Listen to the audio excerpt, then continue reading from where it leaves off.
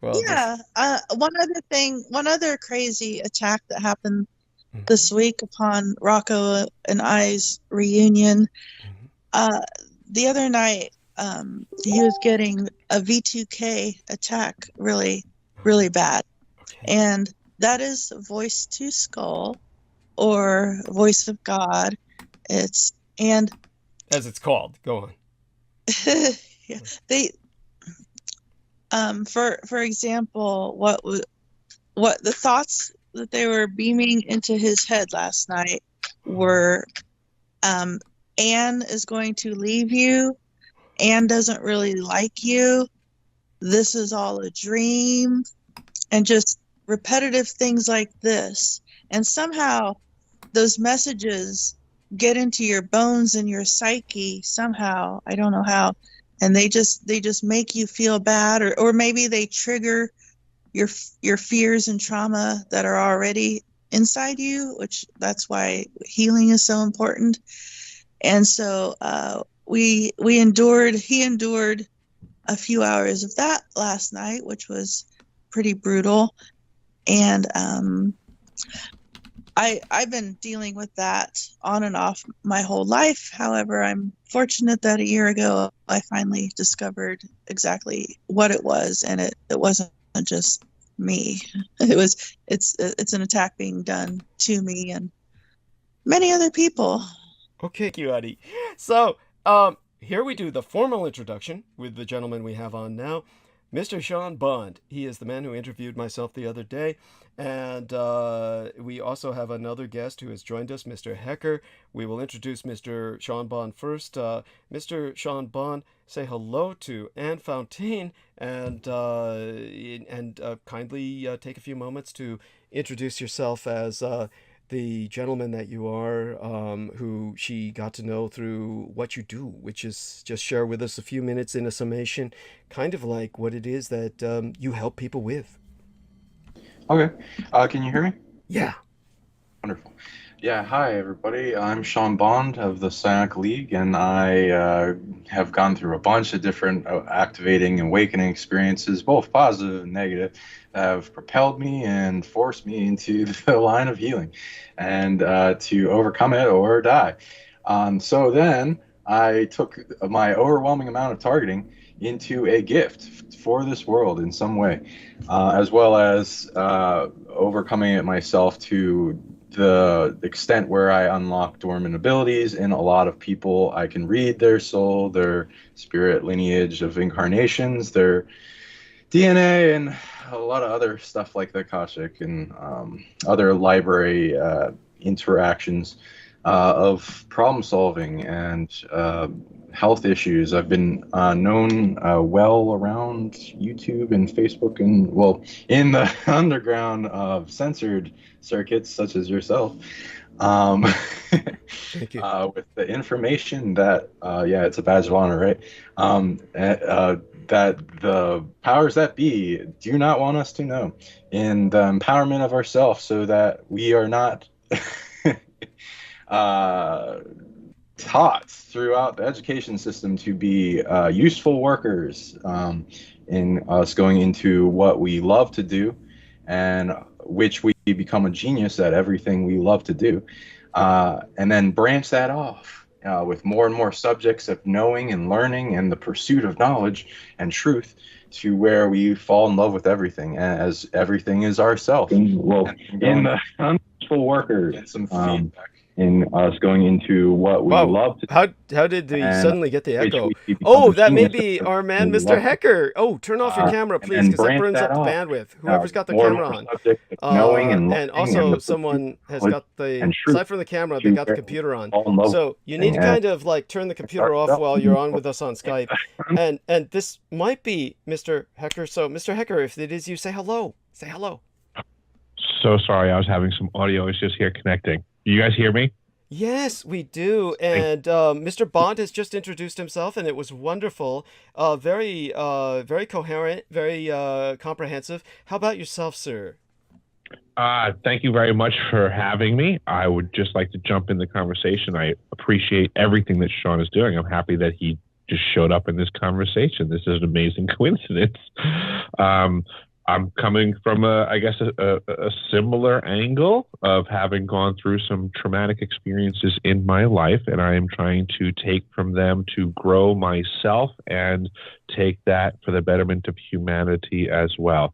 I've seen some things, I've learned some things, and I'm trying to share some things. Right. No, that's wonderful. And again, if there's a way for you to turn the camera off, that would be appreciated. It doesn't seem to be eating up too much bandwidth now, but later on, it's kind of, yeah.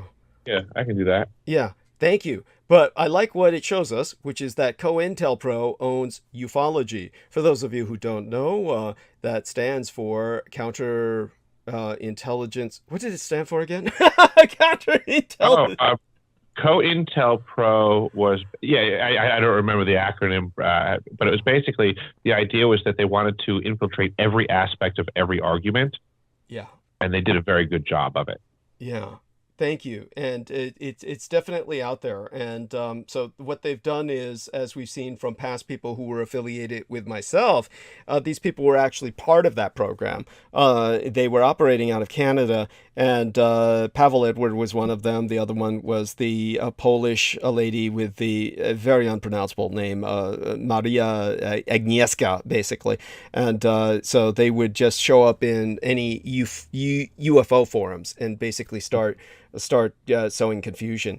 So that was an example, a clear example of this. So they have been affiliated even with my program, just got themselves glommed in as quote unquote volunteers. And so Mr. Hecker and Mr. Bond have had a chance to introduce themselves, but neither one of them has had a chance to formally introduce themselves to Anne Fontaine. So if both of you gentlemen would do that, say hi to Anne here, and let's test if everyone can hear each other directly. Hello, how are you doing? Hello, Sean.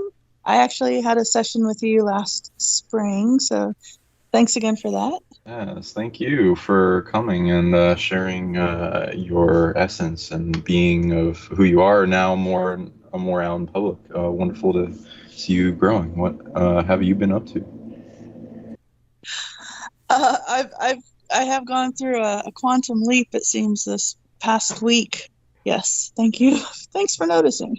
Wow. Yeah. How about Mr. Hecker? Introduce yourself to Anne Fontaine, if you would be so kind. Hey, Anne, how you doing? Long time no see. I do remember meeting you at the event in Vegas. That was quite an interesting event to see, I guess, the pros and cons of how these conventions can work. But it was nice to meet you, and I appreciate the kind words that you had for me at the front end of this conversation. I really appreciate that. Oh, you're welcome. You deserve it. Wonderful. Yes. And obviously, both of you men have really earned your experience. And I know that Sean Bond has been through some experiences that just sounded horrible. I mean, from the way he described them in the past, like 1,000 years in some kind of horrible dimensional hell or something like that. Well, thank you for taking note about that. Yeah. Oh my God, it sounded just insufferable. You're welcome, of course, to share such. And Mr. Hecker, apparently your experience in Antarctica exposed you to some fairly sinister technologies. Now, Anne felt she was not able to do justice to them, and I'm sure there's no way to do justice to the interdimensional or extra-dimensional hell that our man Sean Bond was in. And for those of you who don't know, Bond is his real name, and his parents named him Sean after Sean Connery. So that's has to have been a burden. It's in the algorithm. It's really hard to get known, but because of all the Bond videos and oh God, that searches, sucks. But yeah. Oh my God. So it's but okay for like meeting people like, oh, my name is Bond, Sean Bond. Yes. But that gets old, of course. So I don't know what to do with it. But people bring it up a lot. Yeah, definitely. It's got to be a factor that just impacts you every day. So I'd like to start with Mr. Hecker explaining a little bit about these sinister technologies because it sounded like, from what Anne described, they might have been used to basically increase the surveillance state or something like that. And then we'll go to Mr. Bond, who will describe whatever he wishes to describe, but I would like him to start with that extra dimensional hell he was trapped in for a while, Sure. just for the sake of the morbid interest in that. But Mr. Hecker, yes, these technologies. Apparently, you were speaking of them when Anne met you. Yes, that was one of the key points of the presentation that I had there in Vegas. And the problem that we have is that there's what they call the ice cube neutrino detector. And first and foremost, Anne did a wonderful job of presenting, but nobody can expect everybody to have, my whole story come out of their mouth. I get that. But long story short, the ice cube neutrino detector is presented to us as a scientific device that is passively listening, let's just say, observing. But what it's observing for is this blue flash of light that occurs in the ice at the South Pole Station in this 2-mile deep array. It's massive. And each of these DOMs, these digital optical modules, are set up to observe this blue flash of light and then basically report back where this neutrino activity came from. It gives a trajectory, basically. And yes, the system can do that, but that's not all that it can do. Each of these DOMs, which there's 5,160 of these DOMs embedded in the ice, in coincidentally a sacred geometrical pattern, the hexagon shape, and they can be transmitting at up to 2,047 volts per DOM, which basically makes this the largest phased array antenna on the face of the Earth that I could find. And basically, it provides every nefarious aspect that a directed energy weapons system could provide, along with mind control, weather manipulation, earthquake activation. I've provided documentation that it is for interstellar communications, because the first problem we have when we have off-planet fleets is how do we communicate with them?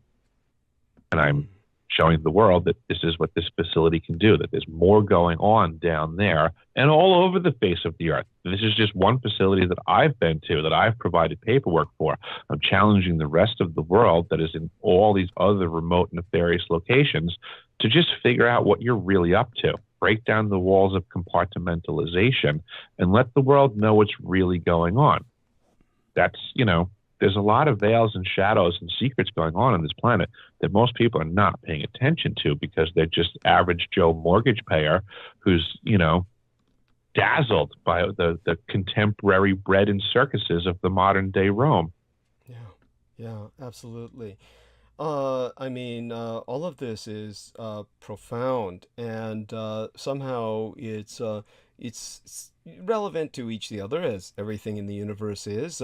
Mr. Hecker just laid down a lot for us to absorb, and when it comes to that, Sean Bond, tell us a little bit about that time you spent trapped in that extra dimensional hell. I don't know if I'm conveying that correctly, so let our listeners know what it really was that you experienced at that time, if you would be so kind, if it's not too traumatic.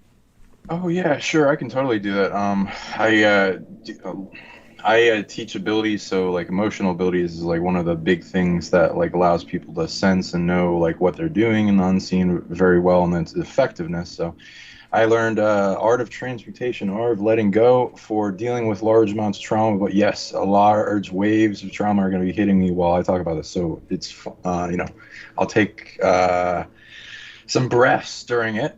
Okay, so this is before I woke up a lot more. I was kind of like oriented towards it like at young ages, but the world just beats you down and like into like muggle frequency or whatever, mundane, the normal world every day, and you just forget about it because there are all these other subjects that want attention. So this like woke me up again at around age 17. I went to a party and we were just relaxing outside, having fun conversation, and like some people from the neighborhood came over and passed like what I presumed to be like cannabis, and it's like whatever at that age of experimentation, but it turned out to be synthetic cannabis or whatever, like K2, like all those things at the time. I had like those anymore, so I don't recommend them. Thank you. Just because of the layer of how haunted and hijacked they can be is unspeakable. This seemed to be an event that was looked in on a lot of things back and forth in time to make it happen. So there's also some light chess moves to it, but I have you can to organize it. There's like 3 frames of my being to pay attention to what my body was going through, what my conscious mind was going through, and then all these fractured parts of myself that were being created, and they all be into some interesting spatial time physics of like a simulated reality of multiple spectrums for various purposes to mine me of abilities and cause large amounts of emotions, keep me suppressed within the prison for as long as time, if like never escaping. Some of the beings I read into is what were their plan against me. I also surmise that a bunch of people are going through this same thing on the planet. Sorry, I'm dealing with a lot of emotion. It's so I don't know how many, but I've at least know that you can get into it in a drug experience. So I'm sure there's a few different haunted drugs that, and depending on who you're doing with them, environment that can like initiate this, and it's really bad. Mine was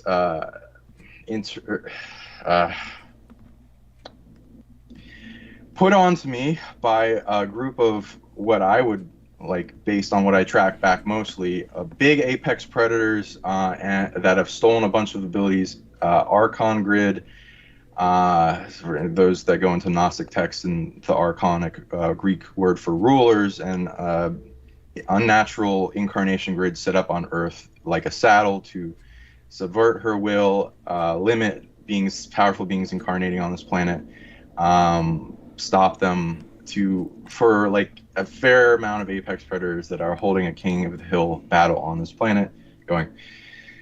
So my body, like as soon as I took the hit, I don't know what happened, what was going on with my body, but like maybe passed out. I have no conscious awareness of what it was going on with it or control over it. I ended up in another room by the time I came back into my body, and a lot of people were like talking to me, telling me if I was all right or something, and then they took me home. So like all this happened in compressed time, but a large amount of it, like the ability to temporal dilate into a bubble compressed into my body, and then put a bunch of my conscious awareness into that, but had full awareness at the time. So there's 2 more layers. One was as if I was, for my conscious mind, was as if I was put into a very dark, pitch black room, like void, kind of like made of a few other things and like mental constructs and energy as I scanned it that are big and ancient in authority. It appears that the prison that was put around me was something that was stolen from an really ancient pre-multiversal version of me, and then stolen and then used for a bunch of negative purposes, and then used against me this time. And the version of me back then is wounded, went through a bunch of battles, had a lot of things they're still healing from, and but barely anything has the authority to do this. So don't get too afraid of this concept happening unless you're really dumb with drugs. I don't and some I don't recommend at all, so don't. But that's very important. Thank you. Go on. So It's a construct that compressed my consciousness into my body. The goal of the archons were to try to take over my body, like with a stupor kind of like consciousness of theirs, driving it, which I assume happens to a lot of heroin addicts and possibly people that get super possessed in like politics, is what I've read anyway. So some of these people, there are people walking around that most of their consciousness is imprisoned in their body by something, maybe a drug-related experience where they lost sovereignty and then something's dominating them. Right. Most of these people don't get out of the prison, but they can. It takes a lot. So the prison I was put in, there's a large amount of time in this, but I'll try to break down the order of it. It was like a bit of a scenario of scanning what I was and who I was to make sure. And then in the dark room, I experienced like sped up time. I was being, it's like something was taking parts of me and I was getting less of myself more and more. It was like something taking bites out of me. And then it was like painful and sad, and it was torturous, and then it was like all these negative emotions ramping up into such an intensity, and it felt like I was there for a really long time. And it was kind of there's a lot that happened, and it keeps coming up in my life. It's as the origin of a large amount of negative trauma that happened to me. So I wish it didn't exist, and I don't want it to, be there. But it keeps showing me it goes back to it, and to heal it, and lots of others. And so far, recently, it hasn't been coming up as much because I did a lot of work on it. But it went throughout my life, affecting it in all these different ways, and it brought with it wisdom, memory, and knowledge. So the third part of me was like all those parts that were being taken out of me and making me like real, like trillions. There's more than that, but like parts like taken from me and like harvested off of me, and then you put in if they're like, for instance, soul shards or soul pieces, that would have a part of my consciousness, and then they would put in these interesting scenarios to wipe it of its memory and try to get it in there as long as possible. The various purposes for this was to have me go through a bunch of traumatic experiences emotionally that would have like a story to them, because some of them, most of them, mimicked my life as if I wasn't in the prison, and got me to forget where what the fuck was happening. Oh God. So okay. I want to thank you for that, and it takes a lot of courage to share that, and I really appreciate the fact that this brings you pain, but you're still going through it with us. Mr. Hecker, are you there? I am. Yes. Now, having heard that, there is something hauntingly familiar with Mr. Bond's experience and the challenges you yourself were dealing with in terms of what you were exposed to. Now, what Mr. Hecker brought up in Antarctica, the blue light that he saw, the first thing that came to my mind was Cherenkov radiation. I'm not saying that's what it was at all, but that's the first thing that came to my mind. I do want people to understand that the way that I introduced Cherenkov radiation as a concept to the public was when I was talking about the demon core that was being used in the atomic bomb. And the one thing that people can understand by purchasing my book and reading it, The Roswell Deception, subtitled The Demystification of World War II by myself, Douglas Dietrich, and my co-author, Peter Moon, you will get the barest understanding of just how irresponsible the people at the Manhattan Project were. These were not people with any sense of real scientific responsibility. These were people who were basically louts, who were acting like children with extremely advanced technology that was something they should never have been gifted to toy with. And a great example is the man who wrote the book titled Nowhere to Run, and that is required reading. This was a medical doctor who was assigned to Los Alamos and then the subsequent nuclear tests throughout the Pacific, many of which my late and sainted sire, the man who raised and guided me, George Joseph Henry Dietrich, Chief Petty Officer of the United States Navy, participated in under orders and was exposed to serious radioactive levels himself, which very likely sterilized him. This was an individual who saw his own degree of radiation, but he never directly saw Cherenkov radiation. That's something that, as I pointed out, the scientists at Los Alamos saw when a particular idiot who was portrayed as a hero, where the demon core was kind of like rolling together, and he inserted his hand to stop the parts from meeting because otherwise the bomb was going to blow. The reality of the situation was that he would masturbatorily feel that he got a contemplative or meditative effect from hearing the static as he would bring the two halves of the demon core together. And one time he brought them too close together while he was in his version of some sort of masturbatory meditation there. And he basically, they crackled with that telltale bonding, and the air around him turned a shade of blue that you never want to see, which is Cherenkov blue. So this type of radiation is named after its discoverer, Pavel Cherenkov, and it's one of those physics effects that was first noted experimentally before it was ever predicted, was displayed by the idiot I just described, whose name I don't even bother to remember. If you look up movies on the Manhattan Project, he'll be portrayed as the quote-unquote hero who prevented the demon core halves from getting together when he's actually the guy who brought them together in the first place in the most irresponsible manner. A great example, by the way, of that kind of behavior is the MD who wrote the book Nowhere to Run. And let me see if I can just get the name of the author by looking around the books around me. I may have it in my immediate vicinity, as I keep a number of books that I try to refer people to, and I don't see it right away, but he brought up the fact that as an MD, he walked into a room, and one of the physicists who had the basic components of the demon core not primed so that when they met together they would blow, but it was together in an inert manner.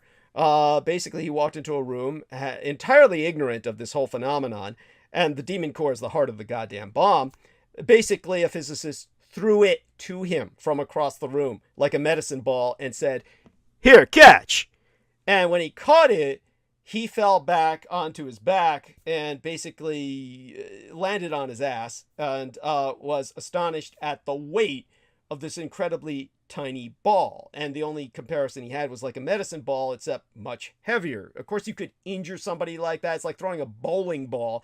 Somebody catching it could easily break their fingers. And the fact that they would do something like that with the core of the atomic bomb shows you the level at which these idiots were operating. So aside from that irresponsibility being described, Cherenkov was studying radioactive samples that had been prepared, and some of them were being stored in water. And the radioactive preparation seemed to emit this faint bluish-hued light, even though Cherenkov was studying luminescence, where gamma rays would excite these solutions, and which would then emit visible light when they do, or basically when they de-excite it. He was quickly able to conclude that this light had a preferred direction. It wasn't a fluorescent phenomenon, in other words, but something else entirely. Today, that same blue can be seen in the water tanks surrounding nuclear reactors, Cherenkov radiation, on a day-to-day basis. Now, when you have a very fast particle moving through a medium, that particle will generally be charged, and the medium itself is made up of positive or atomic nuclei and negative are electrons, negative charges, which would be electrons.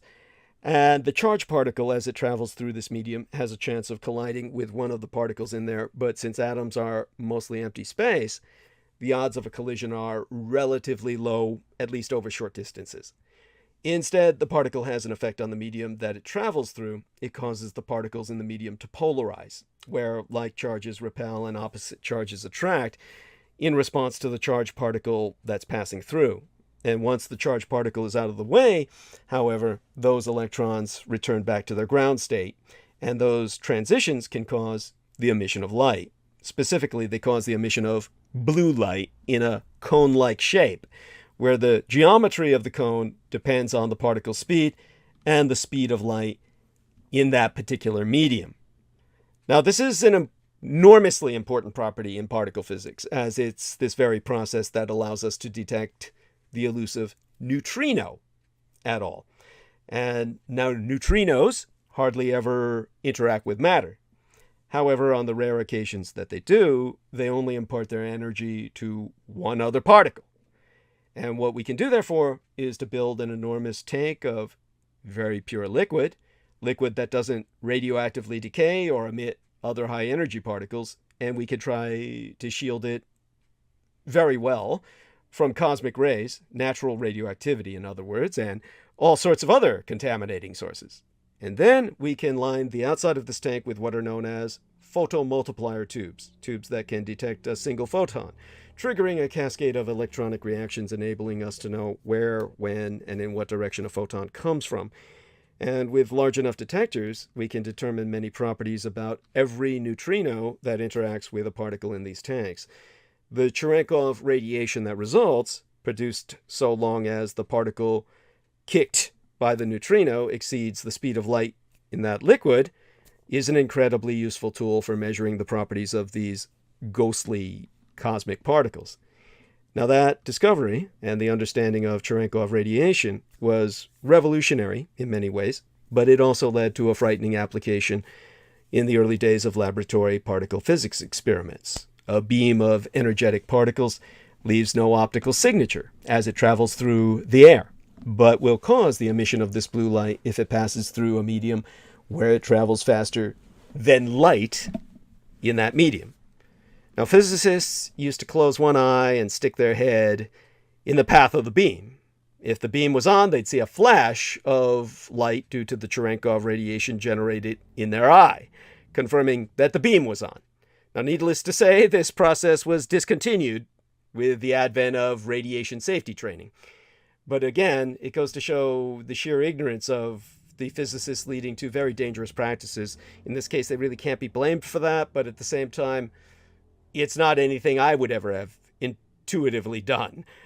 Still, despite all the advances that have occurred in physics over the intervening generations, the only way we know of to beat the speed of light is to find yourself in a medium where you can slow that light down. We can only exceed that speed in a medium, and if we do, this telltale blue glow, which provides a tremendous amount of information about the interaction that gave rise to it, is our data-rich reward. So until warp drive or tachyons become a reality, the Cherenkov glow is the number one way to go. And what I think of when I hear about this ice cube that our man Mr. Hecker was referencing, well, I think about the fact that basically you can't beat the speed of light in a vacuum, but because particles move slower than light in a vacuum, but faster than light in the medium that they enter, and they're actually breaking the speed of light. So this is the one and only real physical way that particles can exceed the speed of light. They can't ever exceed the speed of light in a vacuum, but can exceed it in a medium. And that's when they emit the Cherenkov radiation in the blue light spectrum. So when it comes to the kind of medium that they usually try to attempt this in, it's usually in something that looks a lot like an ice cube.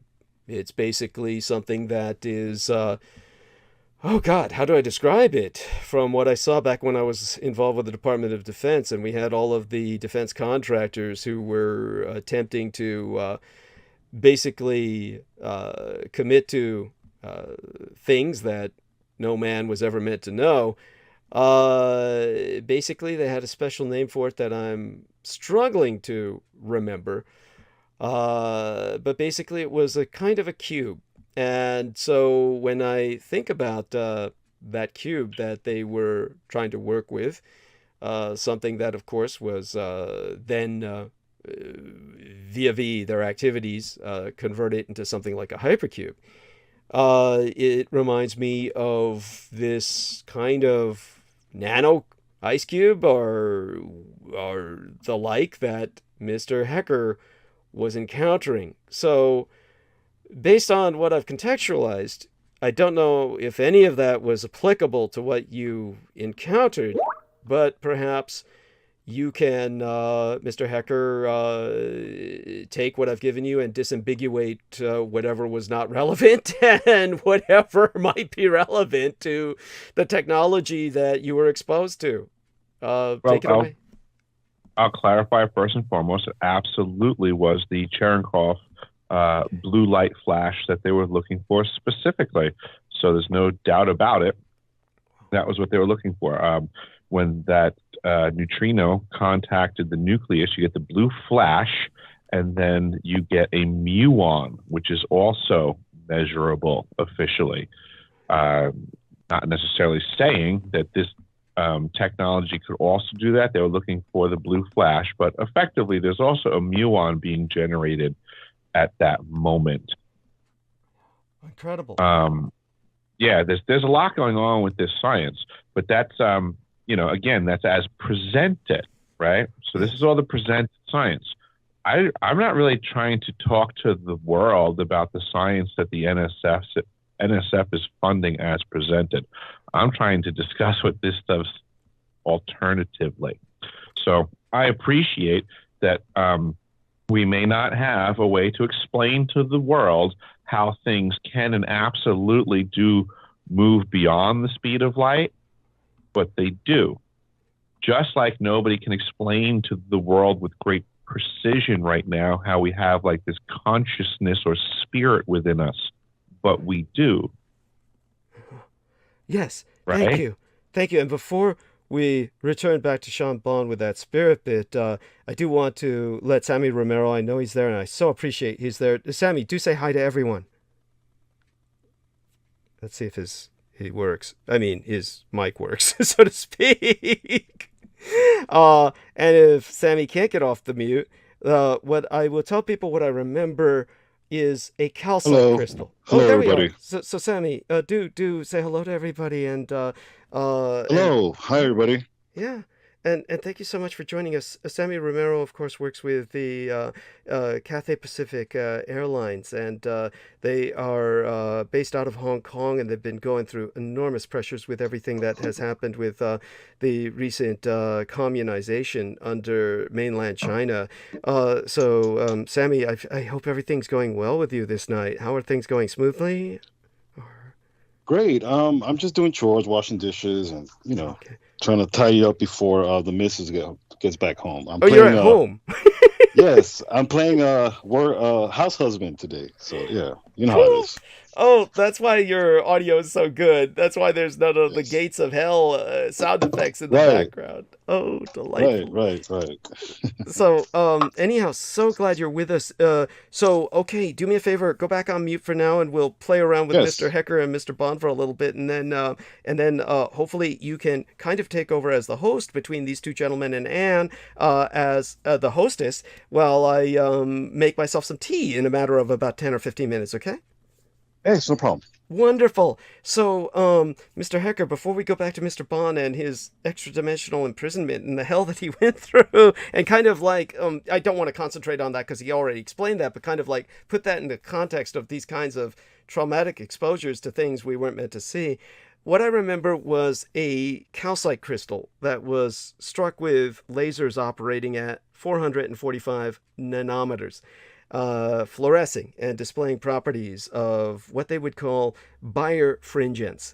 And so unlike the standard picture of light breaking into individual components due to different wavelengths composing the light that you would see when they refract through one of those triangular prisms, a laser's light is all at the same frequency, but at different polarizations split nonetheless. So it was not necessarily the classic effect that we used to see, but it was definitely similar. And so that's kind of what reminded me, this calcite crystal that was cubic in nature, not necessarily a perfect cube, but it was what was being used. that kind of reminded me of this ice cube. Now, was that like a real ice cube or just a term they were using for something else, like this calcite crystal? If you could perhaps clarify that for us and give us some more detail. It's a euphemism, I imagine, because it's really cold at the South Pole. Okay. The ice cube, right. Neutrino detector. All right.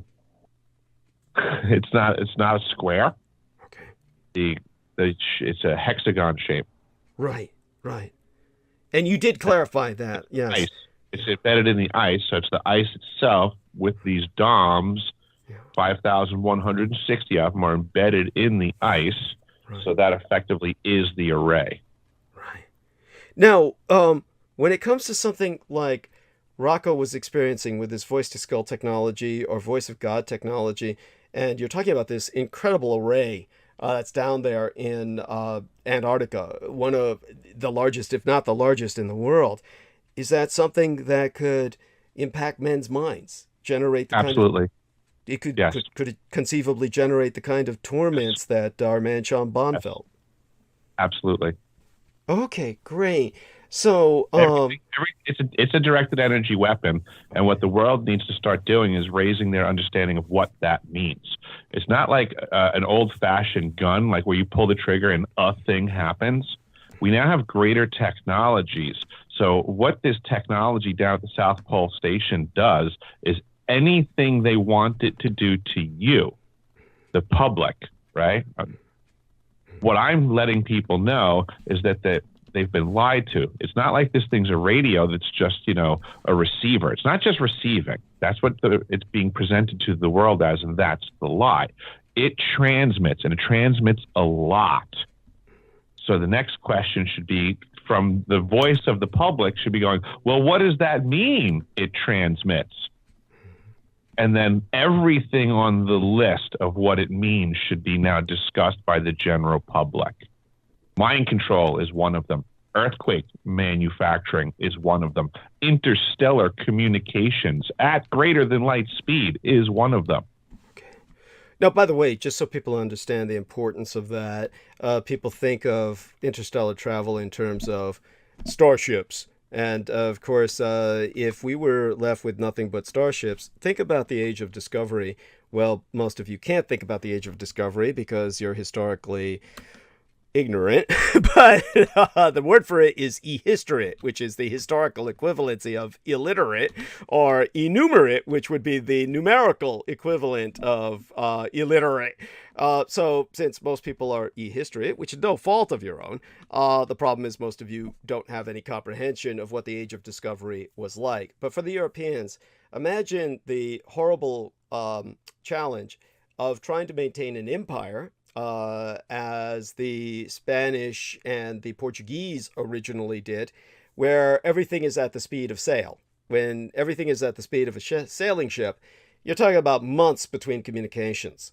So if we were trying to maintain an interstellar empire, even going at the speed of light, and the closest star, Alpha Centauri, is 4 light years away, we're talking about communications every 4 years. If we're using something equivalent to radio, we would be using something that would be the light equivalent thereof. People would be tuning into light as opposed to radio waves. And that's just unacceptable. It's you cannot function. So empires cannot function. They would need faster than light communication. So what Mr. Hecker is describing is FTL, or faster than light communications, FTLC, which would be the key towards maintaining an interstellar empire. So this brings us into Stargate territory. And with that, before we turn back to Mr. Bond, what would you say about Stargate? And if people are trying to grasp the importance of this, that would probably be the closest parallel that they would have to a popular culture lever, which are a platform which they could grasp some concept of the importance of what you're disclosing. Does that make sense? Could you work with that? Kind of give us some analogies or parallels? If they haven't knocked them off. Holy shit. Mr. Hecker, are you there? Good. I am here, but I wasn't paying that much attention to the question because I was presuming Sean was going to answer. Oh, Oh, I was just saying that. Okay. So I was pointing out the age of sail and the age of discovery, just how at that point in history, communications made it very difficult to maintain an empire because they were months apart, based on how fast a Gotcha. sailing ship could go.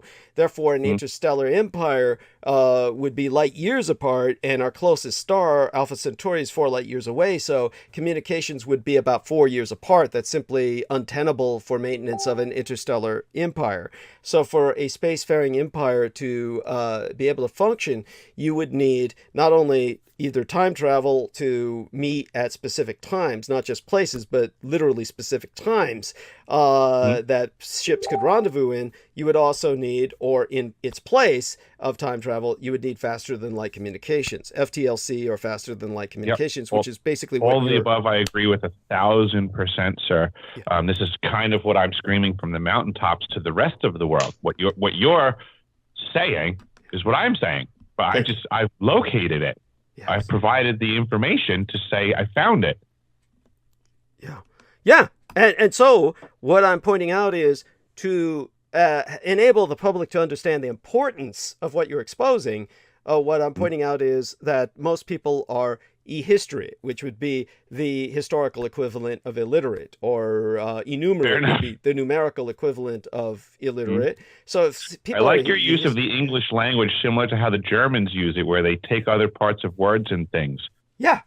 And make new words. I like it. I can follow where you're going with stuff. Thank you.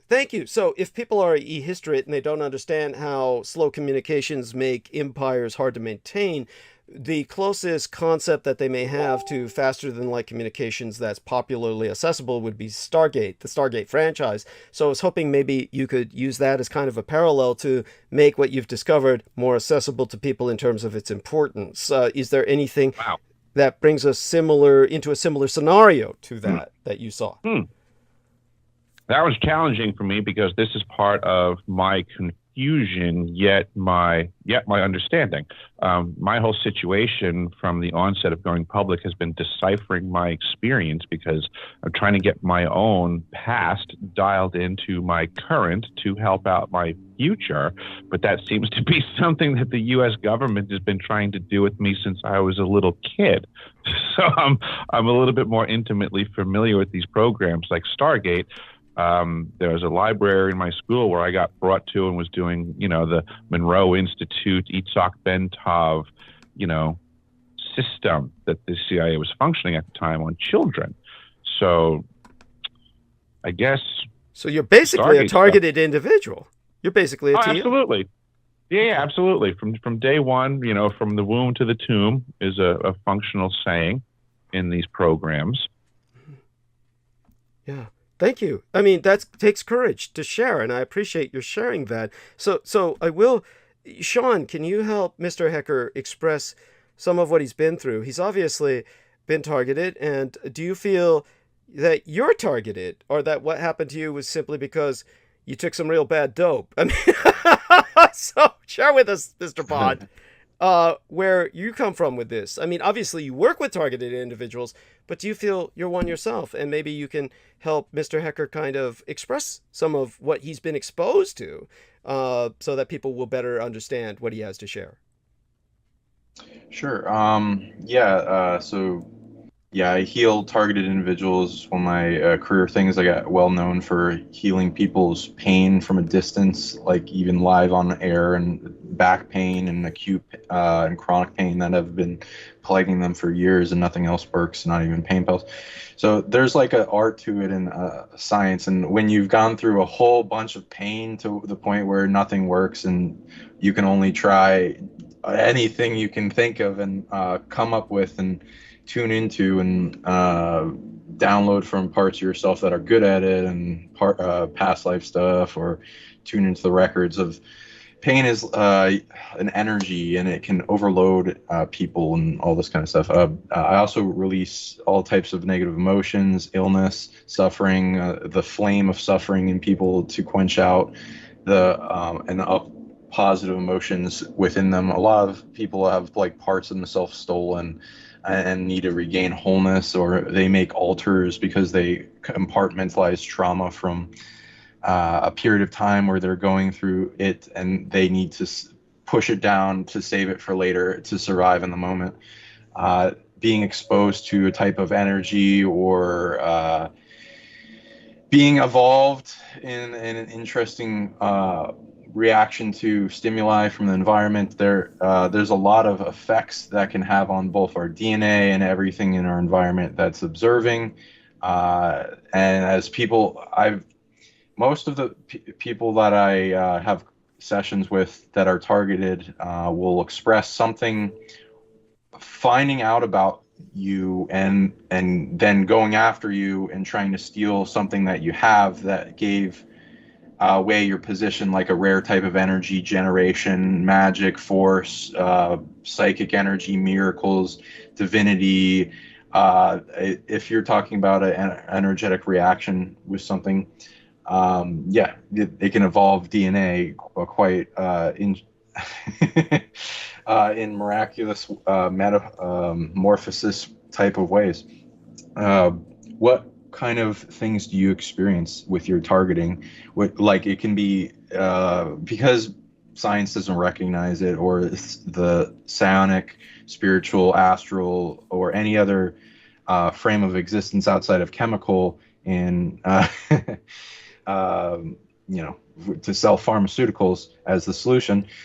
A lot of I see it like as a layer of spiritual is at the top, then like mental, emotional, and physical. So in manifestation, a lot of things can be of higher core effect on your hologram. It might not just be targeting. It could be illness inside you, some type of infiltration, whatever. But even that, there's a science to that, and there are entities that like to manipulate things. So there's a lot of layers causally that barely anything is a coincidence.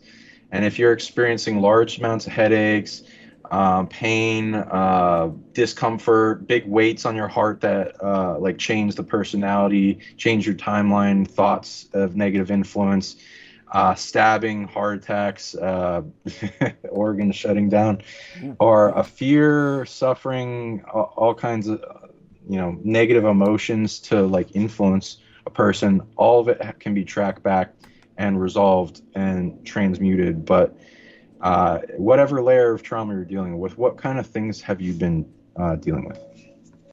Well, I would say I don't know that I've been dealing with traumas as listed contemporarily. So when I say I'm a targeted individual, I think it has more to do with the course of my life having guidance in a way that, I was less at the helm of my life than I thought at the moment that things were going on, but I only know that now in hindsight. So in a way, I was targeted for a path, I imagine. Okay. So somewhat guided. I'm so sorry. Go on, Sean. Was there, is it like physical targeting or spiritual targeting, or like limitation? It could be just monitoring. All that kind of things, but that's. I would imagine I have a savage amount of monitoring going on. Okay. Who doesn't nowadays? That's the world that we're in contemporarily, and because of the things that I do, it would be ridiculous for me to think that I'm not on a bunch of watch lists. In that capacity of targeting and watch lists, and I totally have agency folks come and meet me as supposed supporters, and there's all kinds of wolves in sheep's clothing. Well, yeah, definitely. That's very stressful. And I both of you gentlemen are being lauded by all of our listeners, of course, as profoundly interesting. And of course, we owe Anne Fontaine for both of you appearing. She really was the one who brought the both of you up and inspired me to invite you both on. And certainly I'm going to ask Anne Fontaine to first make certain that she can coordinate with everyone. Anne, you're still with us? Say hi to Sammy, will you? I just want to test your audio here. Oh, hey there, Sammy. You can hear her, right, Sammy? I want to make sure that both of these can coordinate. Let's hear. He went mute, of course. And let's see if he can go. Yes, I can hear her. Yes. Oh, yes. Hi, Ann. Wonderful. Hi, Ann. How are you doing? So, basically, what? Oh, I'm sorry. Answer, Anne. I did. I'm good. Okay, great. So I'm hoping that as host and co-hostess, co-host and co-hostess, Anne and Sammy can help these two gentlemen bring out the best in each other. I think that both of them are going so well. I think that Mr. Bond, of course, has articulated how he helps people with these traumas that they have. The one thing I can say is that our dear Peggy in the chat room was saying, prayers for everyone, sending love to those who need it for healing. It certainly sounds like everyone involved tonight needs healing other than Sammy. It doesn't seem to be as afflicted as the rest of us. Until he started affiliating with myself, his life was pretty normal. Yes, if he only had the common sense, he and his twin brother too. Unfortunately, Doug, you're wrong, Doug. True. I probably know how to hide it like anybody else, but no, I've had my trials and tribulations. Wonderful. I think, I mean, not wonderful, but go on. Yes. No, I've had my trials and tribulations. I think, well, from what I've seen from these two gentlemen here, very fascinating stuff, by the way. I think sometimes a wanting of information and to align yourself can also be a curse as well, because when it's available to you, it can break your paradigm in a sense of coping with what you thought you knew from what the reality is. And, talking about this technology you guys talking about with something faster than the speed of light, and this isn't just me. It makes me think of how much does the Third Reich actually know? Yes. And anybody's familiar with Doug's background, he's elaborated on what they knew, but to a certain extent. But this very fascinating stuff. Thank you. By the way, Douglas Marks says, hello, everyone, and God bless everyone. Stay vigilant. Thank you, Douglas Marks. Always appreciate your joining us. PsionicLeague, who I believe is, I think I know who that is, but I can't remember who it is. And PsionicLeague brought up John D. 007, thinking about Sean Bond, and of course the occult John D., who originally would sign himself as 007. That's where the term came from. Ian Fleming was aware of John D. as the man who established the modern intelligence networks that tend to operate worldwide today. He did so on behalf of the British Empire, of course, and he was someone who, his queen was fascinated with eyes, and so he would sign the 00 to represent eyes, and he had very striking eyes that she adored, so he would sign that 00 to remind her of his eyes, and then the 7, which was considered a lucky number, hence the term 007, which was later on appropriated by Ian Fleming for the James Bond series and or franchise. That being said, of course, the other people involved tonight are all very active. I don't notice, and Mirth Ling, of course. Hi, Mirth Ling. Mwah. Love you dearly. And of course, with that in mind, so all of you, so we're all equally traumatized or traumatized to a degree. I do want to let everyone know that I think that these gentlemen and this lady have a wonderful conversation to keep going. I'll try and get it started with Mr. Hecker kind of expressing a little bit about, he seems to feel guided as opposed to targeted.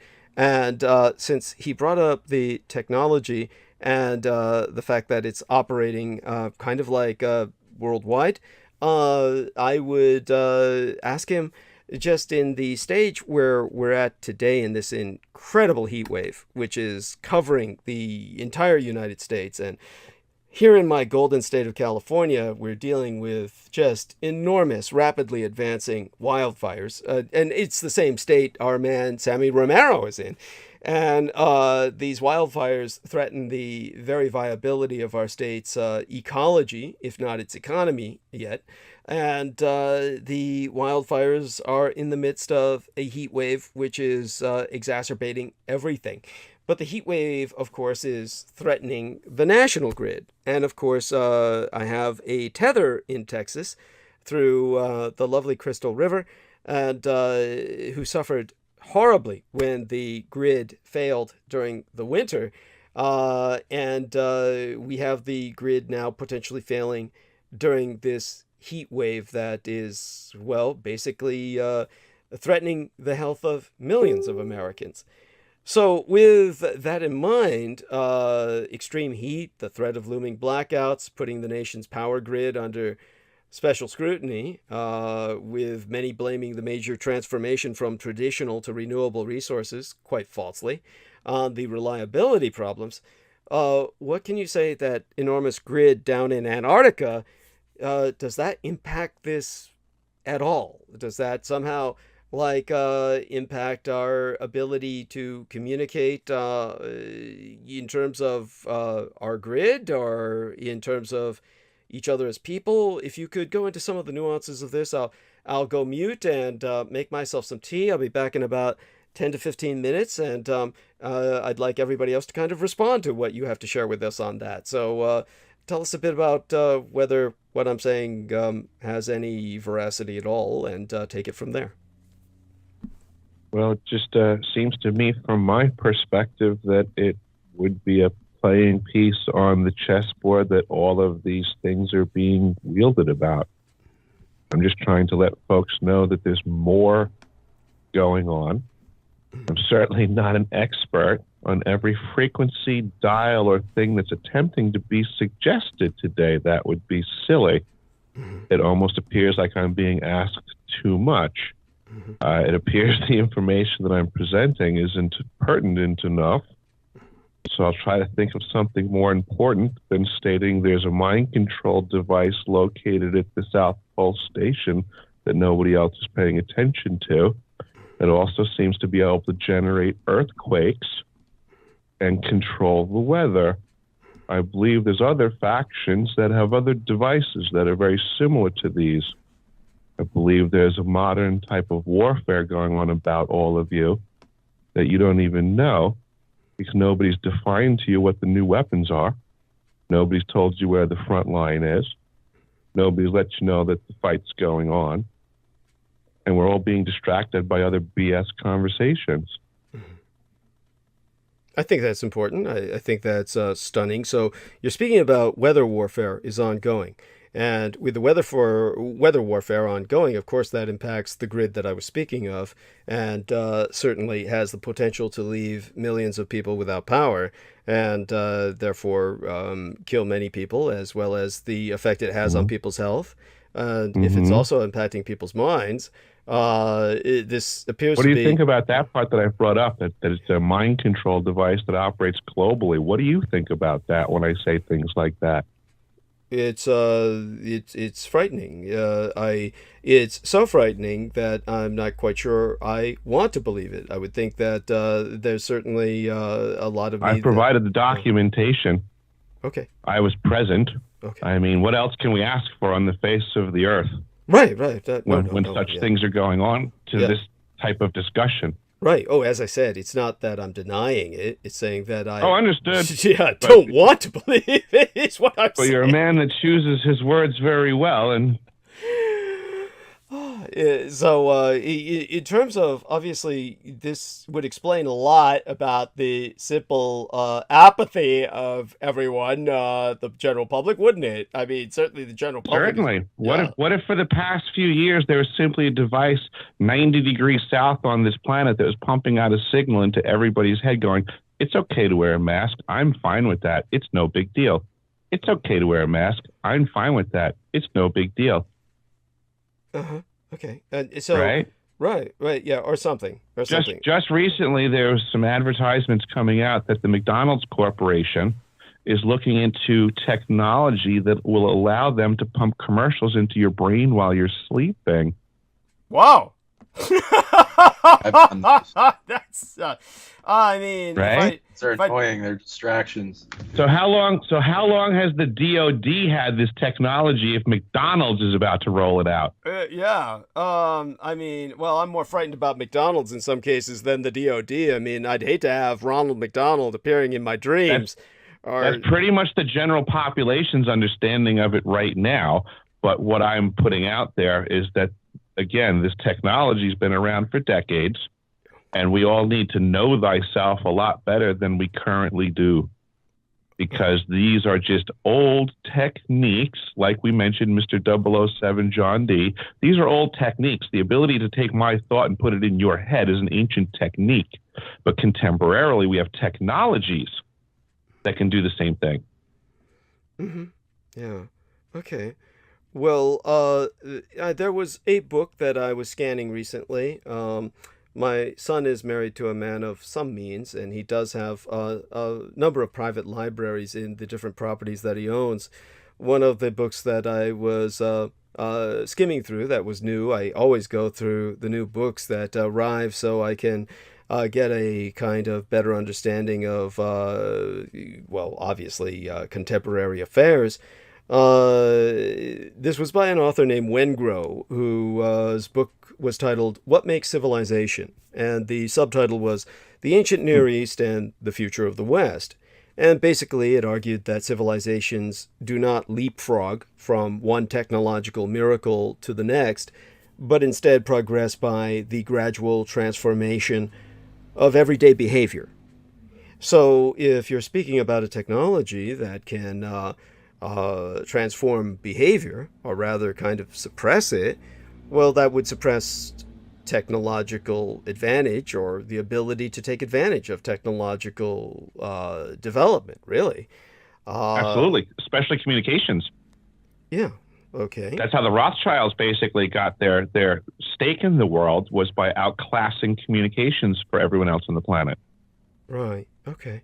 So, as Samuel Romero mentioned, what I've tried to educate people about is the Thousand-Year Reich in Exile, the breakaway civilization of the Third Reich, and obviously I've tried to educate people on the fact that it didn't relocate to Antarctica, but rather that was a transitional stopover to Unterland, which is not a hollow Earth at all, but rather a series of caverns that are within the crust of the Earth, which is not that deep at all, comparatively speaking, but obviously a few miles down.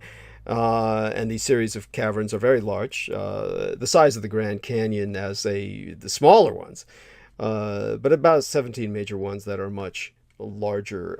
And therefore, this is what Sam was alluding to, was their discovery of technologies or their use of them and exploitation thereof earlier than, in many cases, than what the Allies were doing. What we see is now that the Allies established themselves on certain areas of Antarctica, which of course Antarctica is very large, the size of the United States essentially, and much of it is to a great degree not really trod or explored in the sense of on the ground. But our man Hecker was down there for a long time, at least a year, if not many years.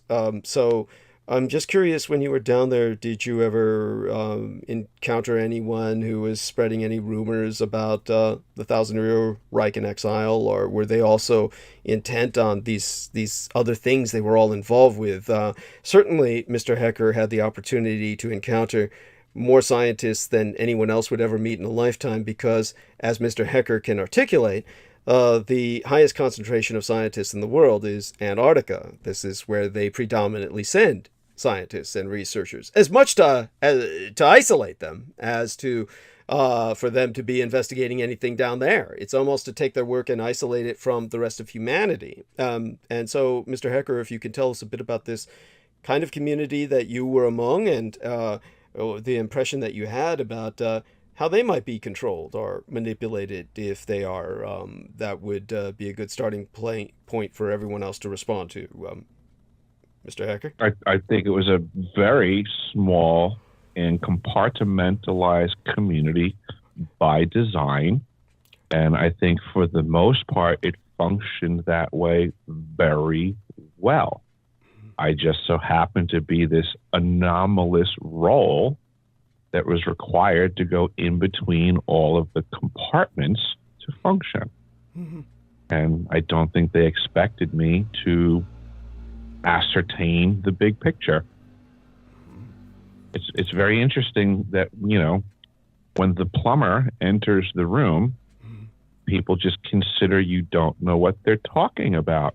Right. So they carry on. Yeah. And because they stay within the bounds of their compartment, they're very limited in their purview of what's going on at the facility. I wasn't so limited. Okay.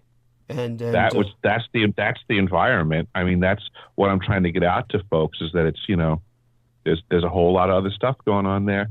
It's not just what a scientist says. Scientists have a very limited perspective. Basically, whatever their grant says, they can talk about. Yeah, no, that's true. Otherwise, they're not an expert on the topic to begin with. So who wants to hear what they have to say, right? That's not how the world works, right? Can't argue with science or scientists, heaven forbid. Mm-hmm. Yeah. But I would thumb my nose at that all day long. I would argue with every one of the scientists all day long because I was getting a bird's eye view that none of them saw. Okay. Yeah. That's I'm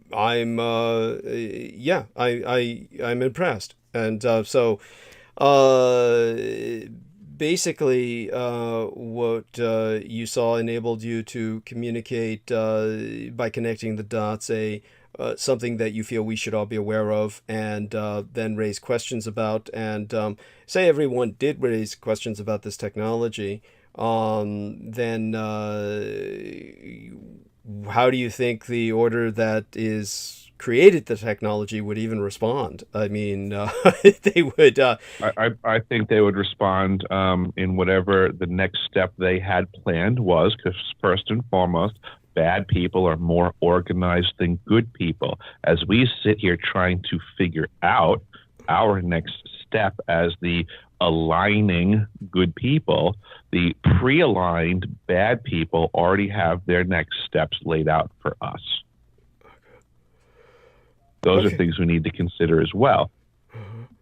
And so and what might some of those steps be?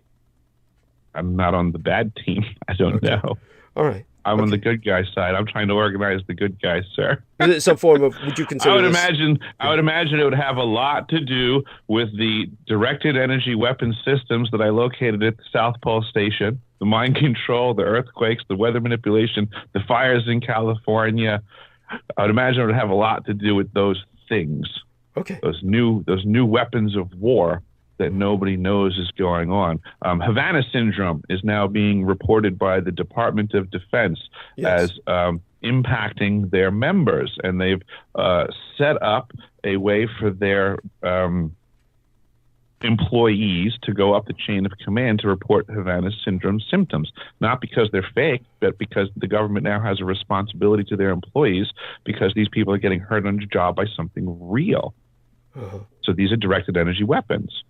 I'm just letting people know that this is on the table, that there's a battle going on around them. And back during World War II and stuff like that, and World War I, when the troops were fighting each other and shelling each other, it was obvious, and collateral damage was obvious. Okay. But now there's war going on, and the collateral damage is not so obvious anymore. Well, neither are the weapons, nor are the enemies. Right. Okay. I mean, certainly collateral damage can be perceived if people look. We have people who are affected by climate change and or potentially weather warfare. And so in terms of one of the other books that I was flipping through recently, written by David... mind control. Well, yeah, mind control. Well, that would be... How do people look for that in society around them for the last couple of decades, that it has been going on? Right. How about we discuss that it's been going on for a couple of decades, because this isn't a new conversation, because lest we forget, my information's from 10 years ago. So there's 1 decade. Right. No, this is all important. I mean... the mind control stuff, I think, is probably the most important consideration on the table that everybody seems to be ignoring. Yeah. I mean, I would tend to look at this, if we're trying to contend with it, as a social problem.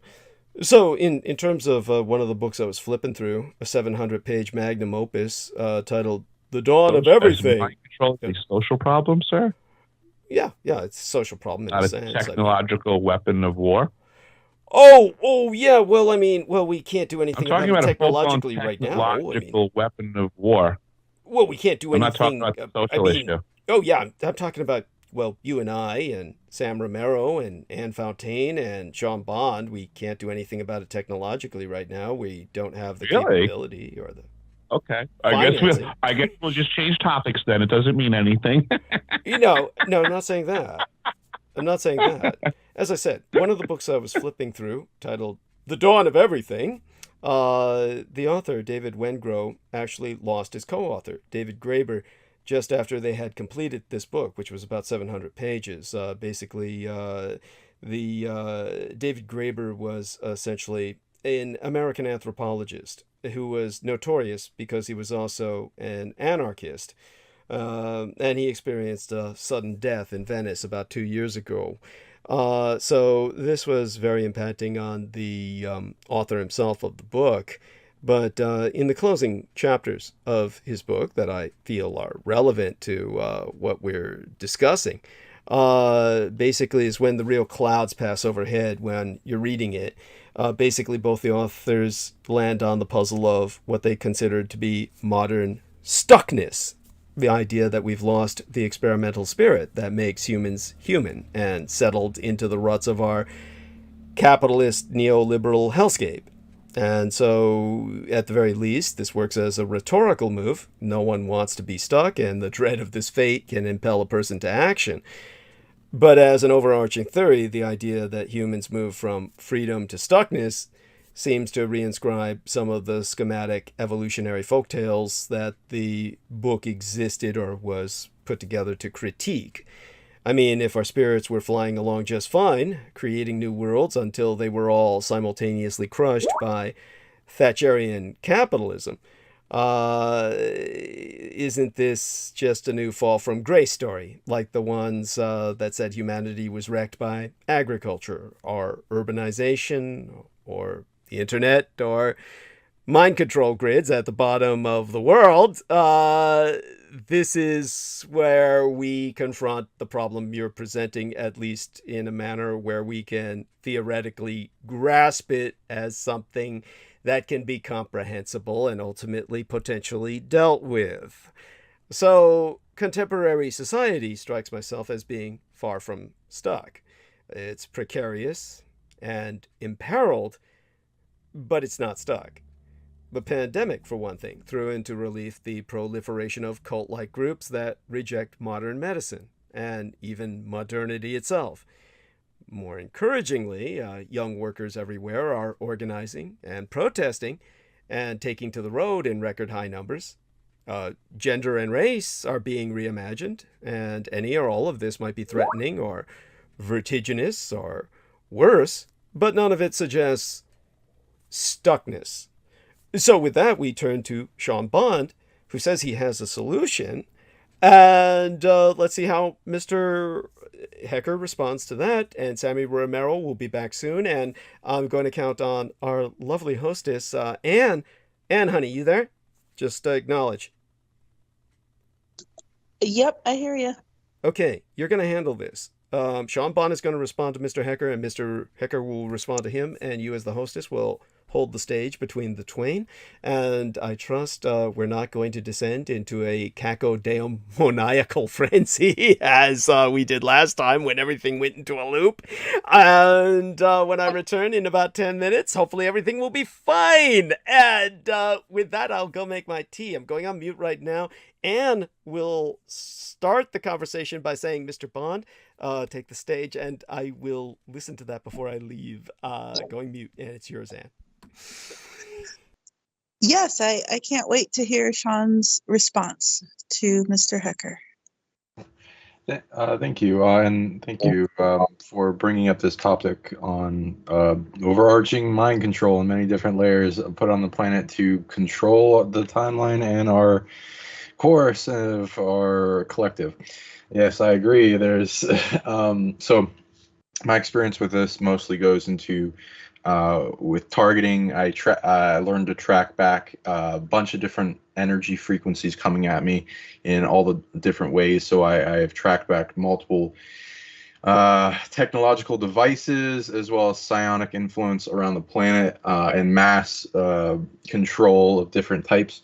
So I can confirm, yeah, there's a big emission of many different types coming from Antarctica, as well as Australia, China, Israel, and a few other in minor places, but those seem to be some of the bigger ones. And also at different points in time, there are bigger things, but they sometimes go through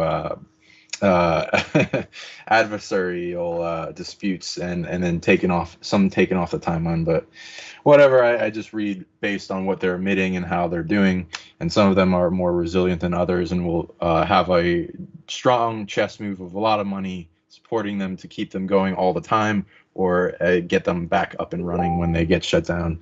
And we can, as a psionically latent species, we can form solutions to these problems, whether they be technological or psionic. Mind over matter is psionic in the military science. So sometimes they get combined as well, depending on the level of influence and the programming being put into the machines. And machines can, in the targeted individual community, will go into devices, weapons that are pointed at people energetically to make their life living hell. There are many different bandwidths of intention, as well as mind control as like one of the blanket things. There's one of the strongest, like a lot of human species, Draco, Anunnaki, and at least what I read previously, is a lot of Naga and like different reptoids like raptors and stuff, wanted the intention from underground bases to control our species and influence its direction. And we'll use lots of types of machine and psionic influence, as well as stealing from them energetically to influence them. They'll affect the collective consciousness of each species they want to control, like a giant one brain that connects to all brains, and the influence of the collective, what people share, like thoughts, when how scientists and inventors come up with around the same time the same thing at different points of the planet with no contact with each other in the collective consciousness. There's also, you can see like a human body represent our entire species in like a one collective, and have a representation reflection for everything that we have as well. Mostly they're targeting for mind control, would be the one brain, the one emotional body for emotional mind control. The ego is also a big like King of War battle for who has the top control over the ego on the planet for our species, as it controls the awakening for a lot of asleep people with the ego boundaries. That is like a prison around people's minds, keeping them from looking at certain information and only emotionally avoiding others, and ignorance. Then the shadow, then the soul, the will, the control center of a human body, collective consciousness, dream control with influence of people's dreams to affect their day and their whole timeline after a while. Astral control, psionics. I've even the inner besides like inner child control. I've also seen in track back of big explosions of mind control that happened on the planet while I was alive. Sometimes some satanic cult will find a very special, like the indigo crystal, like kind of children that like are born with abilities through tracking a rare emission of energy, and then capturing it and then sacrificing it with to a demon, while then possessing themselves with the demon and stealing the child's ability. Very rarely does this happen with like mind control abilities, but that's when I've seen the dark get the explosion of mind control abilities, because these abilities are earned through natural law with Earth and the whole thing that we're doing with this universe. So a lot of the dark did not earn their abilities, they steal them. And then they're stealing also, like the scientists that even formulate mind control, they're not the worst type of consciousness, because they have evil things tend to have their creativity shut down.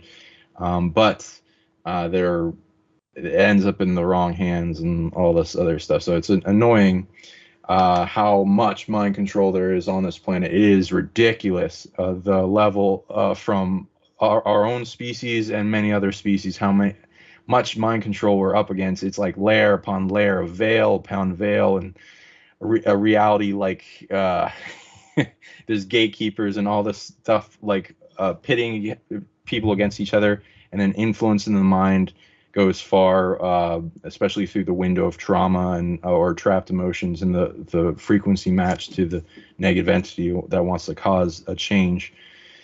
Or if they somehow attract you back and they're trying to stop you from speaking your truth, or exposing their secrets, or traveling, or causing stress and anxiety to you from a distance.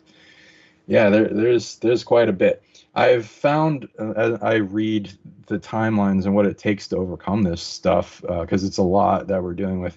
It's mostly going to be through creations. Like we're it seems we're contracted to become one of the most immune to mind control species that exists. So I don't read they're going to give up trying to mind control us and bombarding with us with frequencies anytime soon, and they're going to keep trying to replace it with new stuff. So we might as well become immune to mind control psionically and make big shields and fortresses around ourselves and our mind and wards, while also learning charge, disruption, and technopathy to explode. If a machine is sending a frequency at you and trying to hurt you, you have the right to take like control of that frequency, follow it back to its source, and then explode with like a charge displacement from your solar plexus, chi, and the dantian, combining yin and yang together. It makes like electricity kind of thing, but it takes a lot to do that. But if you're in a point of needing it and you combine a lot of emotion with it, a lot of the time you can overload electronics. So I've done this before because they've attacked me with these devices. So I recommend people training that as well. But mostly it's going to be making products creatively, that wearable things, hats, all kinds of stuff to make yourself immune to mind control, tracking back how they get into our bubble of reality through our defenses, making it so that we're having it so that you can be permeant in your atom electron spins, to where the energy passes right through you and the body does not accept it. Safety bubbles, shielding, offense, defense, all kinds of stuff in your deterrence to stop this from happening. But as we rise as a species into our power and evolution, we'll be able to eventually spread the awareness of this to the collective past, their censorship, get it exposed, and then make a bunch of things to stop the energy from coming at us, as well as track back any emissions and then stop those to eventually clear our planet. So yeah, I'd love to hear more on like your perspective as well of these mind control devices and what you think could be done about them. I absolutely agree. They're multi-layered for sure. They're coming out of 6 ways from Sunday, between, what gets flashed in the news media to what gets, alerted on someone's phone. This is a way of like kind of guiding people in a way that is a mind control, absolutely, because it's the ideas or what society pays attention to can be molded by the highest bidder per se, and there's great value to that.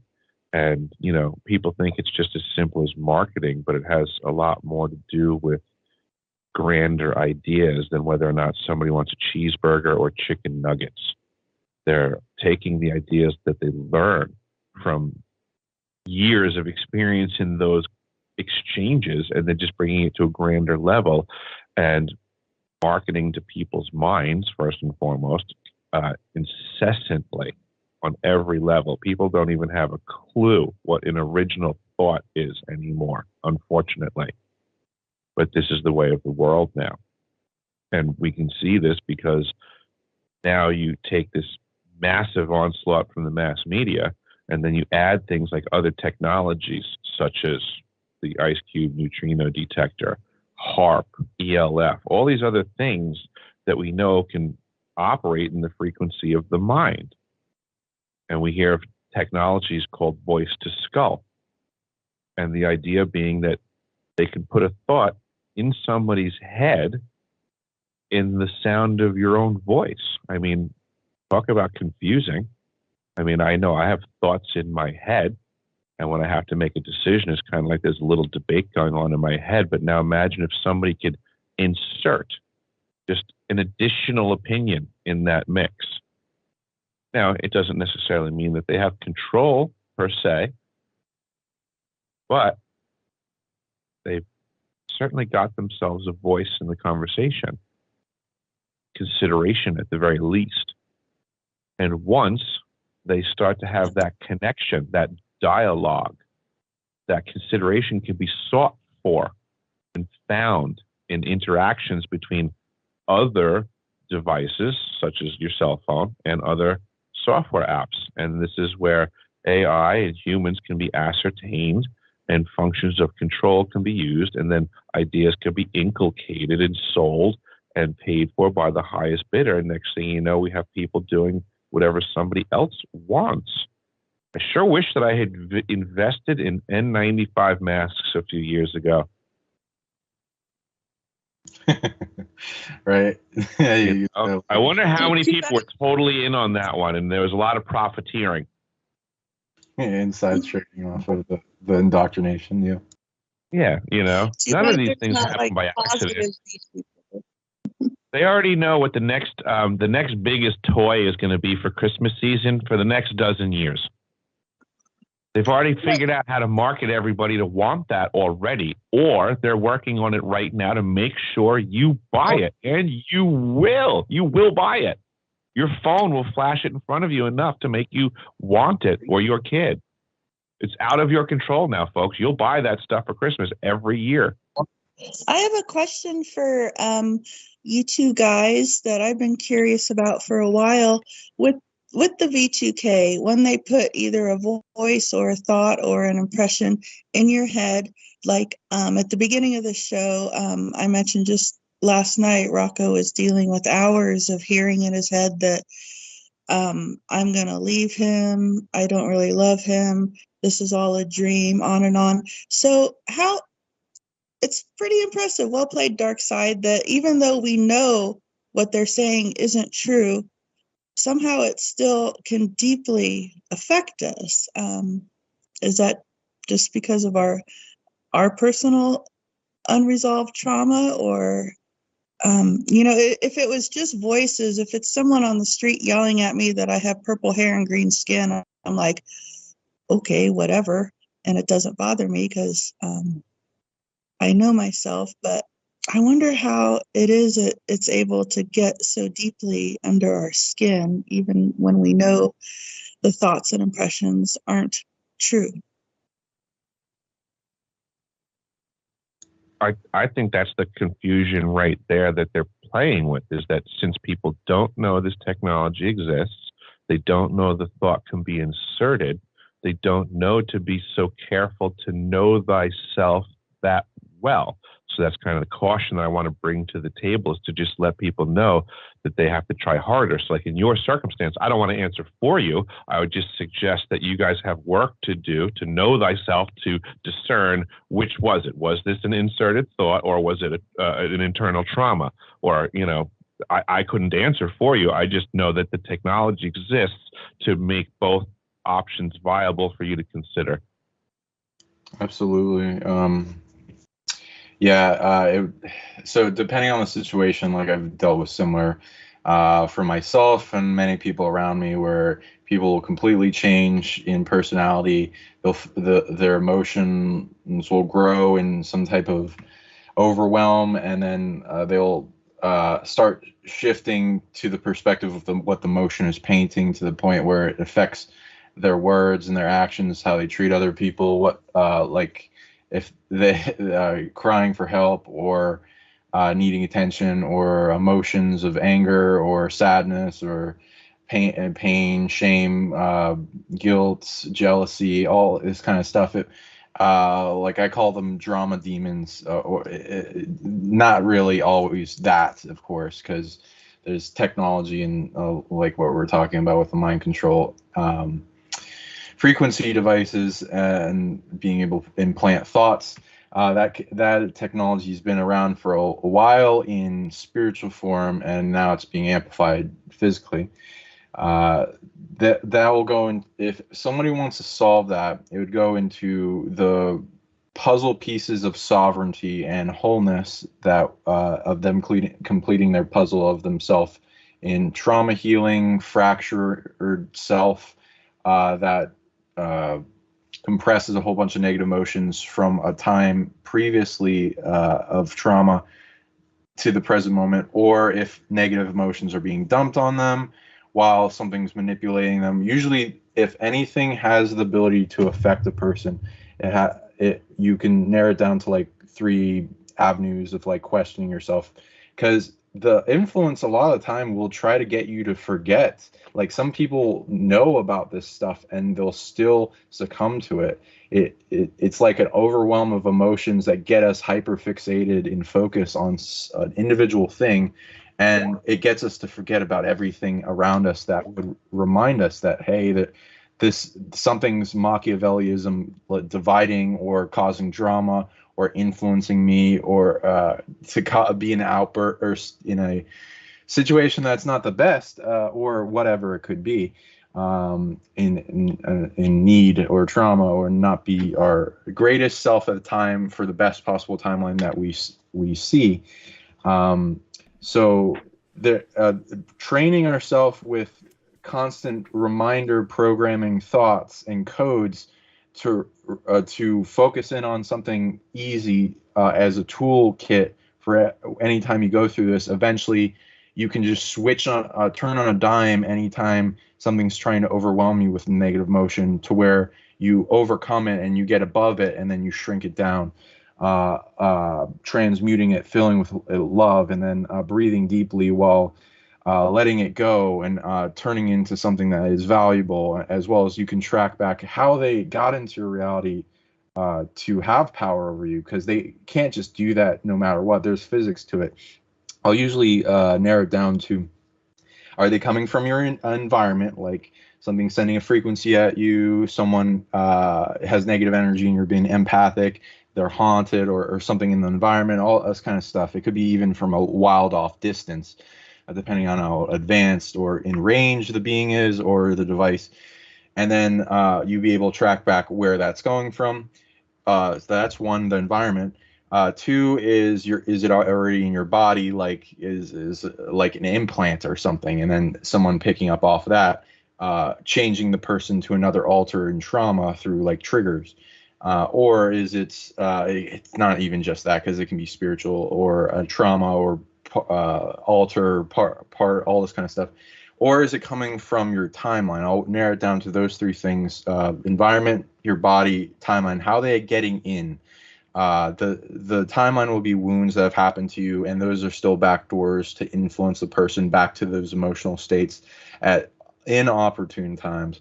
So going back and healing those traumas and closing them, facing the emotion while hugging yourself and breathing deeply and filling with love, and until you can feel unconditional love back at that memory, and not have it bring you to a negative state anymore. You will have taken care of the trauma, and then it won't be a backdoor anymore.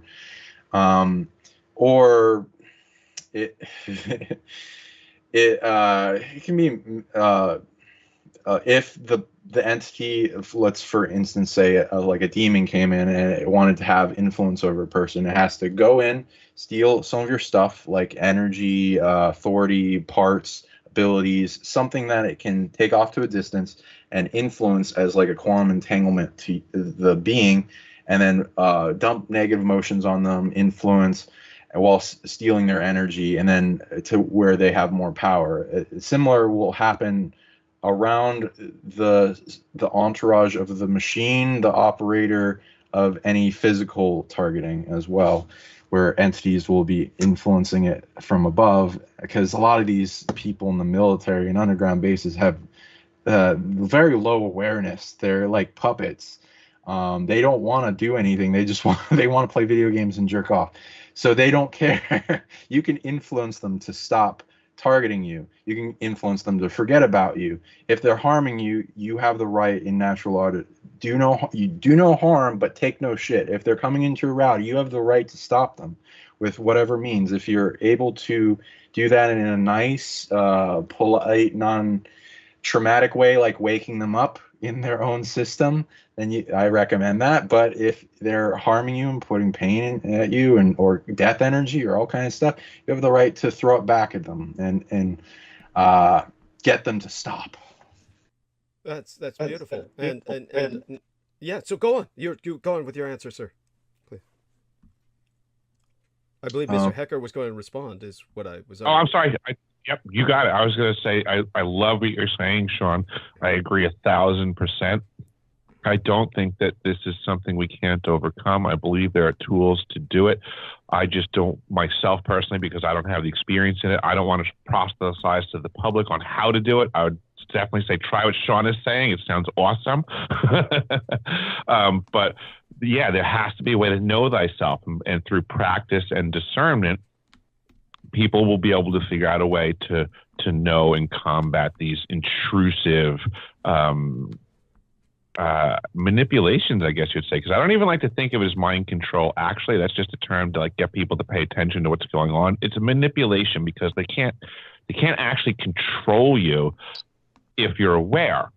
I guess if you're unaware, it would seem like control because you can be so heavily manipulated or so easily manipulated that it's so similar to control. But once we become aware, we can then, like Sean was explaining, like it's like tracking down the enemy in your head, and there's a process that can be followed to remove this thought. And I'll let people know that the more and more you know thyself, the faster you become at recognizing when something is coming at you that isn't yours. A lot of times I can notice something coming at me in under 1 second. And I've noticed that speed, if you can get really fast like that, it's very beneficial. Amazing. I think that's incredible. We've got some civil communications ongoing. I noticed earlier that Sammy Romero said he would be back, and he doesn't seem to have indicated that he's returned just yet. So, in fact, he seems to have dropped off. Okay, so I guess when he says be right back, he means he'll be right back by jumping onto the call later. I also noticed that the brief moment he was speaking with us, he was chewing, which is something that, oh my God, this is what happens when people are at the comfort of home. Okay, that being said, returning to these two gentlemen and the discussion that they're having, which is profound, I believe that Anne Fontaine is handling it so well. I'll return to actually try to get some calories in myself so I can last the rest of the night.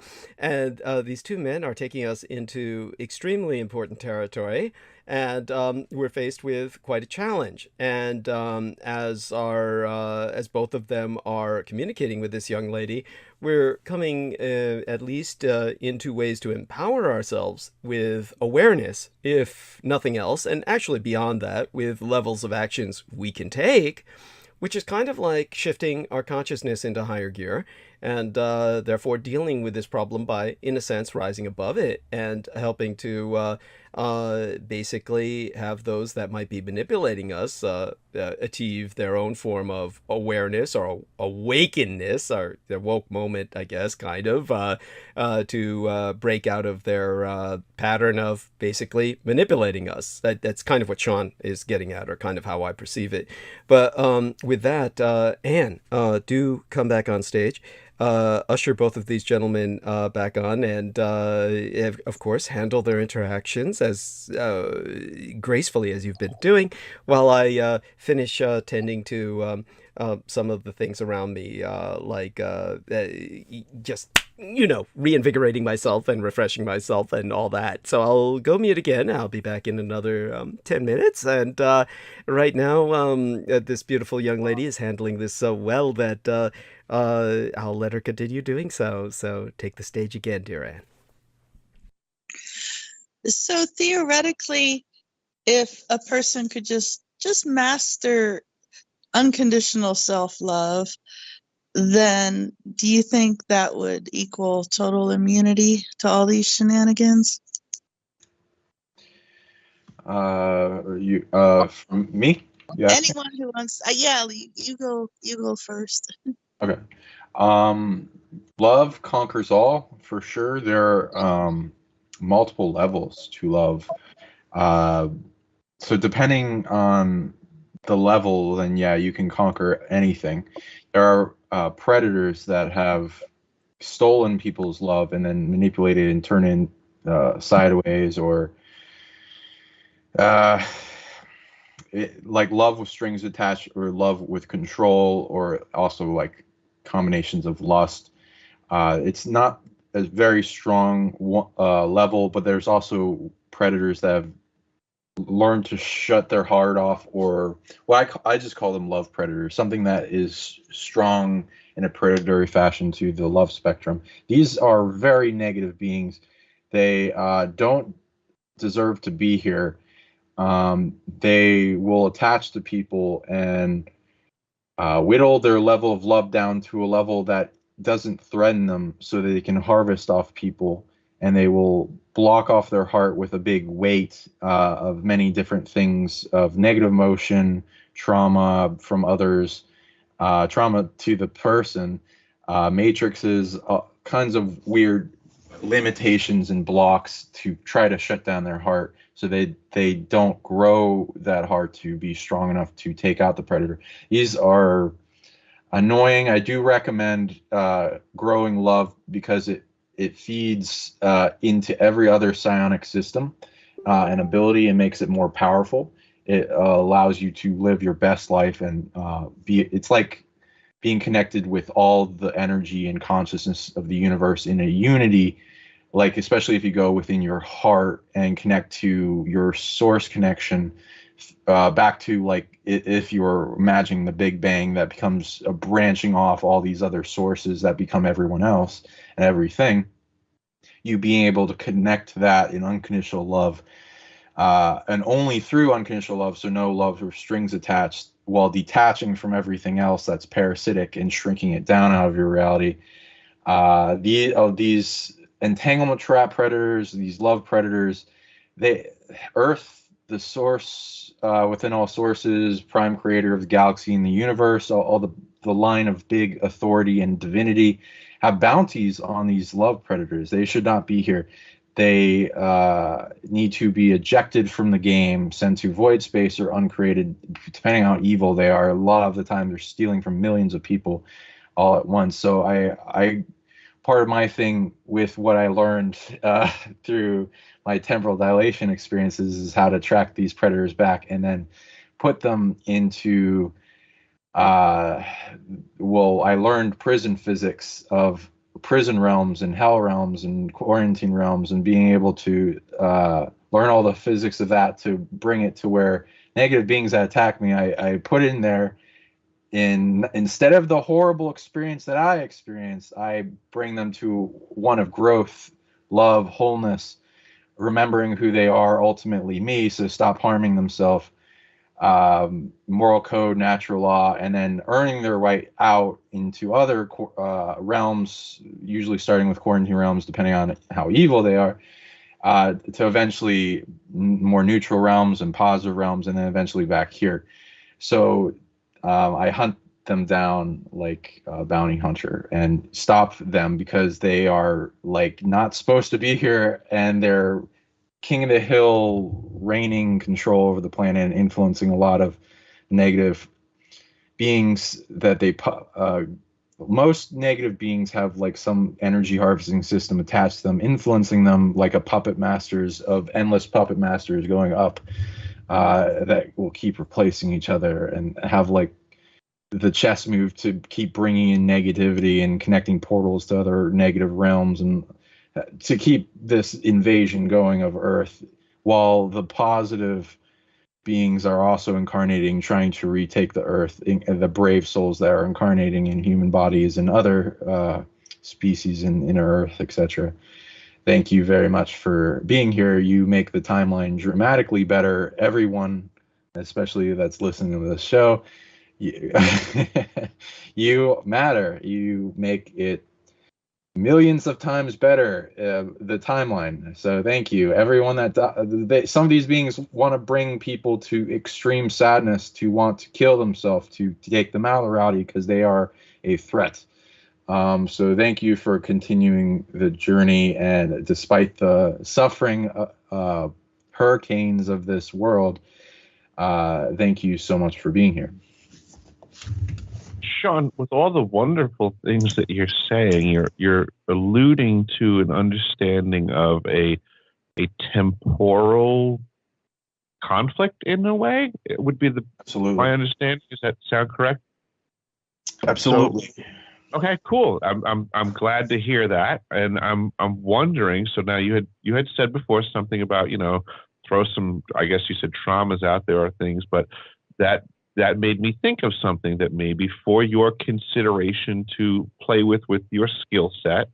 I would say that in my childhood, when I was in this Stargate program, one of the bittersweet events that occurred in my childhood was that I somehow was put into contact with myself in the future and had quite the conversation, which now leaves me, presently, the person who is the continuation of the direct firsthand experience of that child. So there's a lot of information in my head that's confusing because it's out of order, because it's multiple timelines, effectively. Do you have thoughts on that? Love that. I love those experiences. Yeah, I've had multiple of those. Fun. I'm glad you had that. It's very relatable. Yeah, and then there are multiple degrees of this. There is a timeline war. There's chess moves. It's like a baking of a cake or a chocolate souffle to its best level possible, and trying not to fuck it up.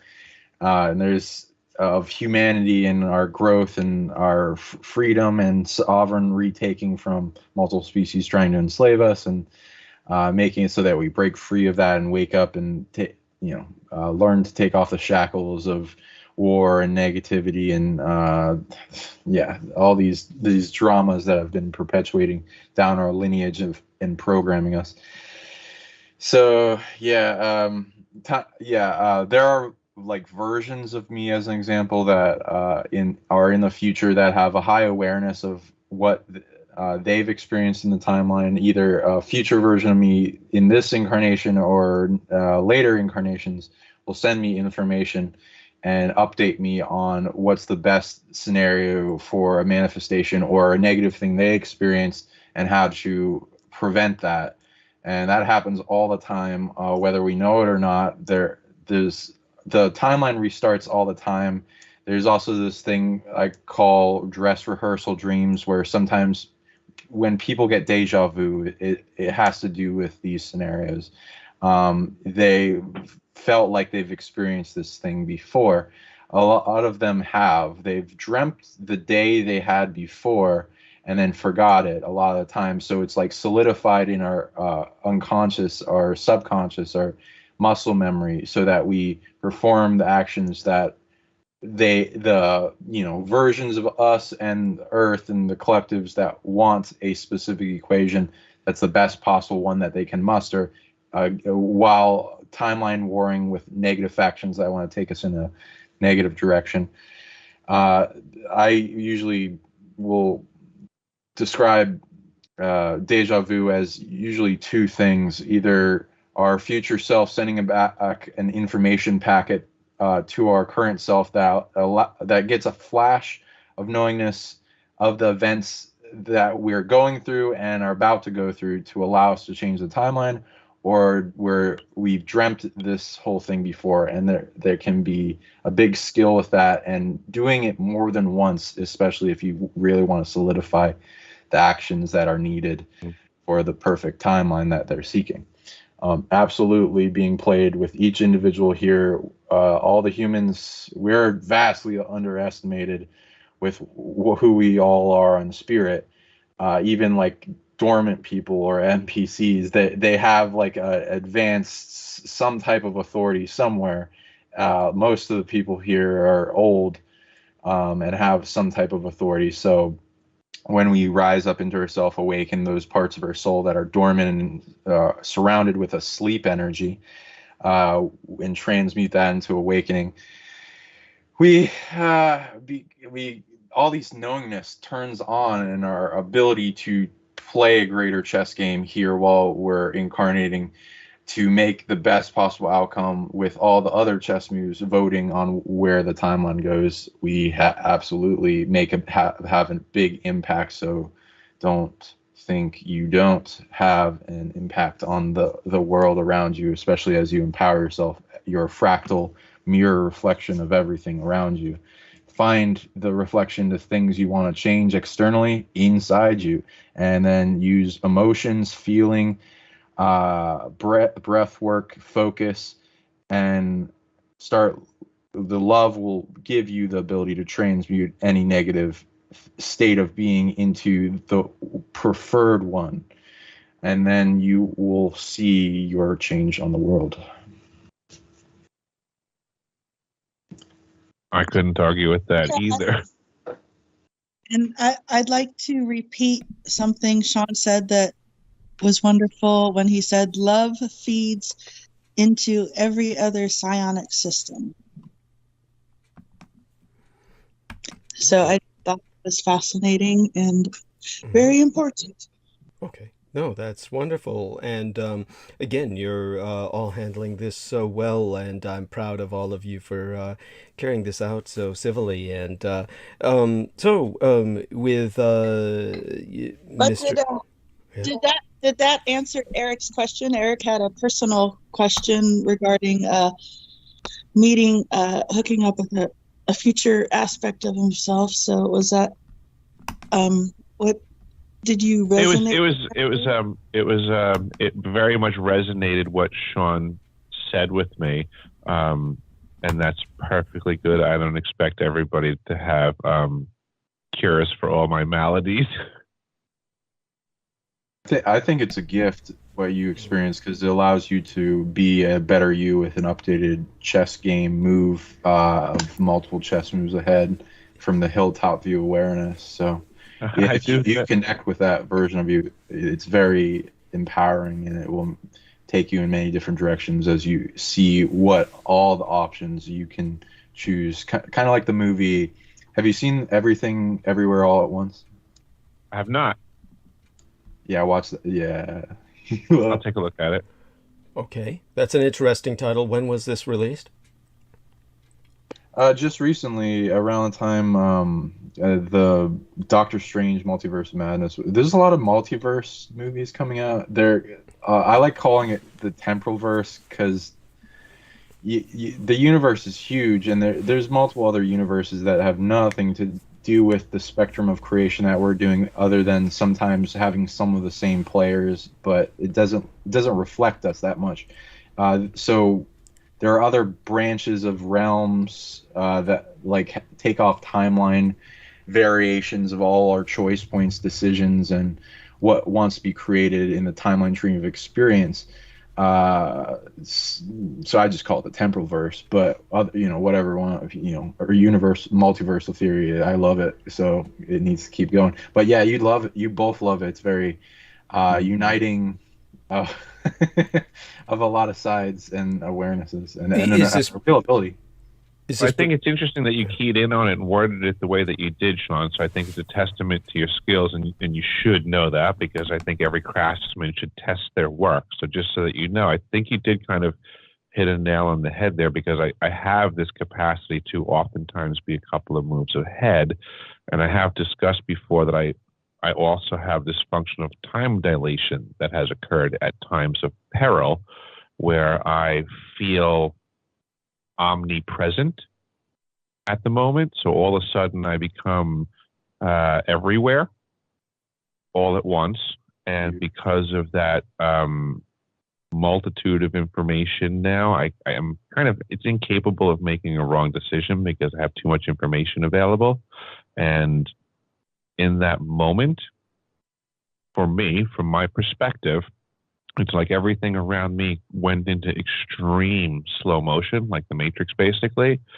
So that it would be like if you were trying to punch me in the face, your fist would be going so slowly that it would be effortlessly for me to dodge it.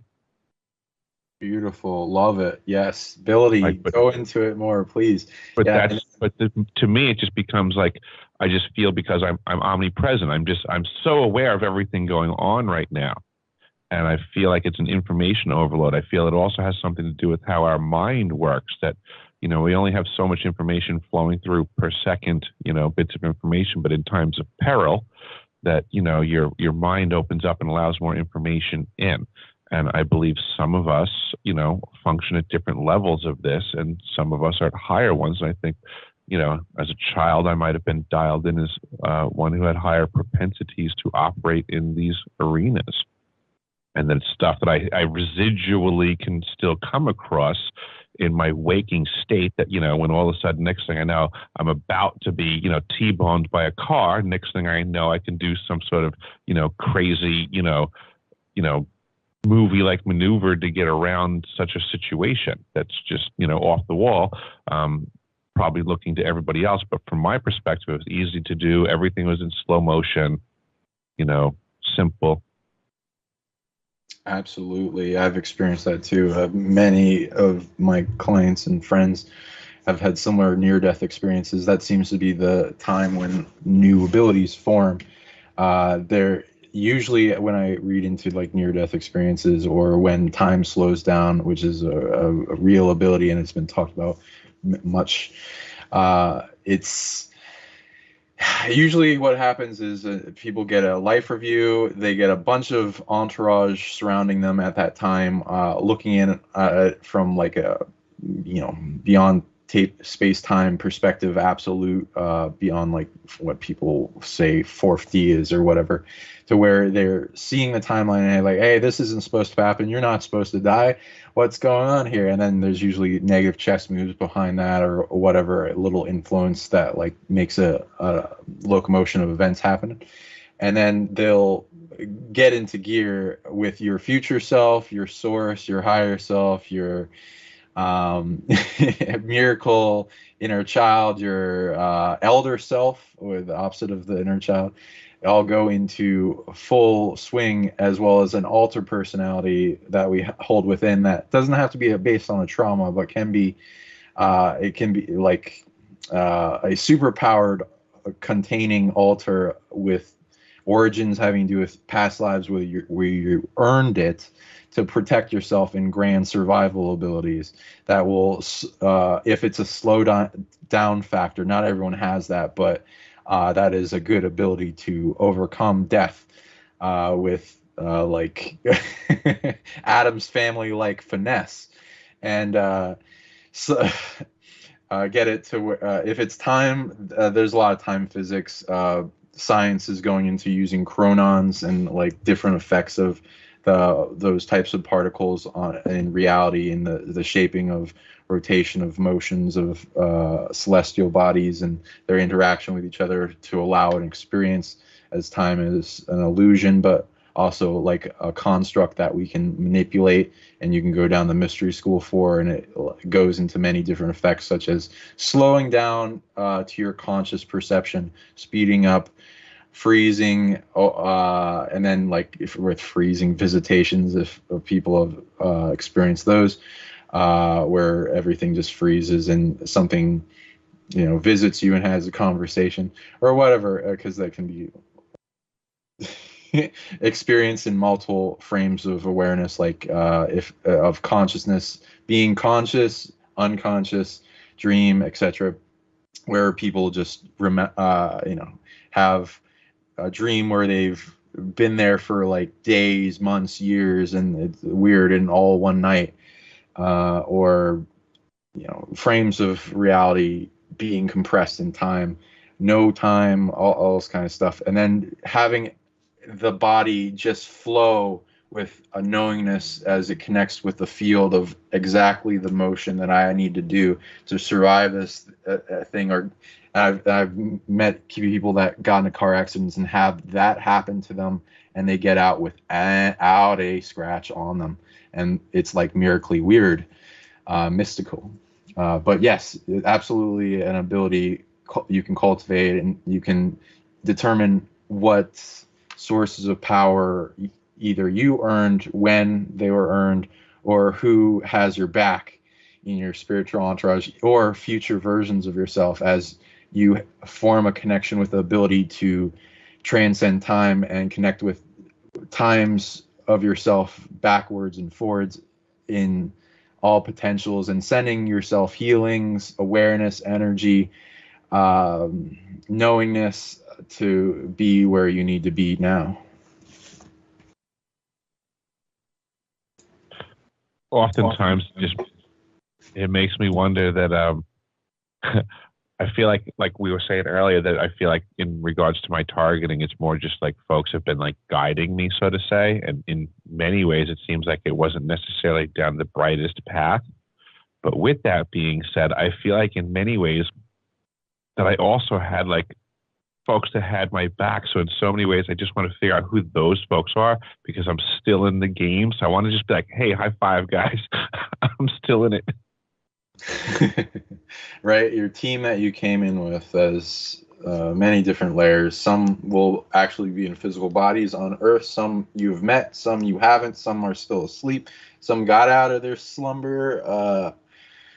Some will be attracted to you as you turn on the beacon for them to meet. Like I've had dreams, as an example, before, where I meet soul family before I meet them in physical. And that goes into the strategy of your higher self on the hilltop view. Like, oh, I just met this other guy's higher self. How do we get each other to meet up? That plus your spiritual entourage, your dream guides, your armies, your teams. A lot of people that are older than this planet will have other species groups that they came from on other planes of reality or planets, where they have a team, and they decided before they come here, which a lot of them will know the drama it takes to be here, but also knows the reward goes well beyond the drama, will prepare on multiple worlds right before they come here with a growing team before they come, and then those beings will support you. Your soul family, your soul group, all that is used to call these things. Absolutely embrace them and connect to their heart with love, and send them lots of gratitude, and you go into telepathy like walkie-talkie with them, and they'll add to your life, especially as you bring them offerings, like how many different cultures will bring offerings to their ancestors. Well, that mostly goes into DNA lineage, but you can expand that definition of your entourage and name them all. I really appreciate the input, Sean, and I'm always on the lookout for my entourage, and I'll double down on my efforts.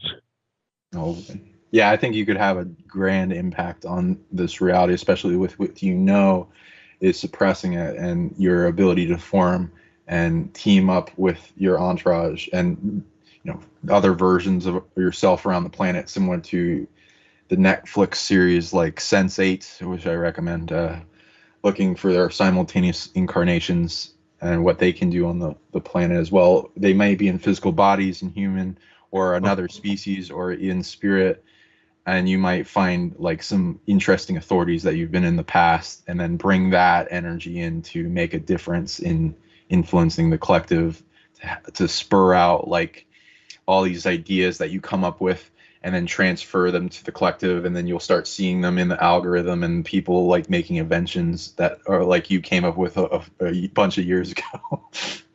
Oh my goodness. You just put the craziest thought in my head of me running into myself. I'm like, oh geez, here we go.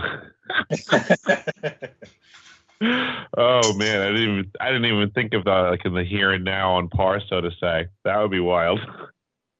Yeah, yeah, it is weird. I ran into one of my versions of myself. They did not know who I was or anything. They just had a urge to talk with me at an airport. And then I was like, "Whoa!" I didn't tell him because he's not aware, but he's a writer, so I tried to like bring up a bunch of conversations and get his info, but it's not always easy. And you can connect to a bunch of different versions of yourself through telepathy and like that, but you want to do it when they're awake because they may think they're insane and then start taking medication. So yeah, if you can scan that, whichever, and everyone, everyone can learn these abilities that I'm referencing. I teach them on my site, PsionicLeague, and a bunch of videos out for free, and a bunch of videos of people performing super normal abilities, and then that has the blueprint for people to download with their higher self as they view them, such as like telekinesis, levitation, telepathy, and many other psychokinetic events. Very cool. Yeah, and what kind of check that out. Thank you. Do you have a site link that you would relay people to? Yeah, absolutely. My website is deciphering.tv. I recommend folks check out my my posts there, where I have conversations with folks similar to this wonderful conversation today that folks can take a look at. I also have in the archives section, I have documents that people can peruse. They can look at right there. They can also download them if they want, so they can hold them on to themselves as facts, share them with people. There's a chat room there, so people can meet other like-minded folks and talk if they want to, outside of the normal avenues of censorship. We do go live from there every so often, and looking to do it more so in the future, so that we can have a voice of freedom in the future. I remember back in the day when free speech was free, but unfortunately nowadays we have to pay for that. So fortunately, for the moment, I have a website that is being taken care of where we have free speech. So I'm welcoming some folks, and we're going in that direction. And check out deciphering.tv because things are happening. Wonderful. And of course, Sean Bond, don't forget to allow people to know where they can connect with yourself as well. Thank you. Yes, and as our magical friend went into, which I'm reading, you emit more magic than most people. That was what, like one of my abilities. I scan into what people are dishing out currently or is dormant within them. And people that want readings on themselves and their soul and what they came here to do, I am at PsionicLeague.com. and PsionicLeague YouTube, and I'm on Facebook as Sean Bond and Telegram and other things. So feel free to contact me on things if you want to bring me on, or us have a lovely conversation. Anyone that has shows, or you want a session? I got a bunch of video products that teach many different abilities. Some are as cheap as $20 on my membership site. It does not cost a thing to sign up. Feel free to go there. And how about you, Douglas Dietrich? How do people reach you? Well, I've got all too many people reaching out to me that that I would prefer not to tell you the truth. But and I'm not quite sure what they would be reaching out to myself for. Really, honestly, what we would prefer people to is simply to Either contribute or purchase my books, really, that would help. When people do reach out to me with the communications that they do, it's, appreciated to a degree. Unfortunately, most people are simply not really saying anything constructive. A lot of people are just probing, a lot of probing. Certainly, I had some fun actually in some exchange of communications with an individual earlier before I went on the program, who happened to be an engineer, and so his questions were simply very detail-oriented. He, as I said, noticed that there were anomalies between what was entered on quote-unquote my timeline, which was gifted to me by Sora Aoi, the Japanese porn actress, and what I was presenting myself as. And so I simply articulated what I did, but that was fine in his case. It was fine. And then, but mostly, unfortunately, most of the questions I get are like that. It's people asking probing questions that have nothing to do with concepts or ideas or anything that has to do with the message. It's they're asking me about myself. What these people are really looking for is like a celebrity gossip mag or something. And so when it comes to that, that could be an effect that the gang stalkers have had, just turned it into that, where people are simply obsessing on that instead of anything important. In terms of all I can say is go to Amazon and look up vampirology, purchase the book, take a look at wherever you can access, preferably skybooks.usa.com, the Roswell Deception and the Demystification of World War II by Douglas Dietrich and Peter Moon. That should also be available on Amazon. Other than that, of course, people who want to reach me, all of my, everything you need on Earth, I've been doxxed to hell and back. There's nothing that's hidden. You just look up Douglas Dietrich. You'll find out everything you need in terms of my residential address, all the way down to my email address. It's all out there. It's either on douglasdietrich.com, where people have gone to. My residential address is right there on display. If people say they can't find it, it's simply because they're not looking. And you can use that if you don't wish to use PayPal. And that's a suggestion to Mirth Ling, who is bringing up this other incredible contribution system she would like to use, and I deeply appreciate that, but I have no idea how that works, and I have no real ambition to get onto it. Zelle or something like that. Honestly, she could just mail a money order or a check to 1242 Green Street, like the color green, San Francisco, California. Zip code is 94109. I could always re-enter that into the chat room later on in transmission. But definitely, I'll do that towards the end, and people can review that if it uploads or publishes along with the video itself, or the live stream when it turns into a video, once it uploads and publishes. Other than that, of course, you can also find it on the website, douglasdietrich.com, to go there. Also, my email will be there. And in terms of anything else that people can query about, they're welcome to do so. Other than that, it's more a question of time, whether or not I can get around to anything anymore these days, as often as I did in the past. So time is one of those things that becomes very relative, as was discussed by both of these gentlemen, going back and forth in time, as they've been doing, and kind of taking advantage of being out of the loop of time, being kind of like outside of time itself, extra-temporal, or outside of the loop of time within their own right.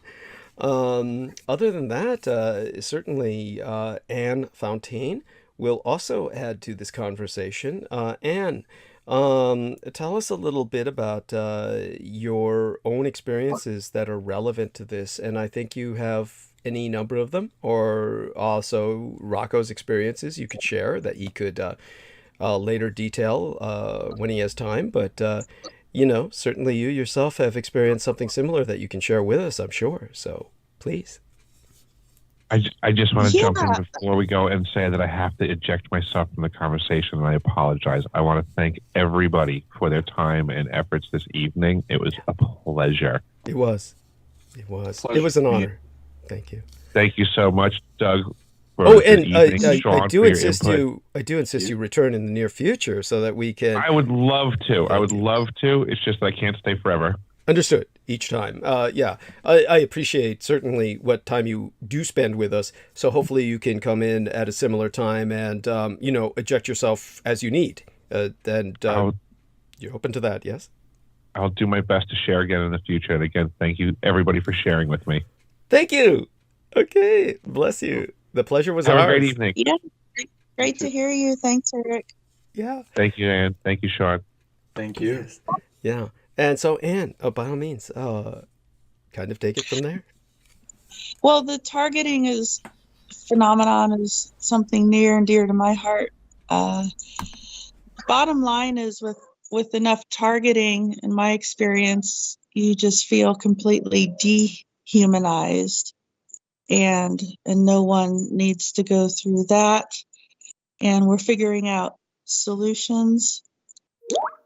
So there's that. And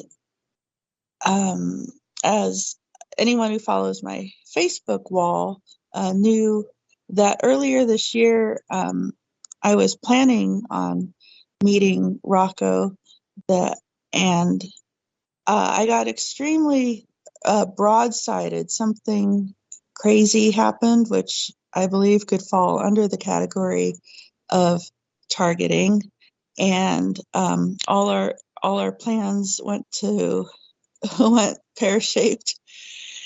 And we can get into that next Wednesday. It seems like you're going to allow me to have like my guest on. I'll bring my honey on, and people might enjoy it because it's going to be a story about how he was actually possessed by a type of demon for about 3 months, and he just gave everyone in his environment, put him through a lot, and but it has a happy ending. He fought that demon and overcame it, and that's what we have to look forward to next Wednesday. If your viewers would like to return and see Rocco Fowler rebooted version 2.0, that's how it's been affecting my life recently. Well, that's all positive in terms of its ultimate outcome so far, as we can see. I certainly am eager to see Rocco 2.0, and you're more than welcome to bring on any guests you certainly brought on to tonight, as far as I'm concerned, and it helps immensely, honestly. And obviously we have Sam Romero back with us, and Sam, obviously, certainly, I don't know how much of the conversation you heard, but certainly it brought to my mind, say for instance, Mexico City, which Right. basically suffered a incredible earthquake. I think it was around the middle of 2018. And no, maybe it was about 9 months before that. And I think that was the major earthquake in which it was probably about magnitude 7.1, which is comparatively moderate for Mexico, but it was centered on the capital, so it was one of the deadliest. So this was around 2017, wasn't it? Am I remembering correctly? And Sounds familiar, yes. yeah, and Around there. yeah, so it was around that time that a lady named Lachlan Summers, who at this point in history is I think she's still a PhD candidate in anthropology. So she began studying at the University of California in Santa Cruz. She began investigating the, Anne says, I got worn out, gotta go, thanks everyone, bye for now. Oh, Anne, do say goodnight. Do say goodnight before you go. Thank you, honey. Let's see if she does that. Oh, I'm muted. Okay. Good night. Good night. Thank you so much, Douglas. Oh, thank you, You're honey. a very gracious host. Oh, bless you. And you were the most professional of hostesses. I'm so proud of you. Thank you, and we'll talk soon. I look forward to it. Thank you. Okay. Wednesday will be here before you know it. If we don't talk before then, I'll call you at the time I did tonight, okay? Yep, sounds good. Good. Good night. And Good night. so what was basically kind of brought to the attention of the rest of the world through, I'll simply call her Dr. Summers, even though she hasn't been awarded her doctorate yet. She basically brought the concept of tocado to the world. Tocado, of course, means touched in the Espanol, and that really is used in the most negative sense when we perceive it outside of the Mexican culture. But in the Mexican culture, that's a much more nuanced perspective about it. Tocada or tocado, they would both mean touched. But instead of crazy, as in touched in the head, the English phrase, rather it would imply a kind of deep time exposure, an exposure to geological time that makes one sick. Literally, time sickness. People may have heard of seasickness, and people can well imagine space sickness, which is just basically loss of gravity. And with the loss of gravity, you're losing your lunch. Basically, you begin to vomit, or because of the nausea of not being used to, not being anchored to the ground by that invisible force. But when people experienced that 40 seconds or so of that September 19th earthquake back in 2017, many people became afflicted with health issues. In other words, they were literally made physically sick by the earthquake. Insomnia, panic attacks, listlessness, wasting, where certain body parts become weaker and emaciated, loss of appetite, dizziness, diarrhea, behavioral responses like it's basically post-traumatic stress disorder, such as being unable to sleep in an empty apartment, or sleeping with their shoes on in case they had to run, or bouts of vertigo. So when it comes to this kind of experience, the West really doesn't know how to cope with it. So what they do is they talk about, say for instance, based on the old Mexican folk saying, in the Espanol would be something like un bolillo para el susto, or a bread roll for the fright, which is a bit of folk wisdom of the idea that carbohydrates are necessary to reset your body after something scared you. This kind of folk remedy is known throughout the Latin American hemisphere, everything south of the Rio Grande, into the Caribbean and down through continental Latin America. This is known as susto, or fright sickness, or the acute experiences of shock. That's very good. Yeah, thank you. That's very good, Doug. That's very good. I like your translations. That's pretty good. Oh, bless you. Bless you. Yeah, I only got them through the short periods of time I spent in Mexico, and because we were dealing with some victims of human trafficking when my gang brothers, when I had to serve as a vanguard for basically contacting the most impacted females who were being trafficked, it was these words were introduced to me at that time.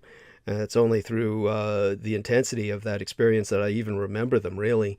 This is all about acute experiences of shock, this susto, like being trapped in a shaking building, and it can induce chronic negative health outcomes. So basically, what I did find out in terms of the current edition of the Diagnostic and Statistical Manual for Mental Disorders, that they do list susto as one of the world's 9 cultural concepts of distress. In other words, it's got such a broad symptomology that it makes identifying a cause difficult in the standards, by the standards of the Western biomedical models of health, because they have too firm a sense of mind-body dualism. So they struggle to understand illnesses like susto. But within the field of medical anthropology, which is the same field that dealt with the chochoa, in which Dr. Cheryl Adler, another female medical anthropologist, was able to solve a genocidal problem for the United States government and rescue thousands of people. This new young female medical anthropologist Dr. Lachlan Summers, is dealing with Susto, and basically what she feels is that, well, she feels that it needs to be interpreted as a mode of expressing social distress, a kind of folk name for a universal biomedical affliction or a maladaptive individual psychology that draws upon familiar culture and history. But that brings us to the concept of toccado, which is similar, perhaps, earthquake-induced post-traumatic stress. So if we jettison the restrictions of supposedly universal biomedicine, we open up to medical anthropology, which introduces us to local biologies, which are open to scrutiny. Then we're able to consider how bodies develop biological differences through exposure to unique environments. And similarly, this allows us to consider local geologies and effects of the earth as it bears down upon a city, its buildings, and the bodies and minds of its people. And we find truth to how these victims of toccado, or basically express toccado, I mean to say, forgive me, explain their own afflictions, that basically they're sick because what they're trying to say is that they're stuck in geological time. Now, if you ever look up Unterland, you'll find books that have nothing to do with the Thousand-Year Reich in Exile. And somebody brought to my attention looking up a wonderful book titled Underland, which is all about geological history, paleogeology, authored by Robert Macfarlane. And Robert Macfarlane describes geological time as deep time. And so this is the vastness of planetary history that stretches away from the present moment. Now, he's Scottish, and or rather, was certainly felt a lot of affinity. I assumed he was Scottish because he always hearkened back to the Scottish geologist James Hutton, who first described the idea in 1788, using the term deep time. And actually, the nature writer John McPhee wrote about maybe a couple hundred years later. Consider the Earth's history as the old measure of the English yard and the distance from the king's nose to the tip of his outstretched hand, the imperial measurement system that America still uses, even though the British Empire is moving on to metric. Well, one stroke of a nail file on his middle finger erases human history in that length of time that we consider geological. And yet, despite the geological timescale ostensibly rendering humans obsolete, our burning climate has brought it into everyday politics. So deep time has become an analytic frame, albeit a contested one. Some argue we ought to develop it to overcome short-termism, and others that we should not, in order to avoid flattening history or inflating the present. And still others argue that we can't do any of this due to ontological limitations. In other words, our minds just aren't capable of adapting. Now, again, in my son's husband's library, I was able to look at a book that was titled The Annals of the Former World, that was written by John McPhee, the nature writer. And he was touring he was touring America with geologists. And when he was thinking about deep time, geologists look at things like road cuts, cracks in the earth, and how they tend to lurch and weave. So to them, a road cut is a portal to the past. So in encountering these portals or encounters with deep time, this is what Dr. Summers was using in her research in Mexico City, especially with people who refer to themselves as toccado.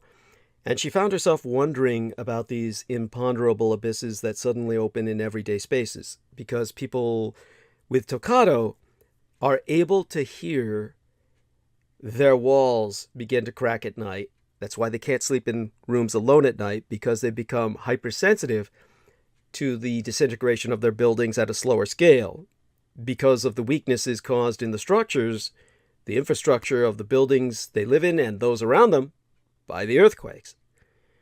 So deep time is happening for them at a scale that they actually experience. So this is somewhat more applicable to the reality that I deal with in terms of what Sean Bond and Mr. Our dear friend who appeared with us tonight, Eric Hecker, we're talking about. And now that we have Sammy Romero with us, we can ask him about similar experiences of deep time. And, certainly Anne Fontaine shared hers. Sam, by all means, join the conversation and share with us something that you encountered with either yourself or through your family or people that you knew in that regard. I'm sure you can bring some subjects up. Well, by the way, if I hear background noise, I apologize. No worries. Okay. No worries. I'm not alone. But anyways, really the only thing I can think about as far as that has to be when I encountered, when I was 12 years old. It had to be a bad spirit. This is how I view it. Yes. Where I kept waking up and I was aware of time and I was aware that I was awake, but I couldn't move.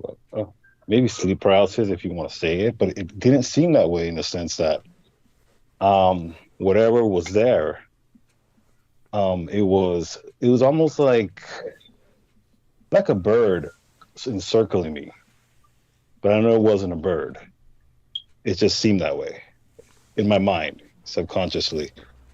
And time really, I couldn't really tell the time or how long, but it seemed like for a very long time. And I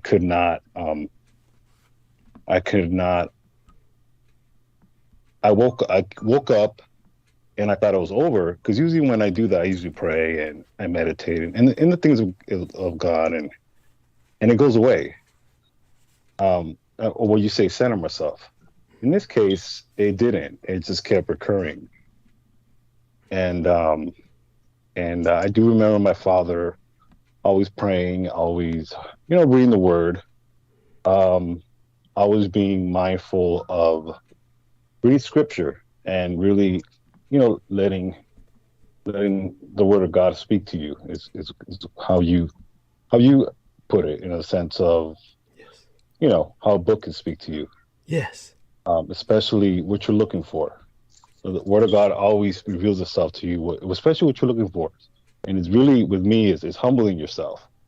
And, I can always have that in common with someone who is a devout Muslim, is humbling yourself and being in tune with what you're asking God of. And I have to segue this because it's the best way I can, especially with my paradigm.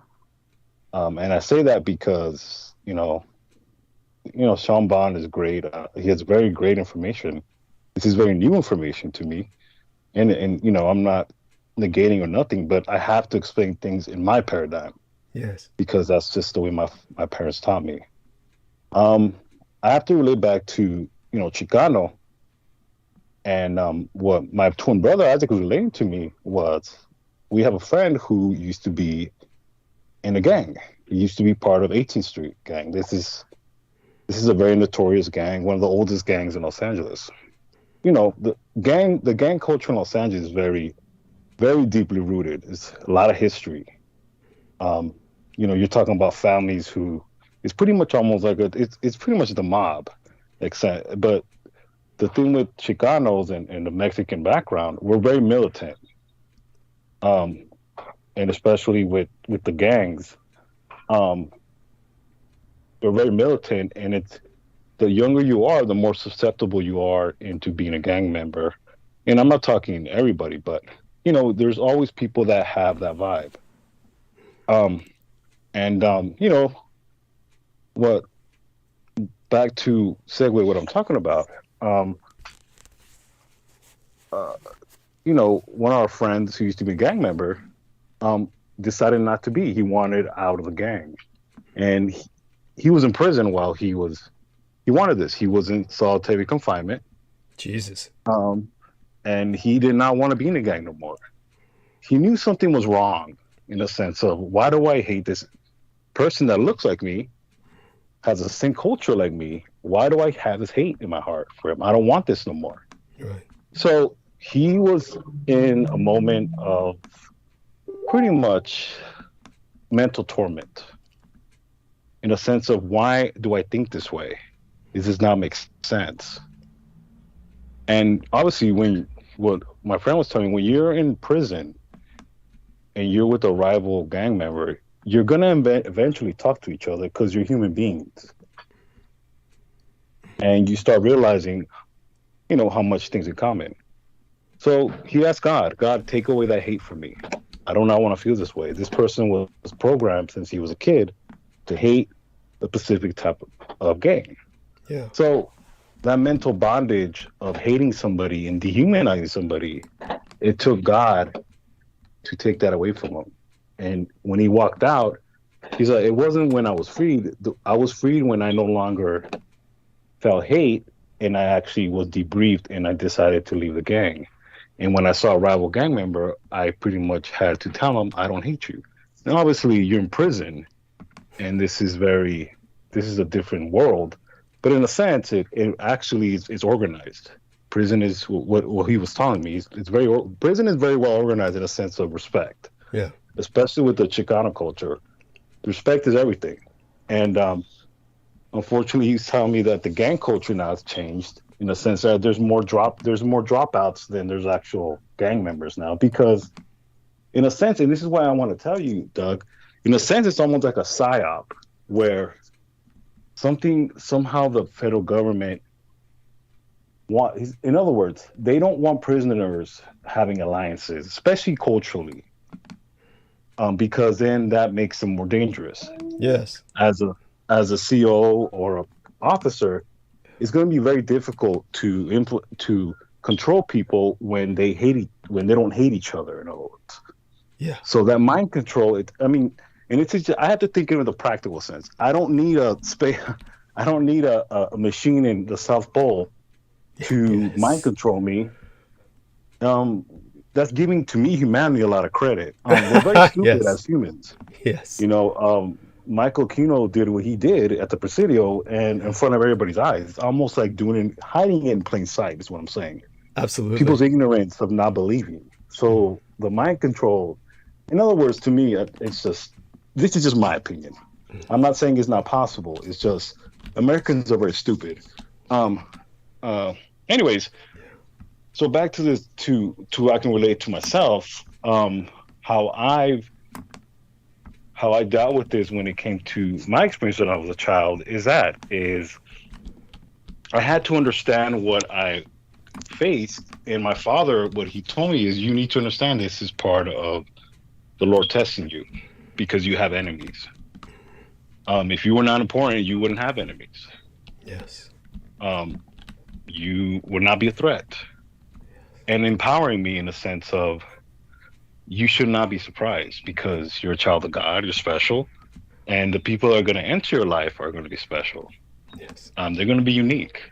And, what you give to the world, if you want to be a blessing, if you want to have blessings, you need to be a blessing as well.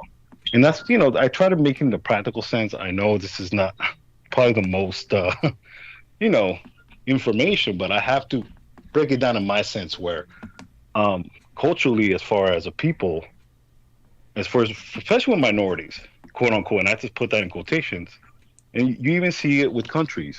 Imagine if, the Romulans and the Vulcans united, or the two Koreas united, or the two Chinas united. Yes. There's power in unity, and simple politics and simple human beings. This is where I like how you said, how Gene Roddenberry had us put it. Human beings, we just don't get along in a sense of we're very stupid in the most simplest things. We can't really accomplish things because the mind control of not being civilized is we're not civilized because it's always a me. So anyways, that's just how I view it and how actually I contextualize it. Yes. But yeah. Understood. Yes. No, definitely understood and appreciated. And what I want to do is kind of, digest that for a minute, respond to it. In the meantime, Sean Bond shared something with me in the private message while Sammy Romero was talking. And of course, I'm multitasking. And I think that, Sean, I was just curious as to what you would say to what Sammy has shared with us. Does that bring up anything in mind to you? while I tend to Sure. something here. Yeah, thank you. Um, Go on. yeah, it's the mind control. Yeah, Or there's rather, the fact that mind control is hardly necessary when when our minds are in such disarray, or we control our own minds in our own way, each one of us with our own bonds and hang-ups, really. Yeah. So, I'm sorry. What were you going to say? You're kind of like searching for some words there, right? yeah, and our species is fairly stupid, so a lot of times it doesn't take mind control. But yeah, then that would be like, are we naturally stupid, or is it something more to it? And when I track that back as well, because there are limitations being put on people's brains, their emotional intelligence capacity, intelligence, their ability to access data, memory. People that have not been born eidetic memory or photographic memory, such as our lovely hero Douglas Dietrich. They can gain the ability.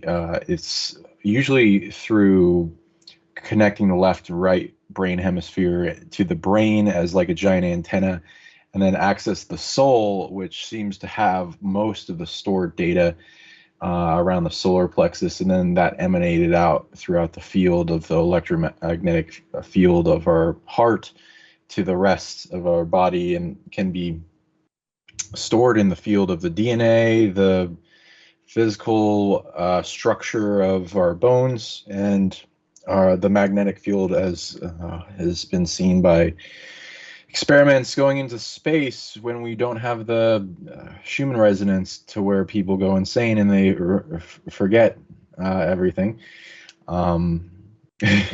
As well as like, where does past life memory come from? Where does our amnesia barrier or mind wipe data go? And what it takes to retrieve that out of the field.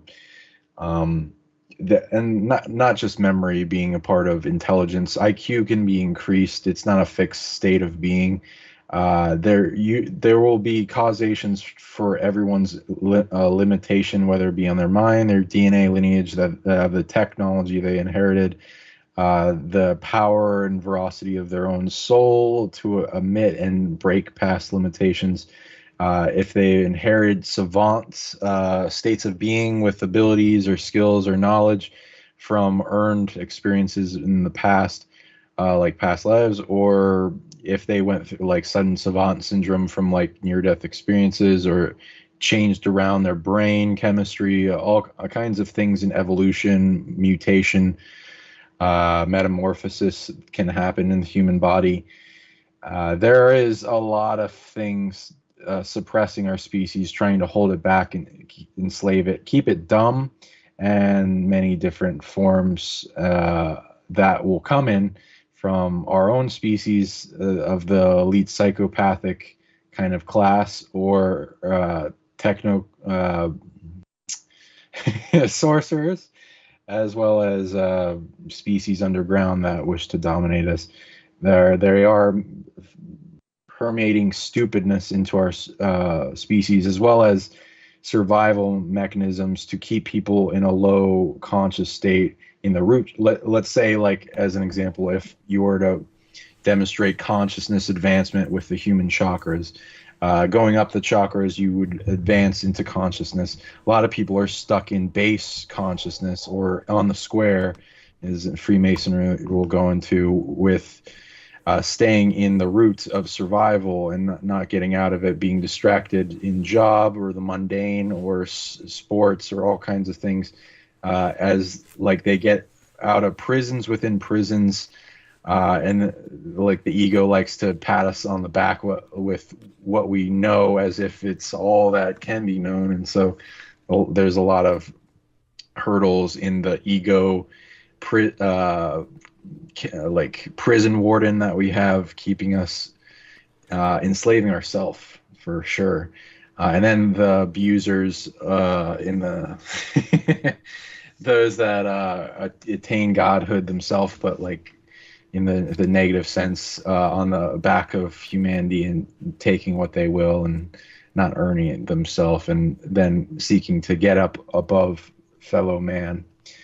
That is a threat I see, but similar to the mind control thing, it would go into our collective consciousness and us taking back our sovereignty, stopping them from draining our intelligence, cutting, imprinting on our pure hologram of light splitting infinitely from the spark that comes into the fetus, and then the cells divide, and the timeline that makes up to where, if I'm assuming a person has their full sovereignty over their timeline while they're being created, and their cells are dividing and they're forming from their evolution of their DNA blueprint, and it's in their full control, then if they want to be smart, then it would manifest.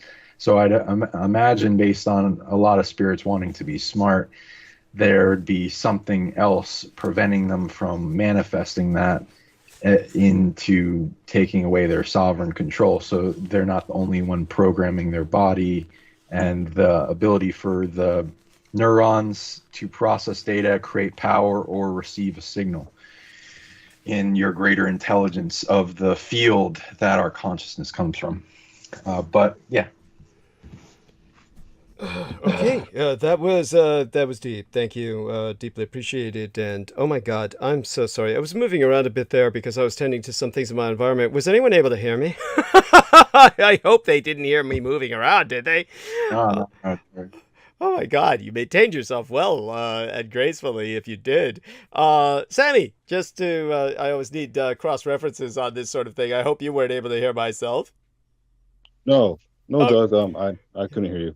Oh, thank God. So here's what I did want to say, and what Sammy Romero was addressing, as well as Sean Bond, and kind of put it into a, shall we say, a picture that I could deal with in my own frame of reference, because that was something that we were so blessed to have Anne Fontaine with us, because that feminine touch helped Sean Bond and Mr. Eric Hecker basically communicate so civilly. There was that little uncomfortable period there where, I was afraid it might not go in that direction. And that has to do with, of course, the feeling that we sometimes have that we have something very important we're trying to communicate, and we're very frustrated. We're frustrated that people are not really seeing the monumentality of it, the fact that we have something that is monumental, and people are apathetic. I feel the same way when I'm dealing with the outcome of World War II and explaining it to people. And many of the people I explain it to get it right away. But at the same time, we have the situation where, because of the noise that's generated by the oppressive forces of the Department of Defense, the Office of War Information, all of that distracts people back into the pit of apathy, the pit of maybe it's all little green aliens after all. After all, the Pentagon is officially opening a UFO investigation office now. Now, this is basically preposterous because they had that with Project Blue Book. And of course, this is to be disambiguated from Project Blue Beam, which is a intended PSYOP. But now we're stuck with the Pentagon opening a UFO investigation office of all things. This is kind of like the mafia opening up a victims agency. It's preposterous. It's laughable on the face of it. By the way, Ann B says, she's speaking to Douglas Marks.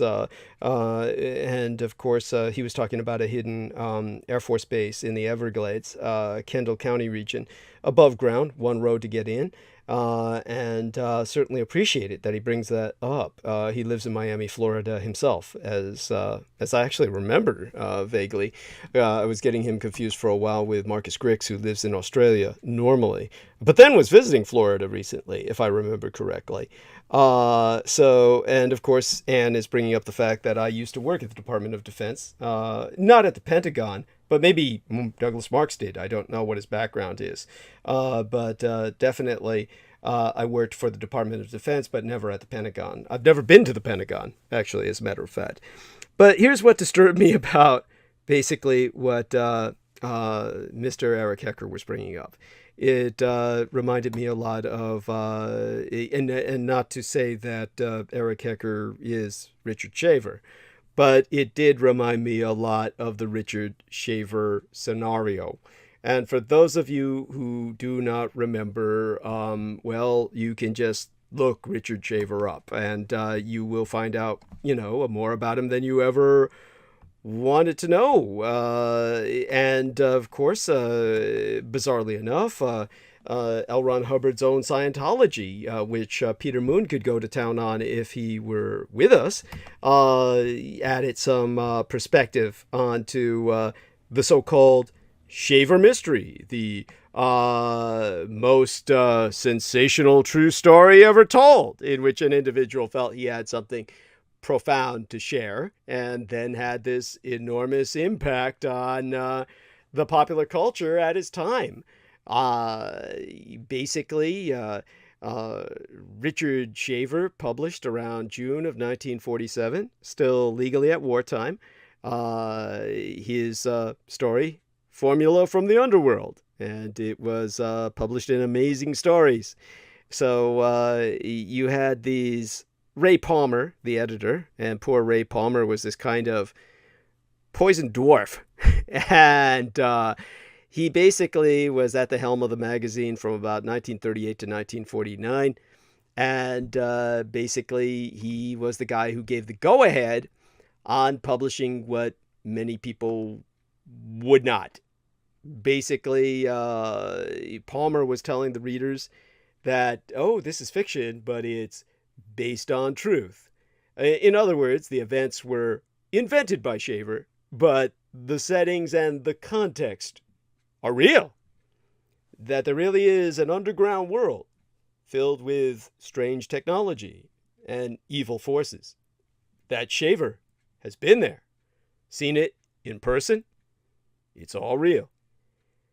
So, in terms of this strange partnership between Ray Palmer and Richard Shaver, it really paid out for Palmer. There's two recent biographies of each man separately, and they're both excellent for what they are, which is revealing the personalities of these two people, Ray Palmer and Richard Shaver. And respectively, I think it was Fred Nadis who wrote the biography of Ray Palmer, and Richard Toronto who wrote about Richard Shaver. And basically, I think Fred Nadis's book is titled The Man from Mars, and it focuses on Ray Palmer, while Richard Toronto's book is titled War over Lemuria, and it provides new insight into Richard Shaver. Now, taken together, those two books offer the clearest picture yet of this mid-20th century science fictional phenomenon that marked a pivotal turning point in the development of the flying saucer movement and other science fictional religions, sci-fi cults, including L. Ron Hubbard's Scientology. Now, what is known for a fact is that Richard Shaver was medically diagnosed with paranoid schizophrenia. And he really did believe that his life was being controlled by unseen forces from deep underground caverns. And he heard voices, some nefarious, others kind, that he believed originated in an underground world populated by the evil Diro, which is a degenerative bastardization of the original Nordic Viking term for the subterranean dolphin that were called dwerga. And the dwerga was an unpronounceable word in English, so the dwerga became Diro, or an acronym for deviated robot or deviant robot in the vocabulary of Richard Shaver, and therefore introduced into the black supremacist Muslim cult of Louis Farrakhan and and those, the Honorable Elijah Muhammad, that presents the Dero as well within their religious context, more directly than even Scientology did. And the opposite of the Dero would be the Tero, T-E-R-O, which didn't exist in Nordic mythology. Instead, that was pure science fiction. All of this supposed to be the descendants of this ancient race that once lived on the surface of the earth, but long ago fled to the stars. And from those voices and visions, Richard Shaver constructed this deeply textured mythology of ancient wonders and sin and tragedy and conflict that seemed to give some meaning to the voices in his head, as well as whatever triumphs and tragedies he felt he had endured or experienced in life. And basically, I would say that the best way to describe it is this. The so-called Shaver mystery, when the popular culture received it with open arms, everybody ate that shit up, and everybody began spitting out their own paranoid, schizophrenic fantasies of hearing voices and being controlled by hate beams from underground. The one thing it did do, if it were intended as a psyop, it exposed the fact that the overwhelming majority of Americans are pathologically insane. The overwhelming majority of Americans are not only insane, they have no capability of accepting responsibility for any of their actions. The voices are telling them to kill their sister or rape their mother. It's whatever they do, it's really the beams from beneath the earth from these evil little people that are not their better angels. And it succeeded initially because it responded to the fears of all post-war Americans, even those that weren't clinically insane, though the majority of Americans are. See, it's not really stupidity when our man Sammy Romero is saying, oh, Americans are stupid. What he's really trying to say, and is simply too kind and gracious and generous to say, is most Americans are stark raving mad. Basically, the fears that they have in terms of the cumulative cultural guilt, particularly the fear of technology gone mad that grew in the wake of the bombings of Hiroshima and Nagasaki, which even though, the entire war itself, which the Americans waged as a genocidal conflict and then subsequently lost, and because they believed they won, all of their loss had to be subsumed and sublimated, and therefore emerged as a class guilt, a kind of mass conscientious guilt, not because they have any consciousness, but because they're so unconscious, the guilt emerges as pathological fear. Therefore, they're all hearing the voices in their head that tell them that their genocidal culture is no fault of their own, but little demons down below. They received thousands and thousands of letters at the offices of the man who published Richard Shaver's bullshit, which was basically classified by other editors with some modicum of sanity or responsibility left as the sickest crap I ever read. Ray Palmer, of course, didn't care. It made him money, by which he was able to pay for women to have sex with him, and his deformed body that was dwarven and crippled and completely misshapen, and otherwise no woman would touch him without the money that he paid. And therefore everybody was happy, except for Richard Shaver, who couldn't possibly be happy because he was a paranoid schizophrenic, and therefore biochemically he could not experience happiness. Just biochemically, it was an impossible feeling for him. So what this offered was myth based on science. Myth that allowed magic, if it was performed by a machine. The idea of the Dero, in particular, assembled the shards of 20th century chaos. Wars, assassinations, disappearances, and all the other disasters that pepper the newspapers into a comprehensible shape. But the Shaver mystery ultimately failed to become a living myth, where popular ufology and parapsychology have done well because it was overwhelmingly so negative. Shaver simply kept repeating that the D-Row were slowly destroying us. He wrote that these secretive, reactionary, sadistic minds among them are today holding us back from all true development. Now notice that term, the reactionary mind. That's a Scientology term that was picked up by L. Ron Hubbard, a man writing science fiction at the same time Richard Shaver was.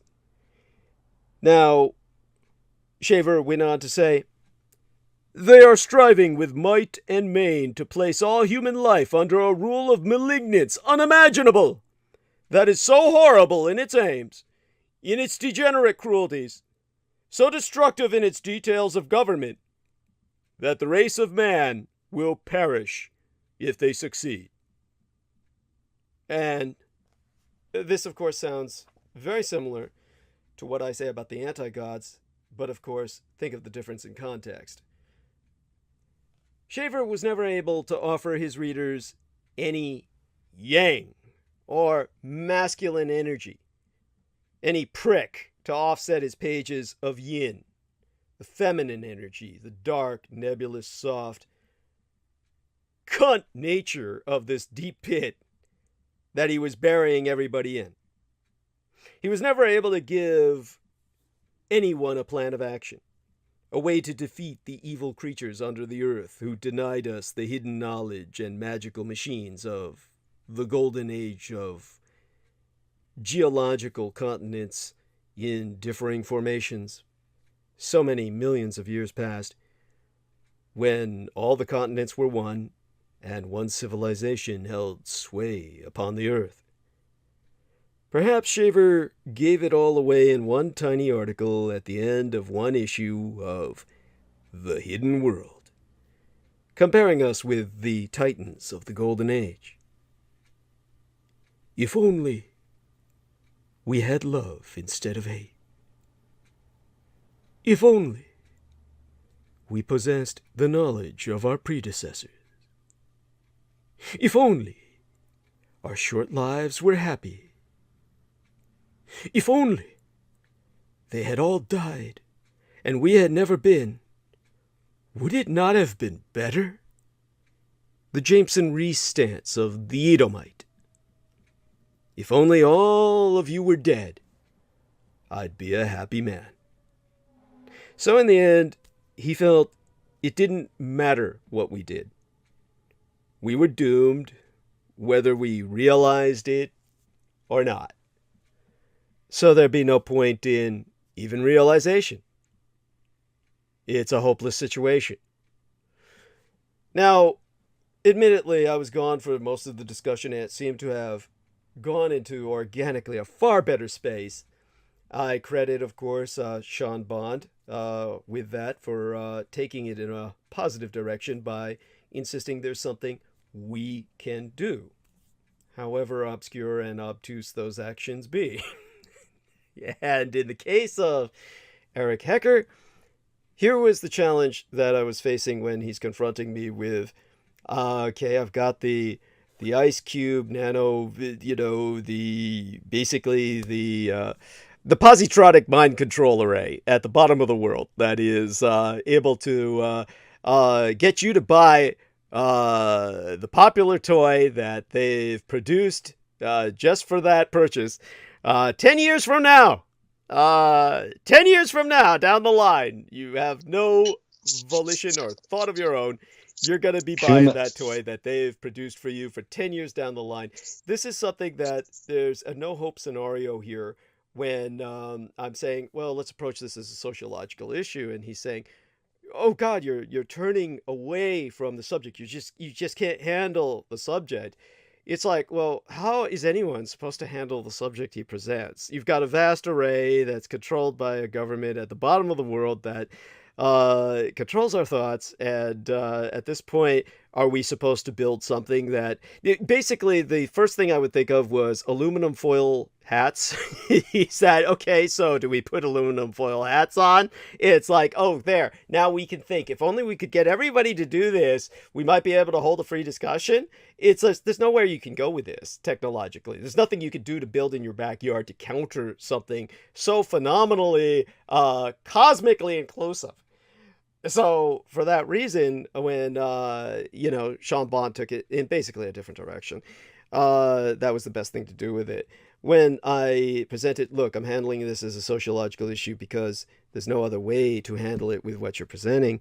Basically, I hope everyone understands that when I presented what I did, the concept of stuckness and the fact that we're obviously not stuck because protests are going on and various people are protesting at the conditions of either their work or their very lives and the quality of lives that they have. Obviously, people are not mind controlled or they wouldn't be doing that. So the stuckness is not a problem. The machinery is probably attempted, and they probably have the entire array structured with intent to try to impact men's minds. But obviously, it doesn't work. It doesn't work because everything that we see around us is not controlled. It's chaos. One might argue that's their objective, but then my counter argument would be, what do they get out of that? If you were able to control men's minds, you'd have everybody working, paying taxes, and not complaining. In fact, they'd be working for free and not complaining. If you could really control their minds, isn't that what you would want them to do? Oh, excuse me. Yes. Doug. Take over, please. I find it hilarious that one guy, a bit funny when you brought up Richard Shaver. Who's that guy that wanted to get laid? Oh, fuck, there's you so many of them. They all want to get laid. Which one? It's funny, in the mix, someone wants their dick sucked. That's the hilarious thing about it. That's what it comes down to. Really. The guy wanted to get laid. His editor, his publisher, it was Ray Palmer. Ray Palmer, the poison Absolutely. dwarf. Yes.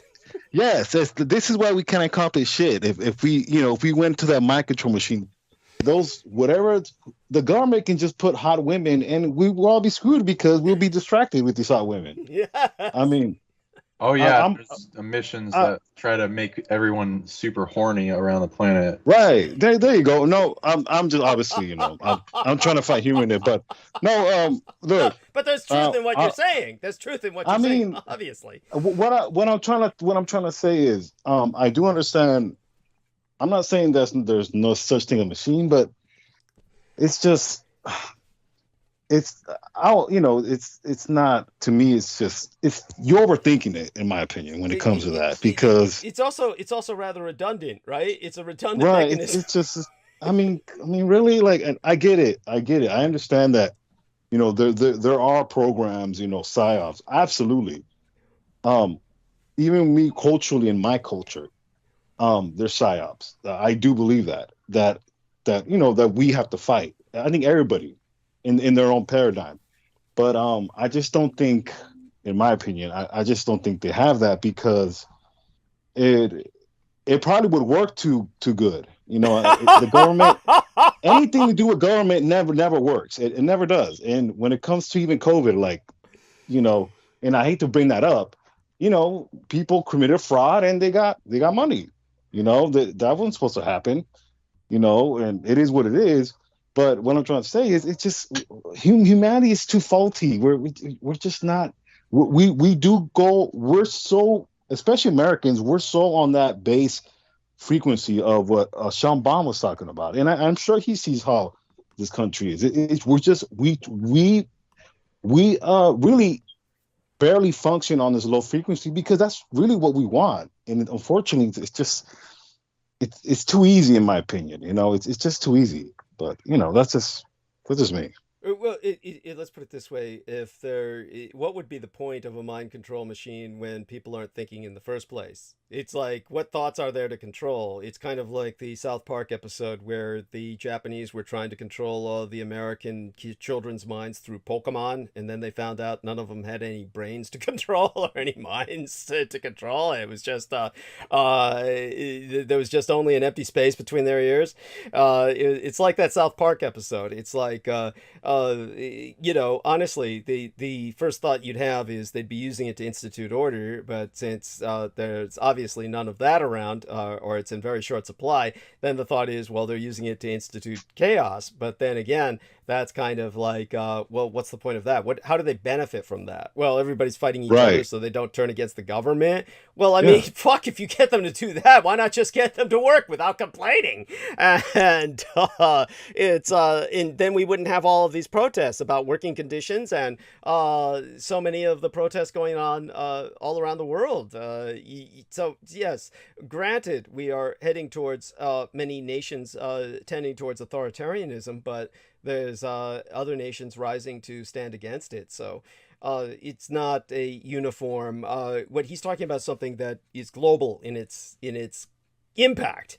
So if you've got this like array, which I don't doubt exists, now understand that in terms of the ability to generate earthquakes, one of the things I pointed out in the past was a lot of people have a real misunderstanding. This is why I went in the seismic direction about geological time.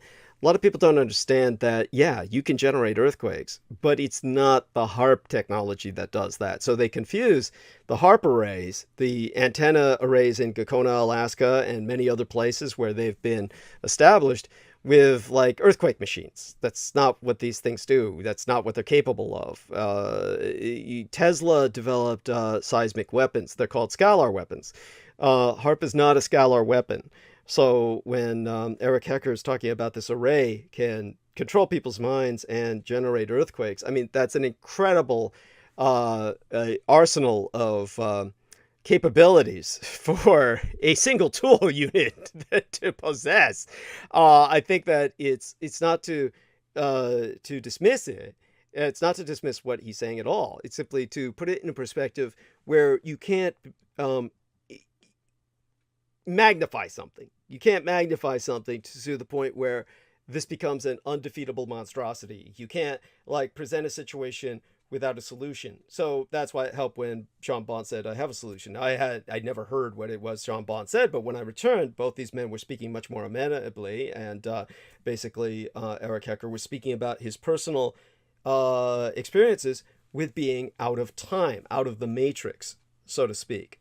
And all of that brings us back to the reality of geological time. Again, thanks to the fact that my son married someone who's capable of housing personal libraries, I was able to pull out a book from the shelf. Always go to the latest editions. I try to look at what's out there in the world. There's a book titled The Book of Unconformities, in which the author Hugh Raffles describes how time ruptures during an earthquake. I mean, if you're breaking up the very earth, you're impacting space. That means you're impacting time. Think about it this way. Every single hurricane, whenever it manifests, alone, a single unique hurricane releases more energy than all of the thermonuclear weapons on Earth combined if they all exploded at once. Whatever man produces is nothing compared to nature.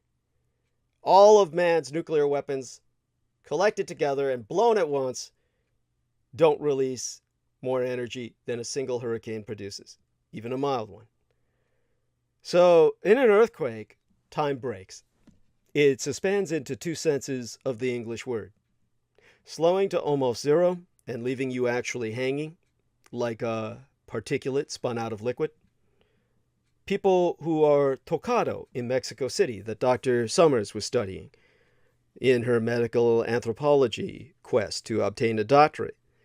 They live forever, for the rest of their lives, in that similar form of suspension, of human time seeming to have given way to something more capacious.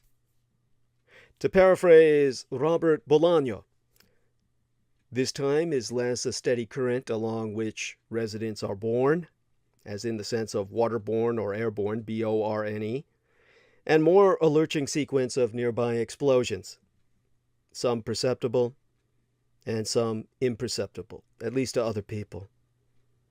These people are hearing the cracks in their walls. This is a form of seismic time that is not only knowable through a seismic event, It's a time that begins with an earthquake but continues through ongoing geophysical and political processes. Rather than a pathological individual condition or a culture-bound form of expression, we might see being tocado as an emergent form through which bodies, histories, legislations, and earths come into relation. Deep time. And only in a place like Mexico City, where it's resolutely present, is anyone really compelled to notice. Deep time might be a useful frame for contemporary analysis, a temporal literacy. I was talking about e-historicy, the historical illiteracy, enumeracy, numeric illiteracy. Think of us as all temporally illiterate. We need a temporal literacy that places the long-term ramifications of the present moment into a deeper history to combat global burning and climate change, for our children to inherit a livable world. Conversely, such scales also risk subsuming deep time into the present. When you consider something like where Dr. Summers is studying and exactly what she felt she's realized in studying these cases, well, if you know where to look, Mexico City is littered with markers of its seismic history. Abandoned buildings sit in conspicuous locations. Dead potted plants are outside homes, suggesting an absence of life inside. There's all too many parking lots, especially outside tourist areas, that once were buildings. Now, the philosopher Manuel de Landa, who was born in Mexico City, he called cities the mineralization of humanity. The exoskeletons of early invertebrates became internal in bones and spines, and then, much later, human populations began mineralizing again when they developed an urban exoskeleton. So we might imagine all cities as not only a collection of buildings and people, but a geosocial formation, one whose separation from the earth underneath can never be taken for granted. But Mexico City's urban exoskeleton, as described by Dr. Summers, reflects the strangeness of the earth on which it sits. Footpaths undulate. Potholes suddenly appear in the street and begin consuming the road. A fissure will slyly burrow under a building to do unseen work to its foundations until it collapses and kills everyone inside. It's not uncommon to see new concrete laid down at the entrance of a building because the ground has given way beneath it and cars and people can no longer enter, like at the Angel of Independence site. You see, though the lakes are gone that the Aztecs used, well, in terms of back when Mexico was really Mexico, it wasn't called Azteca. The Aztecs called their nation Mexico. And although the valley in which Mexico City sits is about 7,349 feet above sea level, it spent most of its history underwater, completely submerged under the sea until the end of the Tertiary period. The region, well, it began to slowly rise around 30 million years ago, as the subduction of the Cocos tectonic plate beneath the North American plate caused vertical fractures through the continental crust of what's currently the piece of land called Mexico. And as the plate lifted, magma poured upward towards those, well, through those discontinuities to form the Trans-Mexican Volcanic Belt, this east-west oriented arc about 620 miles long that cuts across Mexico from Nayarit to Veracruz. And the Valley of Mexico then was still a valley, not a basin, hemmed by mountains to the west, Sierra de la Cruces. In the east was the Sierra Nevada, and in the north was the Sierra Pachuca, with the river Rio Balsas flowing south to the Pacific Ocean. Now, you've got the melting snow on those nearby peaks and the summer rainfall pouring down those mountains, it pooled into what eventually became 5 connected lakes: salt water in the north, fresh water in the south. And recognizing the security offered by such an environment, the Mexica people arrived in the 14th century and constructed this enormous infrastructure, the largest in the world, of dikes and dams to keep those waters separated, the salt and the fresh water that they drank and bathed in. They developed a floating form of agriculture called chinampas and founded the city-state Tenochtitlan. And 200 or so years later, when the Spanish conquistador Hernán Cortés saw Tenochtitlan, he described the largest city in the world, built on a salt lake that rises and falls with its tides, as does the sea, as if it were all a giant houseboat, a giant city, literally floating. And then he set about burning it to the ground. Now the colonists found the city's unfamiliar environment so unsettling, these Europeans found it so disturbing, that they demolished all the dikes and dams that managed the lakes, drained the valley, and established what would become one of the most populous cities in the world on the soft soil of a lake bed. The Mexican soil scientist Carmen Huitares Castorena and her colleagues demonstrated via a 2005 study what a truly impossible megacity Mexico City is with a thought experiment. Basically, imagine a rectangular prism of soil whose upper face is 1 meter by 1 meter by 70 meters deep and extending down to the deepest point of the clay layer beneath the city. That's 70 cubic meters of ground, cubic meter by cubic meter. And were this imaginary column put into an oven at 105 degrees Celsius for 4 days, the method of evaluating a soil's gravimetric water content, after the water had evaporated, we'd find less than 7 cubic meters of soil left. And then once the air pockets that had held that now evaporated water had collapsed, there would be just over half a cubic meter of solid material remaining. All of Mexico City floats on air. Though the lakes are gone, in other words, the city still floats. Sort of.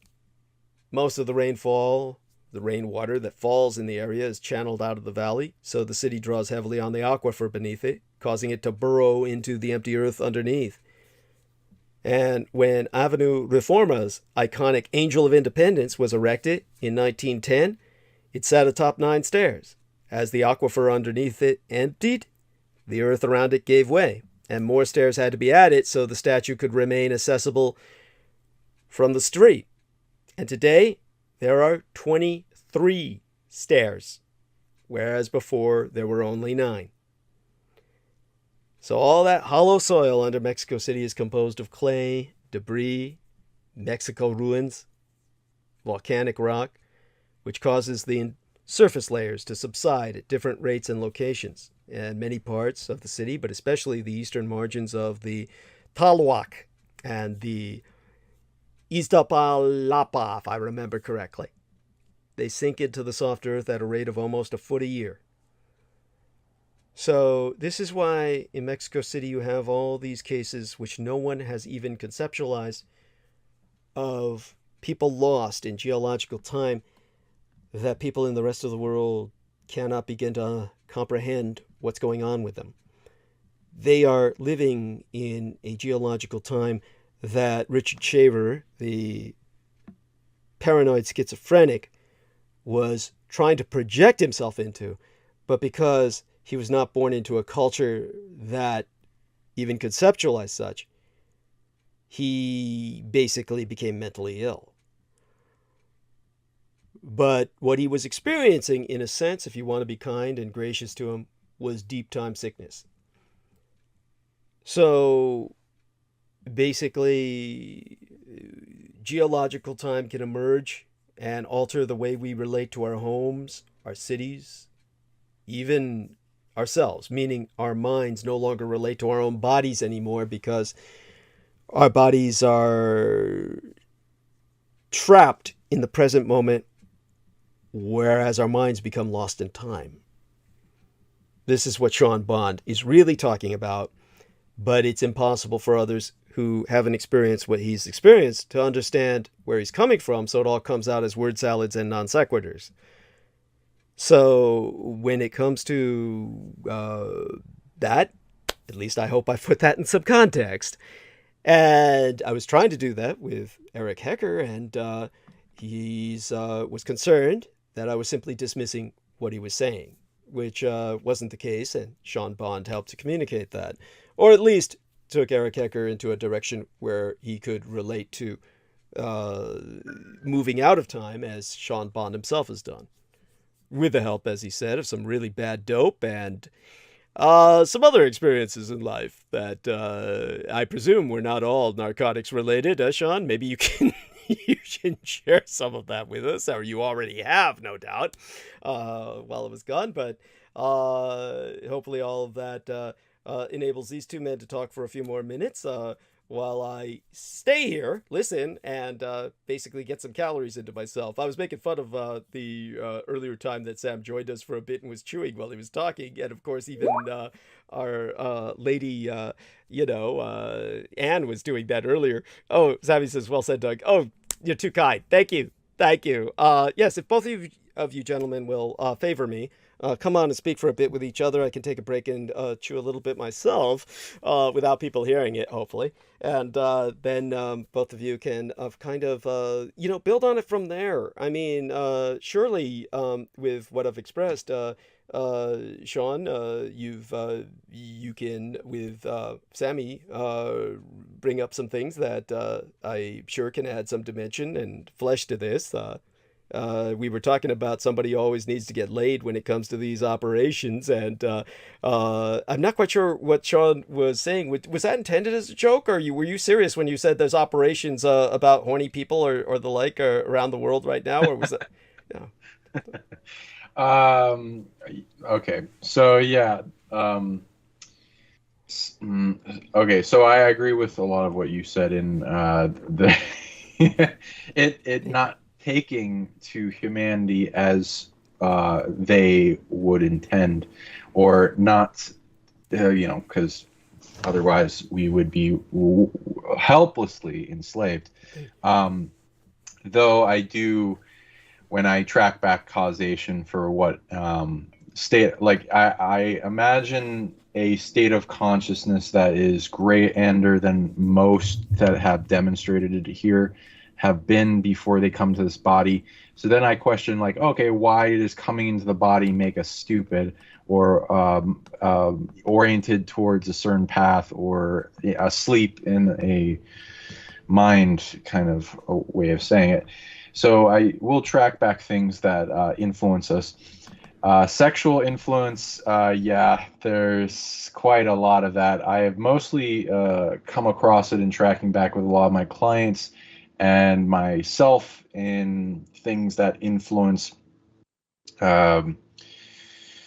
overwhelm in sexuality, or underwhelm, or cutting them off from their sexuality and their ability to be creative. The sacral has to do with a lot, like sexual body, sensual body, emotions, the dreams, ability to create different types of energy, birth, all this stuff is in that spectrum. That's one of the most harvested, targeted energy on the planet. So there is, some may go into the spectrum, oh, it's natural because we need to be that way to procreate. And yes, I agree that.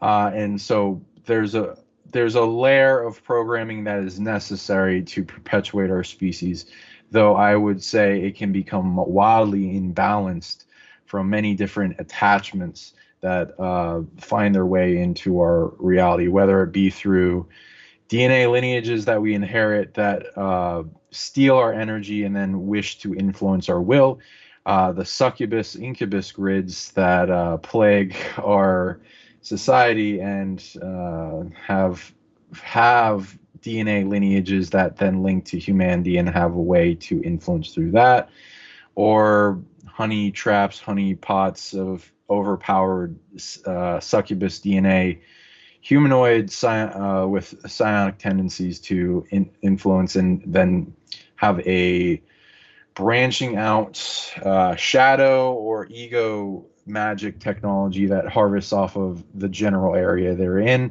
or greater territories as they earn it, depending on how old they are. I haven't tracked back much of any devices that amplify horniness, but I have tracked back a lot of psionic users that do it in handlers for mind control projects, or MK Ultra in like to program an alter of a person.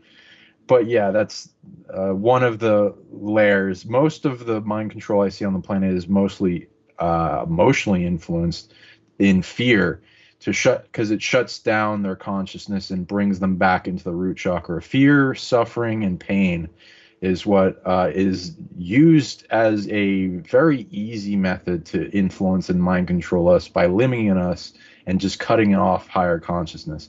A lot of the dark forces are fairly lazy and unoriginal, so they'll use the same tactics over and over again, but they'll add more onto it as they steal more tech. So then it will go into things like thought transfer, or thought form influence, and getting them insane and their will taken away and put towards some type of action or havoc, or creating influence that then affects everyone else around them and their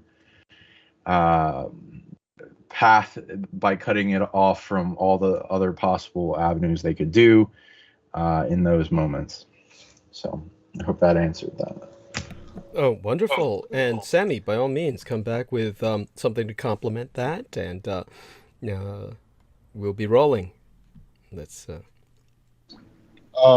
Really, I mean, what I can add really is what I see as far as what's going on around me, in a sense of sexuality, or more like hypersexualized. What today is, as far as, you know, young adults, and, you know, even preteens and children, where, because of what's available to us as far as social media and the internet, or the DARPAnet, how Doug refers it to, Thank you. hypersexualized. What's in our fingertips, or what we see, everything is hypersexualized. Music's a very great tool of why society's hypersexualized, especially people of color. I'm not saying, humanity in general, but especially the minority part, what I see. Everything's hypersexualized. And, today I was at church and I saw this very pretty young girl, and, very adorable. And I thought to myself, and I hate this because this is just what I'm exposed to as far as what I've learned. I thought to myself, what asshole would ever try to abuse this beautiful, angelic child? And I'm like, obviously, who came to mind, obviously, but yes, I can imagine. I thought to myself, what a POS, and to find it, and to be proud of it, and to dignify it, and to boast about it with its, with their actions. It's really subhuman. But even worse, the effect on a child, effect on all these victims and the generations, and really when they grow up as adults. This is why we have super victims, or quote unquote super soldiers, is because of this, where you've robbed them of their humanity and they're always sexualized. I mean, you talked about it, Doug, with your sister. Yes. This is very it's an abomination, is really. Thank you. And it's very sad, and it's very look, I'm not gonna lie to you, I would probably need some good coke to to cope with this. I mean, I'm gonna keep it real. Yeah. Because this is I would go insane, because I would probably be such enraged, as far as, and I'm not these types who are like, save the children. No, No. I mean, kids can be punks and they can be kids, I remember one of my nephews threw a football at me and it hit me in the groin, and I fell to the ground. I'm sorry, And that's awful. That's and that little shit ran away and hid behind my sister, and I'm in the ground. You might as well call me Samantha now because he hit me damn good in the nuts. oh god, But that's awful. I'm I so mean, I saw white. That's how hard he threw the football, and Oh! whatever. You know how it's this paralyzing pain you feel, but they're kids. That's what they do. But I mean, what I'm trying to say is to the hypersexualizing, at a very young age is very unhealthy in the sense of not understanding the time and the place as far as being mature sexually, if I can say that, because it's just very it really does corrupt the mind in a sense of not having the right idea of your sexuality, whether whatever orientation. I think it's something that we need to keep in mind. But obviously, with everybody, I don't know if Sean Bond's a parent or but I'm sure he has nieces or nephews. But even then, making sure cats. they He's got cats. Oh, well, cats, they whatever. jumped on him while he was interviewing myself. I kept expecting them to use him as a scratching post. I just expected them to start really scratching at the side of his head like it was oh my god. Right.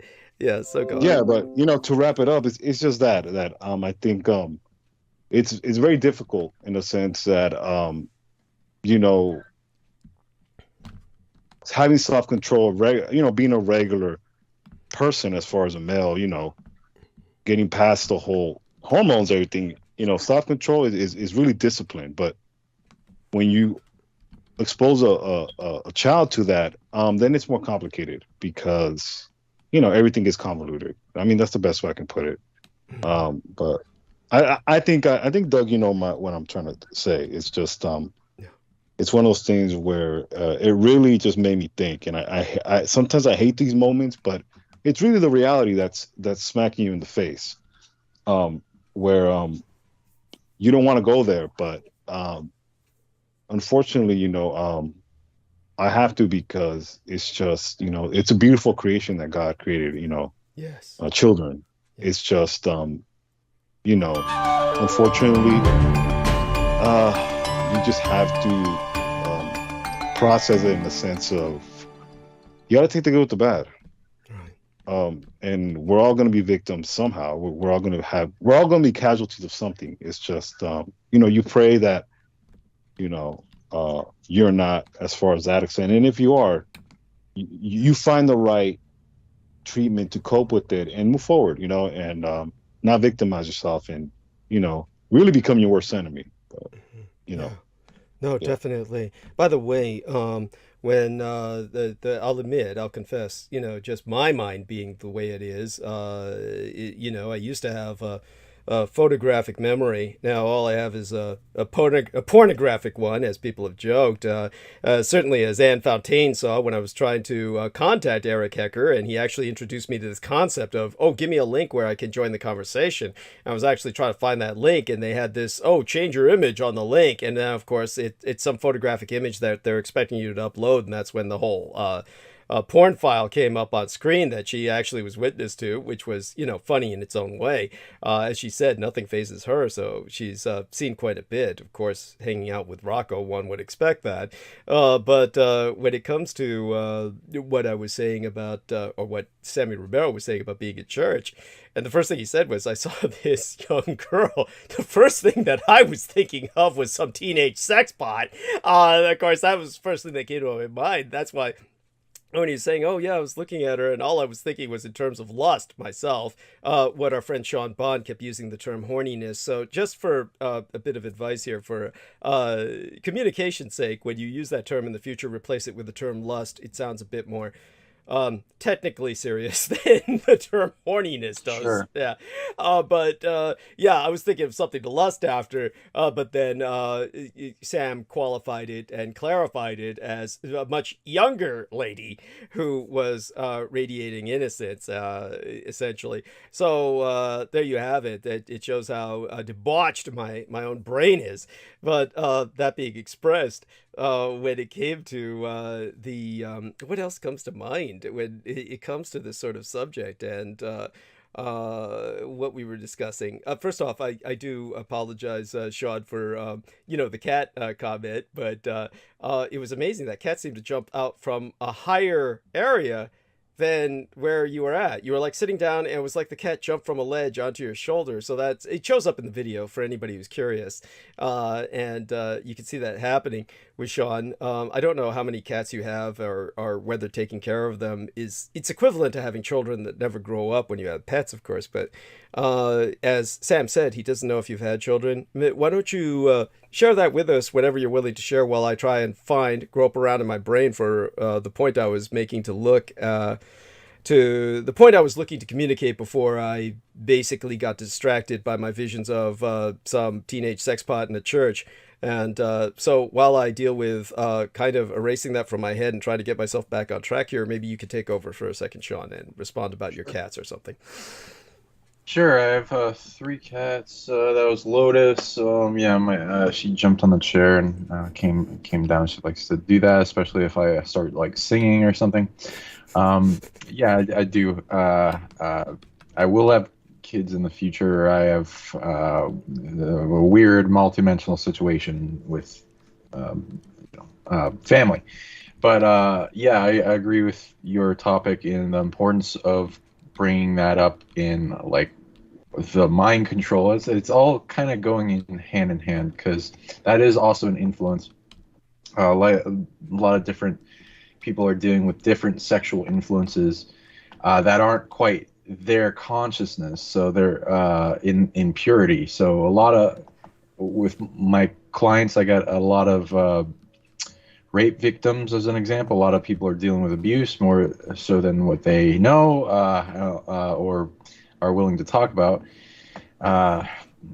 Besides like physical abuse, there's also being like raped astrally, and something going after your energy and then influencing the sexual body to be flared up with lust all the time. The technology goes into flowing lust energy into their sexual organs, such as the ovaries or the testes, overloading them, their will, their desire, their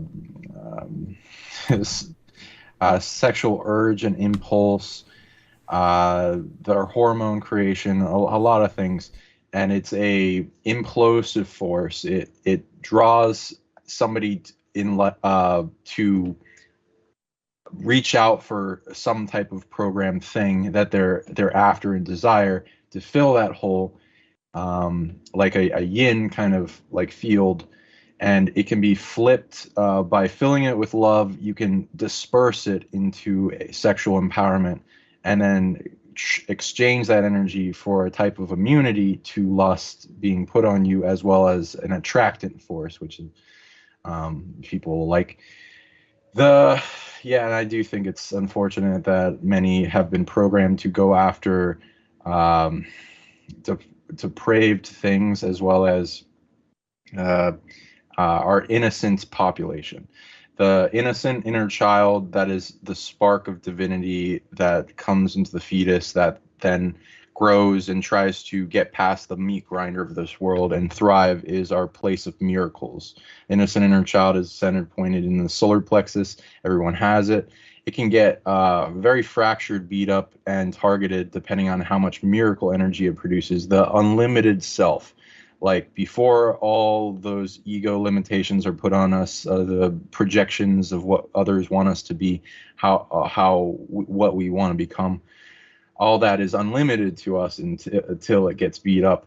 So helping the innocence remain strong into the future and survive as long as possible, as well as us doing inner child work and sending that back in time to prevent a lot of it from being taken, which a lot of it will be taken like as soon as we lose our V card, which they go into the culture perpetuating that it's good to lose your V card, and which is, and even with that, you can have sex without, the first time without losing your innocence, but usually a lot of the time we do it in a negative manner or haunted or not really knowing anything. So we're doing the best we can.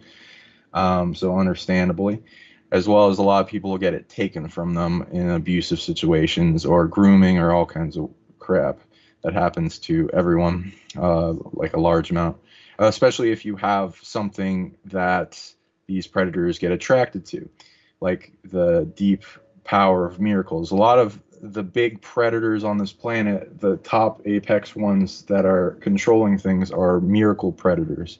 So they have taken a lot of innocence from a lot of people, and they perpetuate cycles through energy harvesting, by influencing the victims that get abused at young age to have an imprinted aspect of corruption from the person that abused them into their various parts of their soul and sexual body and a bunch of other layers of targeting, whatever it may be, and however long they were abused, to where they have parts of them stolen, and those are used to influence the person from a distance even after the events, as well as influence from the parts that are attached to the person's hologram and their being, changing their personality, trying to perpetuate the cycle. So a lot of people have that passed down to them from our ancestors, and we can end the cycle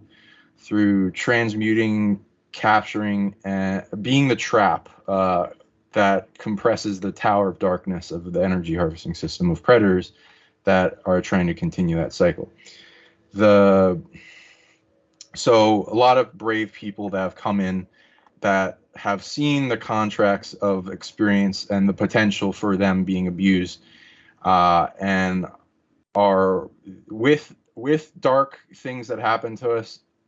Everything that doesn't kill us makes us stronger. So there'll be a scenario where a part of ourselves knew that we'd be going through that type of thing, and so it's usually a teaching method to then cause a great amount of learning and knowledge and teaching to the rest of the populace, and even more cycles. Like if one person that was brave to incarnate as a victim that would then be abused then became like super spiritual and healed themselves, they can collapse the entire dark tower of that force entanglement by being a trap that then collapsed it all and captured those negative beings and probably saved tens of thousands of innocents that would be influenced by that energy harvesting system of negative miracle predators. So I recommend people take up their power and collapse these. Don't be afraid, and collapse these dark predators by learning the tech involved and turning on their heart, purifying their sacral, and taking back their innocence and everything else that was stolen, and then bring the resilient inner child out to the world that may spread to the entire collective consciousness and the planet's inner child, so that the cycles of negative, somewhat teaching but also somewhat abusive and not really teaching systems of these abusers goes away eventually. But there's also a weird karmic thing between the people that experience it, dish it out, or receive it in victim and perpetuator in their past lives of what they've been involved in. So there's like more to it. But yeah, I if people want to solve that's where I'd start. Now, when you speak of the term miracle predators, oh geez, somebody's got the computer on. I'd like Sammy to respond to that. The first thing that comes to my mind, and Sean Bond can correct me, and Sammy take it from there, is televangelists or god pumpers, or basically, people who exploit the concept of miracles to, as in this little parasitic sense, Is that what you mean? And whether or not you mean that, express what you mean, and then segue it to Sammy, who will tell us about such predators in the church, which I'm sure he's seen more than his share of. As well, when you speak about this this loss of innocence that all too often comes with the first sexual encounter, rather than the sexual encounter being such that the innocence is maintained. In other words, kind of like a pleasant experience in which the innocence is still there, something that I flatter myself I've offered some young ladies. Instead, most people get it through rape, or they fell asleep when they were date raped, or they were drugged, or he's just basically something awful or neurotic, or it was their dad, or it was just something awful. Again, we'll turn to Sammy for that after our man Sean explains exactly what he meant by miracle predators, because Sammy grew up along with Isaac with 7 sisters, and oh my God, they must have seen something. They don't need to, share gory details, but oh my God, with 7 sisters, I would presume all of them have been through that gate by now.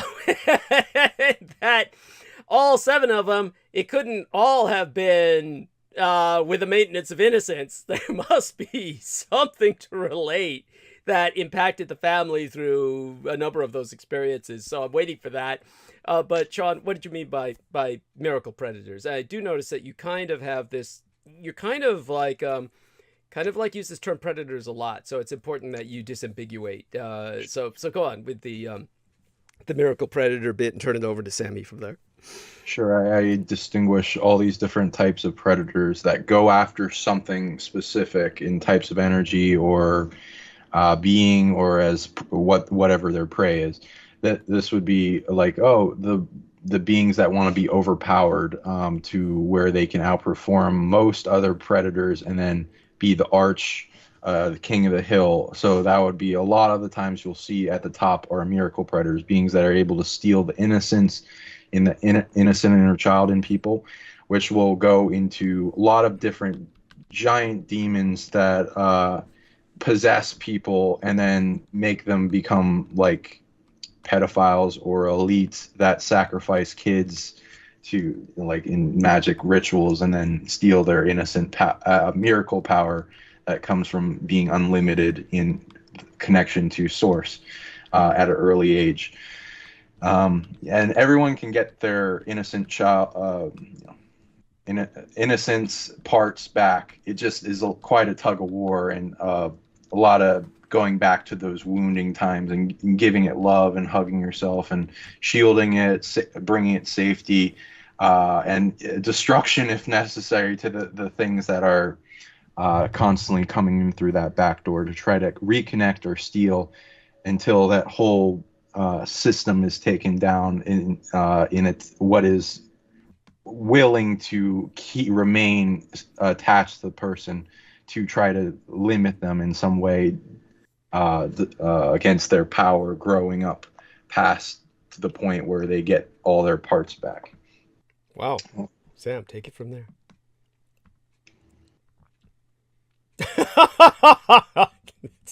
Yes, hold on 1 second. Sure, take your time. While he deals with that, I want to... Yes. Yeah. Oh, take it away. Oh, shit. Hello? Yeah. Yes. Hey. Audible? Okay. Yeah. No, that's very interesting as far as Sean Bond. I think that's actually very it's very it brings a lot of optimism as far as what he's talking about, as far as regaining that innocence in the sense of what he's talking about. But yes, I mean, where can I start? I mean, coming from 7 sisters, coming from a big family. Don't forget, I was asking about the predatory preachers that you've encountered through your church or anything else as well. Let me hop on this car and then we'll circle back to that. Right? Yeah. Yes. One of my uncles, through talking to learning family history, pretty much. Again, I'm sure you can relate to this. You find out certain things, and I had a predatory uncle. Go figure. That's where gotta hurt. he I mean, when you find that out, that's what do you feel when you find that out? It's sick to your stomach, or um I do, and I feel like the ultimate betrayal, but in the sense it's more weakness on his part. He's a very weak human being okay, that he can't find that in a woman. But then again, it requires you to have it requires some type of charm and intellect to actually talk to a woman for her to offer that to you. that's right. Um, That's right. so he's very weak. That's just the best way I can put it. And so one of my sisters was abused, and it explains a lot in her choice of men. Right. But then again, how Sean was talking about, it's really, her innocence. I think if she, and obviously through therapy, and that's one of the things that I'm starting to learn is therapy is very important in the sense of understanding yourself. And I'm not saying that's the ultimate, but it's a great tool. But yes, that was something I learned, and it made me understand her a little bit more, because part of indoctrination when it comes to church, you have to be careful in a sense of your faith is your faith, but it's an individual faith, is what I'm saying. Indoctrination is not always good because you can very easily judge someone without understanding their background. A good example is Doug. Oh my God, Doug is a cross-dressing vampire Nazi who watches porn. What a heathen, No, that's not that's very. It's just a very dumb way to describe you. It's not what you are. Porn magician. Exactly. On top of that, he does magic too, and heals. I don't know. But what I'm trying to say is, when it came to the preacher part, as far as by the way, I can't resist this. I can't resist this. When we were at the Presidio military base, and I was showing Sammy Romero around the back of the library, which is where the majority of the action took place, it was Right. potted ground. It was just riddled with molehills. It was just, we had little mole tunnels just that rendered the ground basically almost untraversable. And so I had, of course, these huge lifts on, which I normally wear in public, just to, retain a sense of basically commanding presence. And it's totally unfair, but yeah, just the way I operate. And By the way, yeah. when you were carrying the care package with you with your lifts, I found it hilarious. So thank you. Yeah, no, but I get it. You actually walk pretty. You're actually pretty mobile in those. So I'll give you respect for that. Thank you. Thank you. And this is what Sammy was telling me. Can He you said, run in them? No, I don't run in them. Oh God, no! Like, you don't run in high heels either. But this is what Sammy I've seen was people run in high heels, so I'm just you know what I mean. You shouldn't. Let's put it that way. You shouldn't. It's you can, but you shouldn't. I can run in them, but I really try not to. It's not something that's the easiest thing in the world, and necessarily even advisable. You could conceivably break an ankle doing it in either case. But that was the point when Sammy was saying, "Be careful, Douglas," because we were operating on this really mole-hole ridden terrain. I felt like telling him, "Dude, you're talking to somebody who's spent half his life walking in high heels." It's Jesus, I think I can handle this. But it was fine. We got through it. But yes, by all means, sorry, couldn't resist that. But returning back to what Sammy was saying, and basically what Sammy also pointed out, when he pointed out you really need some level of intellect to be able to derive from a woman the kind of rewarding intercourse, meaning intellectual intercourse, emotional intercourse, the kind of bonding that you can get from a woman other than sexual, the kind of deep spiritual bonding, the deep romance, stuff that people hope for and wish for, a sense of intimacy in its truest sense. That you would actually need a sense of intellect to be able to derive that. What Sammy's really telling us is that his uncle was not only weak, but he was also stupid. Am I wrong? Yes. Is that unjust? No, yes, absolutely. He was. he was a con artist. He was one of those. He was the baker. I'll put it this way, okay? That story that I found out also revealed that our childhood neighbor baked very good Mexican bread. Wow. And my sister revealed to me that this child molester uncle, who was pretty much a vagabond, he was like I would say, a functioning bum, is what I'm saying. He had a lot of trade skills. One of them was baking, so he wasn't completely dumb. He taught him how to bake bread, but he also diddled the kids. So, Oh my God. it is what it is. Yeah. But, back to what I've experienced as far as, the church, it's not always sexual, but it's sexual, but in a sense, sometimes it's mental too. In a sense of one of my sisters, a pastor actually liked her. And she was about maybe 14, 13 years old. And he would insinuate, why doesn't she wear, this type of dresses? And why don't you be more girly? And her protest was no. She ended up wearing a long T-shirt and, very tomboyish, and he wouldn't like it. In a way, control, in other words. Right. What he wanted was control. And him being a sadist, and I conveyed this to actually Penny Bradley. He wanted, if he couldn't have her, then he would tell my father, well, since I'm your spiritual leader as far as your pastor, you need to discipline her. And I want to be there when you discipline her. So this also weak-minded mentality, in the sense of not being able to talk to women, or just being sick flat out,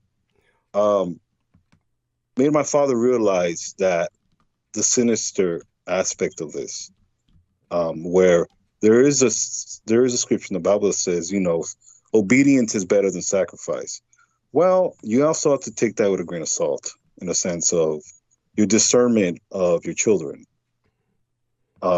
because you can't trust in man. Man is faulty. They never put your faith in man.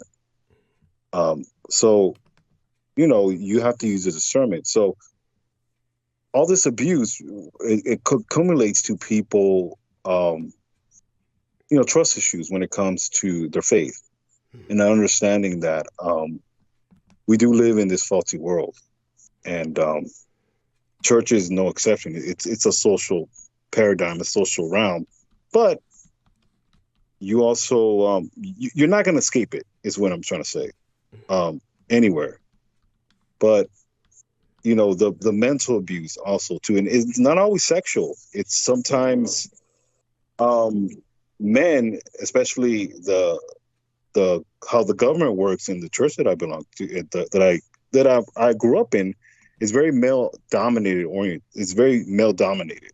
Yeah. So that prison rape culture, yes, that prison rape culture comes in, but also your individualism, or some things that, in other words, I'm going to teach you I'm going to teach you. I taught you all you know, but I'm not going to teach you what I know, is what I'm trying to say. That manipulation, in other words, where the individualism and understanding that you have a choice of how your faith is. It's called salvation. Self. The key word is self.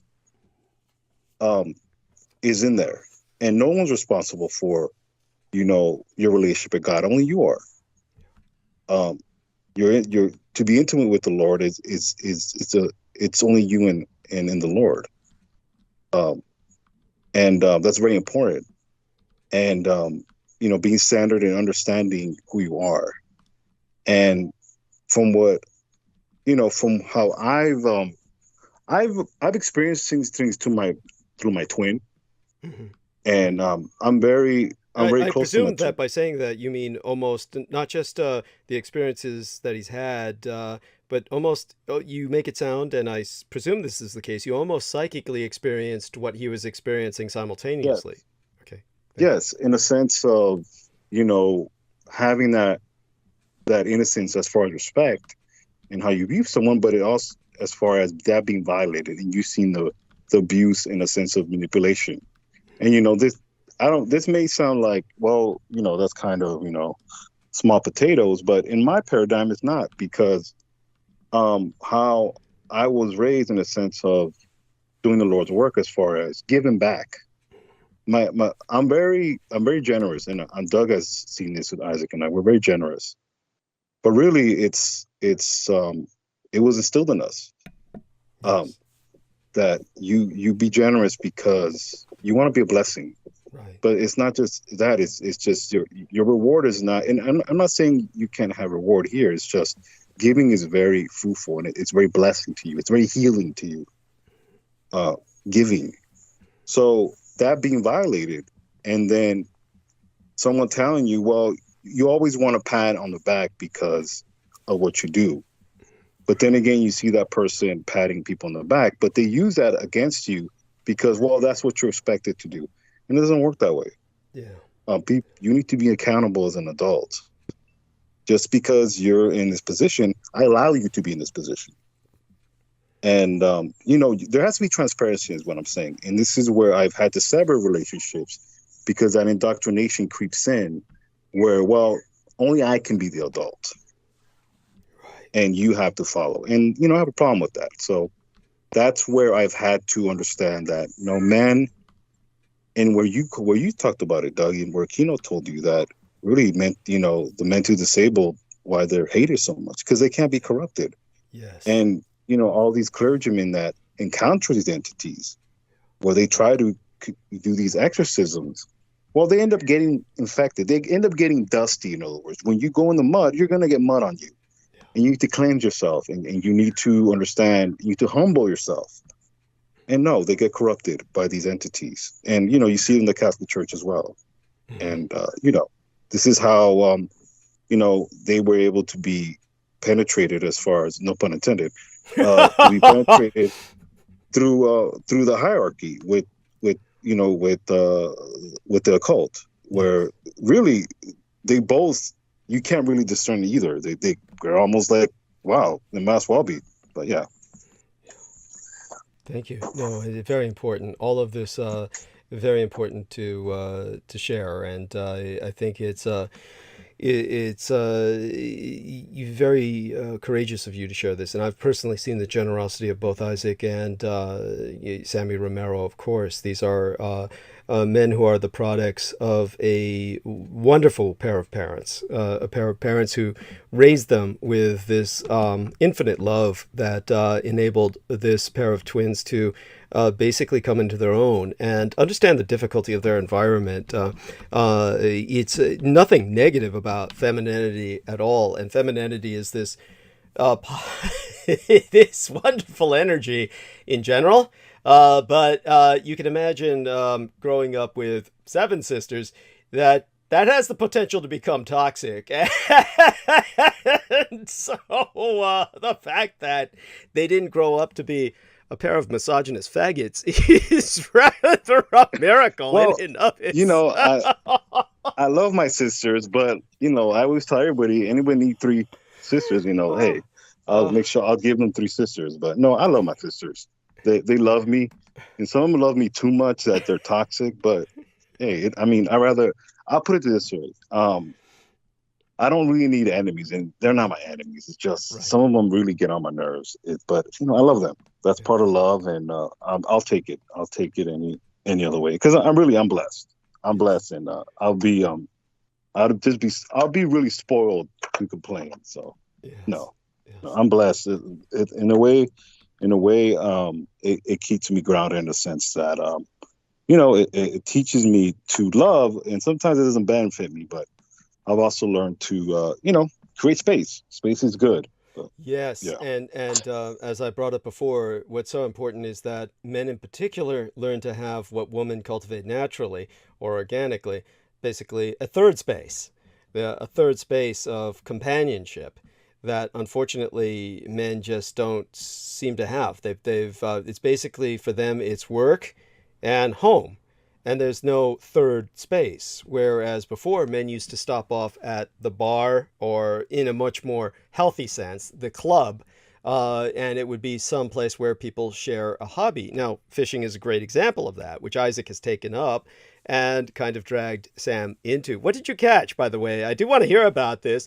And did you find it really? I can only imagine. To me, this would be the height of misery, standing in running water, cold running river water, say wearing those hip-high boots or whatever it might be worn, this kind of suspenders rubber affair. I have this image of him doing that. Maybe I'm wrong. Maybe he's a different type of fishing. There's all kinds of fishing, but he's more of a river fisherman, or is it more of like by the sea, or what did he drag you into out there? And what did you catch? Lake. It's a lake. It's a lake in Orange County. He caught a bass, but I think it's a type where once he finds something, he goes in deep. He starts researching it, starts from fishing poles, the lines. Like he becomes a geek. Mm-hmm. He becomes a geek. So it's great. It's a pastime that it's yes, I'm getting older, but it's great. It's good to relax and just enjoy it. I sometimes have to play along and roll my eyes because I don't get it yet, but actually I'm starting to like it. So yeah, I got bit a little bit about it too. That's cute. That's cute. But you didn't catch anything. No, not yet. Isaac actually fell in the lake. He got his sneaker soaked the first time, and he actually caught a pair of underwear. Oh my god, that's funny. Someone threw their drawers in there, and he actually reeled something in, and they were a pair of old drawers. I don't know. Oh my god. So it is what it is. Yes, I would hate that. Oh my god, that's like the stuff of nightmares to me. Well, there you go. So, that being stated, Sean, you do any fishing or anything like that, or what? You don't have to answer. I take a kayak out and try to go to some of the places of power on little islands off of Connecticut and enjoy the sun and put out a little fishing line while I listen to some Buddhism excerpts and notes to go into like peace mode and kind of like merge with the ocean as the waves kind of like take me somewhere. Yeah, I'm so sorry. The first image that comes to my mind when you say that is I think of things that could go wrong. I mean, you're never confronted by some asshole who comes along and says, "What's that booty shit you're listening to?" or something. I mean, is this ever? I've had people offer me a beer from like floating boats and like little houses nearby, but not much of any negative so for hopefully Great. Not. I don't get anything. I mean, people floating by and offering you beer. That sounds like a good deal. Yeah. So go on. Yeah. Yeah. So I recommend it if anyone can get out on the water. It's like connecting to a giant supercomputer of water programming that can help you reach into your greater mind in your heart, the super consciousness, and it gives you a huge doses of serotonin and dopamine and oxytocin, and it will allow you to find greater amounts of peace. So that's why I like meditating while fishing. And then I'll like, if you catch some fish, there'll be some spiritual stuff with that. I usually go like those that are. I respect vegans and stuff. I just also respect like native traditions and like hunting and respecting your hunt. And I will usually see spiritual interaction with the animals that you eat, where they get a option to become your species if like, for instance, someone who was devoured by a siren, they could incarnate in their next life as a siren if they wanted to. So I don't see it as a totally negative, but they're by the way, people got to eat. Because of the perverse nature of my own personality, this strikes me as I see where Sean is coming from, and certainly this is something that, say for instance, when By the way, many indigenous people have these philosophies, so it's important to understand that this is something that organically evolves in native cultures and therefore is to be respected. Certainly, many native cultures feel that they will enter the cycle of the food chain, that they themselves may reincarnate as animals or bushes or part of the natural environment, which they are a part of because they are so much a part of nature themselves already, that they don't really see themselves as separate from it. And therefore, this is not a degeneration in the human progression to them. This is like just simply being part of nature. And there's so much to learn from that. But when it comes to, say, for instance, the idea of this kind of maybe progressive or uplift notion, which is, by saying that it's notional, I'm not trying to denigrate it. Laura Lee Solomon was once making an observation about Harambe the ape. And Harambe, when this little black African-American boy fell into the zoo pit of the primates, and Harambe, the silverback who was basically the father of all of the apes, in effect, of that primate pen, he basically was taking the child and doing things such as pulling the child's pants up. He was basically pulling them up so they wouldn't fall down. He was acting basically human around that child. When they shot him dead, this was so wrong. This was so unnecessary. This was so wasteful. This was so disgusting. There's so many negative things to say about that on so many levels that I could never stop. But basically, Laura Lee Solomon was able to try and put it in a positive light, though she really believed it. So it's not an attempt to put it in a positive light. She really believed, she said, he was ready to ascend. He's ready to evolve, that he's more than what he was, that he was no longer in the Edenic sense of interacting with other species, that he recognized that this was a different species and that there was a different behavior to be had around it. And he was demonstrating that to full effect, and they killed him anyway. And she felt he was going to reincarnate as a human. And now here's where the horror steps in. Again, my personality being perverted by years of exposure to boundless evil, sourcing from so many different sources. But the first thing that comes to my mind is, first off, why would he want to become a human when it's humans who blew his brains out, which shows that they're not really at a higher level than himself and are actually at a lower level in many respects. And then I think of course, your average human fear of, say, for instance, us vampires. Now, of course, I'm a dampfire, as my mother was. And when we take a look at the human fear, quote unquote, about vampires. Now, this, of course, has changed with Hollywood, and all thanks to Bela Lugosi at the beginning, and everybody then kind of taking it from there to its logical conclusion. Nowadays, you get people wanting to become vampires. So things have really changed. Now, when the horror was initially presented, it would be like zombies. Basically, you're bitten by the vampire, you become a vampire. You're bitten by the zombie, you become a zombie. So when our man Sean Bond is saying, yes, and by the way, I'm glad he eats something other than vegetables. Oh my God, our man Brendan Zoget is a militant vegan, and I have respect for vegans, and obviously, they've got a discipline most of us don't have, but I'm the total antithesis myself, and I have fantasies about working in a butcher shop. I mean, I enjoy meat that much.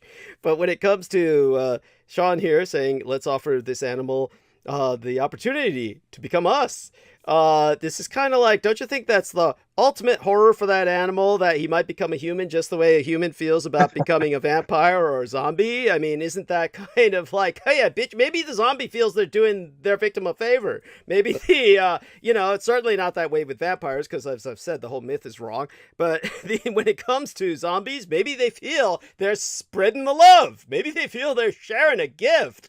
Does that mean that the person who experiences that sharing sharing feels that way. No, that's probably 99.9% of the time never going to be the case. So maybe that's not what the animal wants. Of course. I've always wanted to talk with you about the zombies because I've heard your stuff on neutron bombs and the proteinaceous infectious ions and the zombie powder and so forth. Yeah. Yeah, I'd agree with you that there's there's some delay a lot of the time in thinking about, well, should I be a human? Because of the large amount of drama, trauma, and baggage that comes with same word, ditto. Yeah, that comes with being one. So I have been on the side, especially when I'm in airports, where I just like, oh God, these people. Kind of perspective. But yeah, it's that perspective is needed. So it's not any perspective is better or worse. The thing that like takes me back on that is like, oh, okay, there's deeper layers and meanings behind what is humanity and like who we are, and like there isn't really a good definition of humanity. My best way to describe it is we are the eventual remedy of all the drama of 10,000 plus species that have decided to add a chess game to an experiment that is a super hybrid that is dulled down and limited and is dealing with the weight of all those species together and is born into it as if it's not there, like a fish born in water, and you try to get them to describe what water is, and it shapes them to be this sometimes monstrosity, and then that can be also surmised as the weight of what turns a person into a monster in actions, being like the weight and drama and karma and like dharma and all this kind of inheritance of like a backpack of energy and data and experience and negativity of warring with other people to get them to resolve that over time by being here, because it's not a vacation and it's not exactly everything's fine and dandy. It's like face your shadow every day all the time and integrate that shit, otherwise it will consume you, kind of thing. And then there being the infinite potential of becoming a super god that like imagine a bunch of deities from other parts of the galaxy coming in and like, oh, if I come in here, I could get into that human body, and then if I get rid of all the blocks and stuff, I can really ramp up my abilities on like steroids, and then resolve all the drama and trauma and all these wars and incursions onto these planets that I love and these people and these experiences that I love. But I can't solve them anywhere else than Earth in a human body. It sucks. Like, and then you gotta weigh the options of like how much that sucks versus, oh, I gotta do it. So that's kind of the perspective that I'm coming from, that yes, there's a plethora of baggage and it's horrible and it will numb your spirit the more you look at it, but then that's the journey with the light, balancing the light truths with the dark truths and not just like going fully into the dark truths. Otherwise we'll have that surrounding us for a while around our heart, and it will be hard to get rid of it. And make us hate everyone around us, which is understandable. Well, I mean, to a degree. I mean, certainly I've expressed my degree of misanthropy, a kind of hatred for humanity, though I tended to personalize it primarily with Americans in the past when I was working with Revolution Radio. When I began to see Americans die in large numbers via COVID-19, it just became, it just got tired of seeing them die. Between that and all of the mass shootings and everything else that has been happening, definitely people have actually seen me also being forced to become far more of a humanitarian. There's no other word for it. Just by dint of having to provide balance to the ultimate pathological misanthrope, the insanity of Jameson Reese, when unfortunately I had to deal with him for what felt like 100 years. And maybe there's somebody out there who could tell me exactly how long it was. I mean, the guy must have been with me for what, 1.5 years, maybe 2 years? It couldn't have been that long, but it felt like forever. Whatever amount of time it was far too much time. A single moment with that idiot would have been far too much time. But in terms of the horror of dealing with his just rampant nonstop misanthropy, and the reason it feels so much longer is because the guy was around for several years. It felt like, again, maybe about a year before, as a fan and just haunting the chat room before I dragged him into the producer position, when I had to get rid of the individual that he replaced, who I'm having even trouble remembering who he replaced. And, Pavel Edward, maybe? Then after that, Viviana came along, and that was bizarre in the sense of how short that lasted. It was just like this incredible arc of flame out within a short period of time. But obviously his misanthropy of these, hate all humans, to the, and yet he would just weep over his cats. And this is where the pathology truly develops. And I understand people love their pets. And like I said, these are children that never grow up. And so people have their dogs, their cats, and it's especially these mammalian pets in particular that people bond with. But understand that you've really got to be careful about that. And it can magnify to unhealthy proportions. It just, I see that happen all too often. And really the worst of it is when I see misanthropes, people who hate humanity and they love their animals. I'm sorry, at that point it's just sick. Deadly combination.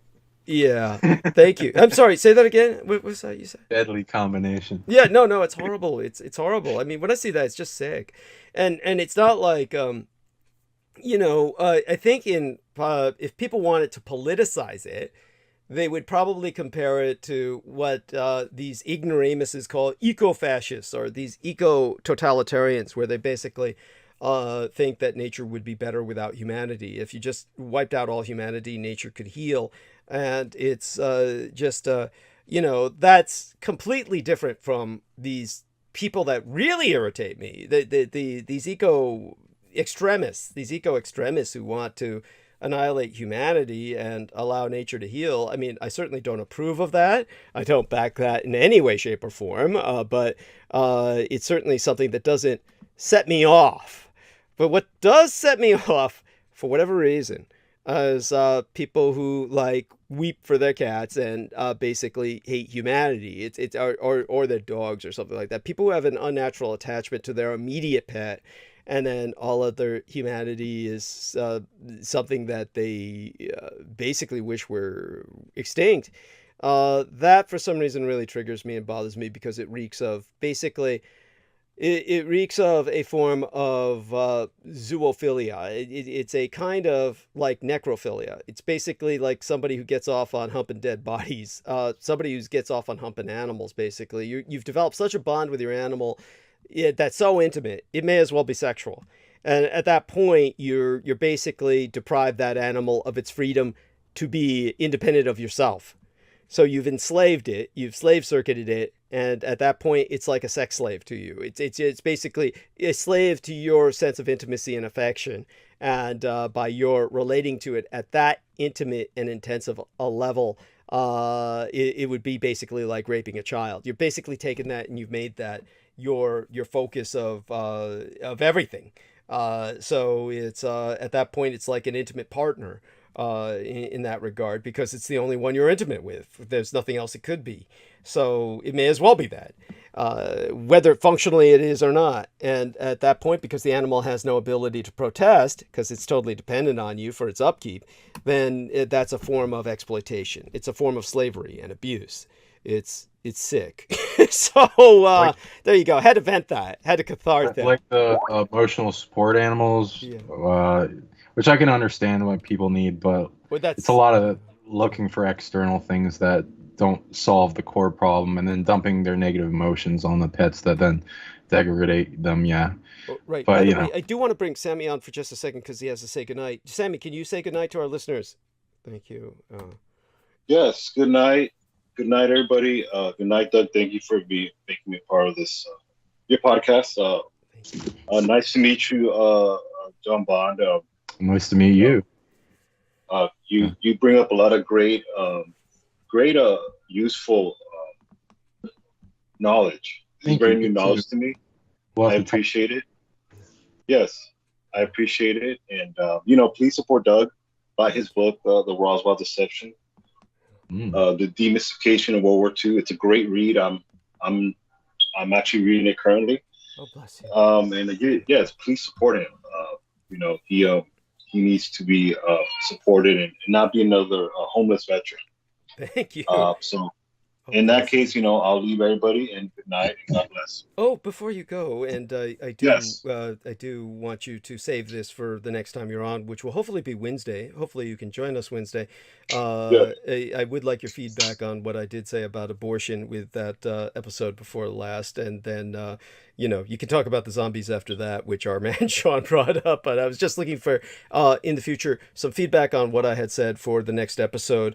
Kind of helps with or the episode after that kind of helps in the future. Just something for you to kind of get into the habit of. Okay, love you. Yes, actually, I'm in the middle of that episode. I'm where you're talking about Jenkai's Shek and all that. So excellent. Yes. Thank you so much. Okay then. Well, bless you. Okay. Blessed dreams. Thank you. Blessed be thy dreams, and sweet be thy slumber. And so Sean Bond, by the way, I hope I'm not oh my god, you're in Connecticut? Yeah. You're on Eastern Daylight Time. Oh my god, you're 3 hours ahead of us. So it's like what, 3 a.m. in the morning? What time is it right now? 2 a.m. But I can Are you be all in my right? office. I mean, have I destroyed have I destroyed tomorrow for you? Oh my god. No, I'll be fine. Whatever. Because I do want to talk about zombies because it would be an interesting topic, and I'd love to get that. Do you want to interview me about it? Do you want to set up an interview about that? Oh, I bet you could talk a lot about that. I'd love to. Yeah, we should do that. We'll do that in the near future. And do me a favor, and if you can, put a link to the interview you had with me into the chat room, and that way people can access it from there. And so I'm so happy you published that, and definitely our man Sean was through this horrible cold. I was afraid he had contracted COVID. Have you had COVID in the past at all, or never? Yeah, when it first came out, but then I had just went hugely strong into immune system stuff, so I didn't get it for the entire 2 years that we went through the pandemic. But yeah, I just had a bit of an ear infection and sore throat that I was going through because I went to Ibiza and what do you call that? What could you define that term for us? That's Ibiza. Ibiza in Spain. Okay. It's an island off Spain. Okay. It's like the I took a pill in Ibiza song kind of thing. Yeah. There's a big island there that's like one of their top magnetic field fluctuating places of power, and I went there and I helped the consciousness of that, and then I got sick right afterwards because there's this crazy suppressing grid on it. It seems to affect a lot of things, and I'd more be interested in talking with you on a show about that maybe a little later because we do not have enough time for it.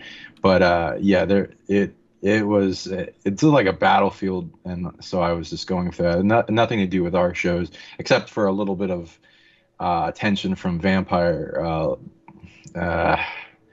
overarching collective consciousnesses of some type. which were interesting and actually don't mind us as much anymore. So they might be interested in doing more shows as long as it supports their species. But whatever. I get what you're saying, yeah. And so, like, when you said you were locked in that hell and you were dealing with these horrible apex predators, I think that this is what gave you this consciousness where you're really on the lookout for these different types of predators.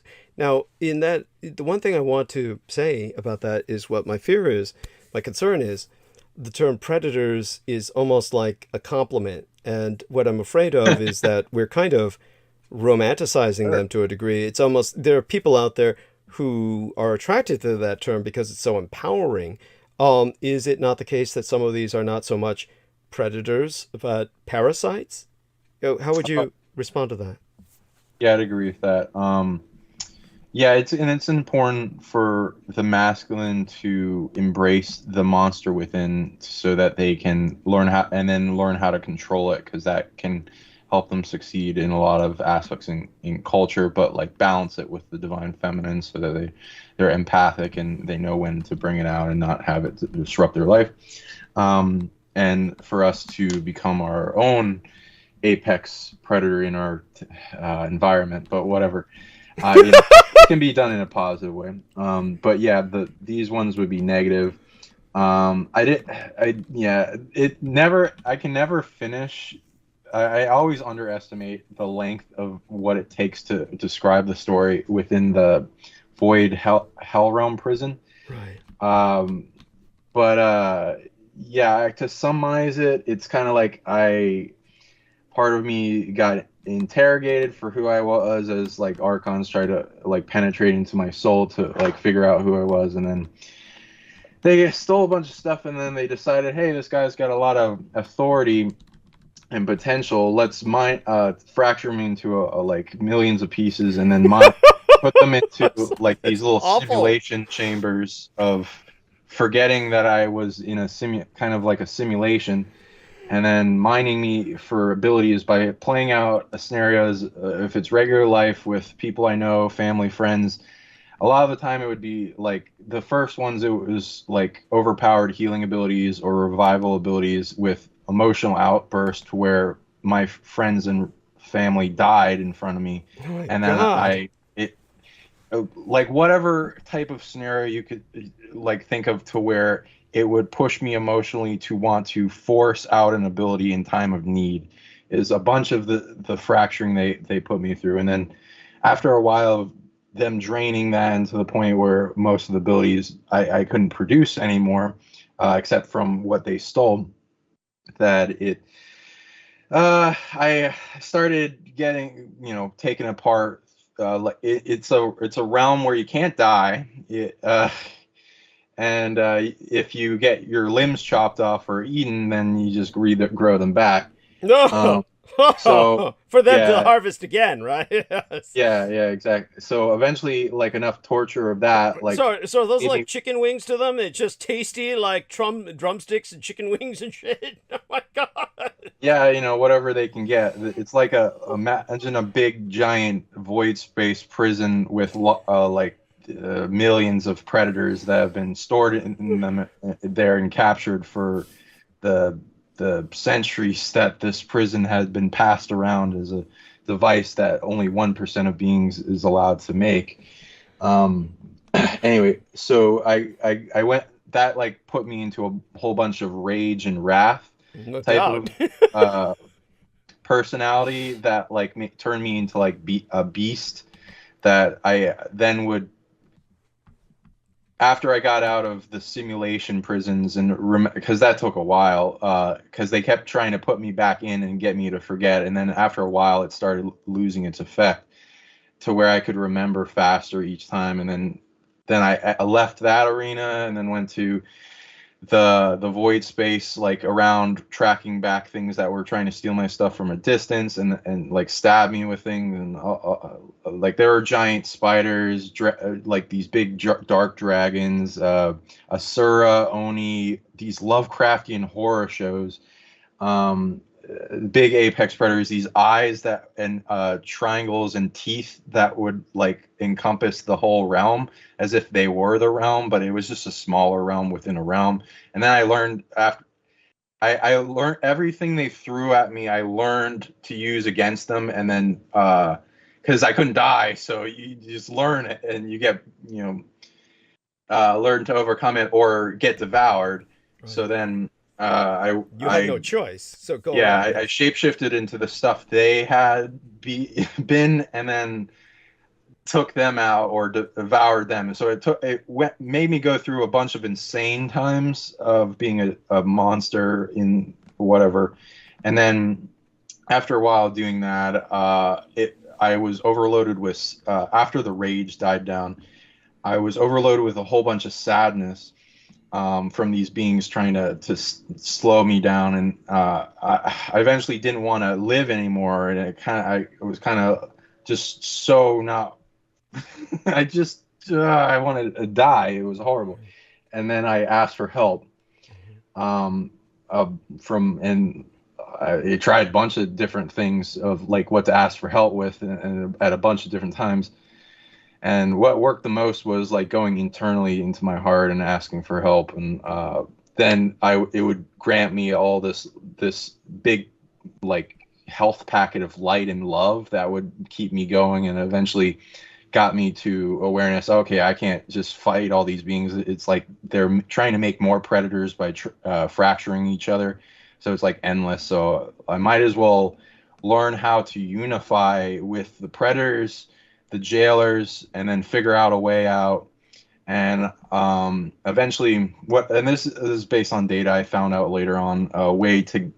There were versions of me on the outside, and my entourage and soul family and a lot of things, versions of me from the future, trying to send healing and protection and help back in time to get me out. And then eventually I was able to burst one part of my fractured selves out of the prison.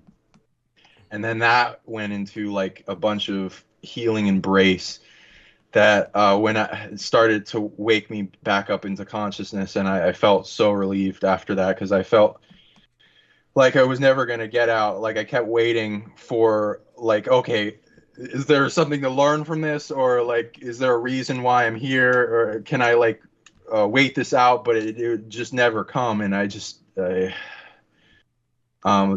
so much emotions with it, but and so this is how people would get out. They start uniting with all the predators to where like it's like uniting with the inmates of a jail. Like, hey, we can get out of here, and then bribe the jailers because they are usually being puppeted by something bigger, and you can figure out what they want, and then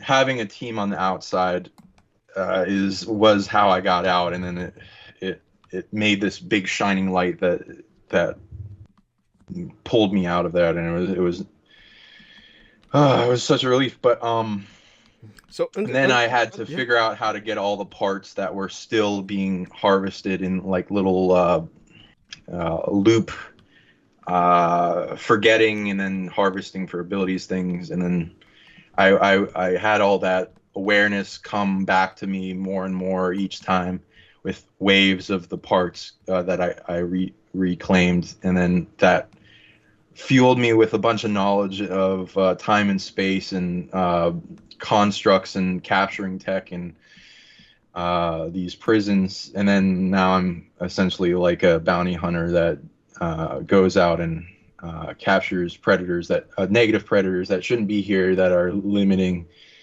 and messing with the natural system of evolution between light and dark here, the evil, and then teach people how to overcome that. And I really was passionate about no one ever going through what I experienced, and then hunting down everything that stole this advanced tech and try to prevent it from ever being used on anyone else. And I'm trying to be very vigilant on that, because I do not want to have anyone experience what I experienced. There's way better ways to go through a schooling system. This did not have any purpose on me other than robbing me and harvesting me of abilities, and then trying to keep me in there as long as possible. It in a positive sense, it trained me to break past my limits of what would be a reasonable opponent, but and then made me who I am today. But yeah, I would not ask anyone to go through this.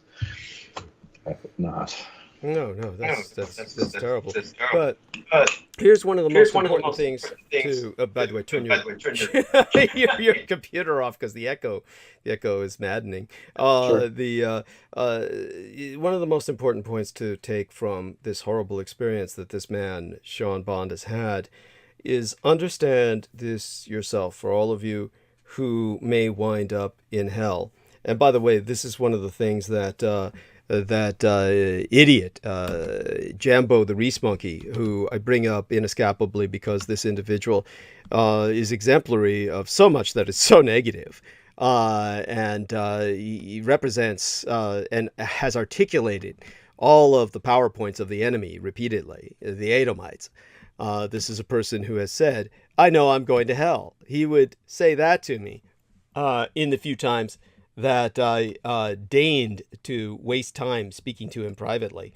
By the way, he was really so full of shit and so full of himself, which is the same thing, really, when you're referring to his case, that when he said, "I know I'm going to hell," that was incredibly complimentary of himself. That is something that was just, he really thought highly of himself. Hell is like really too good for him. Understand that hell represents always a potential for redemption. That when you go to hell, as I've explained in my cosmology in my interview with Sean Bond, you're basically recycling is what you're doing. That's what hell is really all about. And you're essentially purging, recycling, you're composting. Here's the best way to put it. You're composting. You're helping the ecology of the cosmos. And when it comes to where his kind is headed, meaning the Edomite, you're talking about the absolute bottom of it all. You're basically talking about the beneath the fifth level of the Kabbalistic schematic that I was bringing up on my interview with Sean Bond, the Qliphothic realm, resting below Asaya, resting below Malkuth, the material world, the dark backside of the Tree of Life. The Qliphothic world is the sewers of Seth. All of that, however, is part of the composting system. But just as the Atzaluthic realm, the worlds of the Sephiroth heading towards the heavens above, to reunite with the divine, just as they hold the fountainhead of all existence, the Qliphothic world holds the drain down which all existence eventually runs. And at the absolute limit of negative existence lurks the solipsist, or the decreator, the ultimate anti-God. And the decreator itself is unknowable, just as anyone who reached Kether would become as one with the creator and creation alike. If you really were able to cross those barriers, you would not only become God, you would always have been God, because there's no time. It is beyond time in that realm. You are out of the realm of time. So you would no longer be subject to chronological measurements. You would always have been God anyway. So perhaps people have done this and have always been part of the Creator. If you succeed in that, that would be your fate. But anyone who reached the solipsist at the bottom of it all would join its total unbeing and suffer annihilation. Now, the closest any being can come to the solipsist is the entity called Quemetiel, which when I brought the subject up at one time when Jameson Reese continually was begging for it, he, of course, had never encountered the term, but claimed he had, just part of his lying sense of always trying to basically magnify himself and present himself as the greatest of all black magicians. He would never have known that its true meaning would be something akin to crowd of gods. Basically, Quemediel is a churning, chaotic fusion of long-defunct cosmic entities. It mindlessly sucks in anything that comes near, like a supernatural black hole. Anything eaten by Quemediel is gone forever.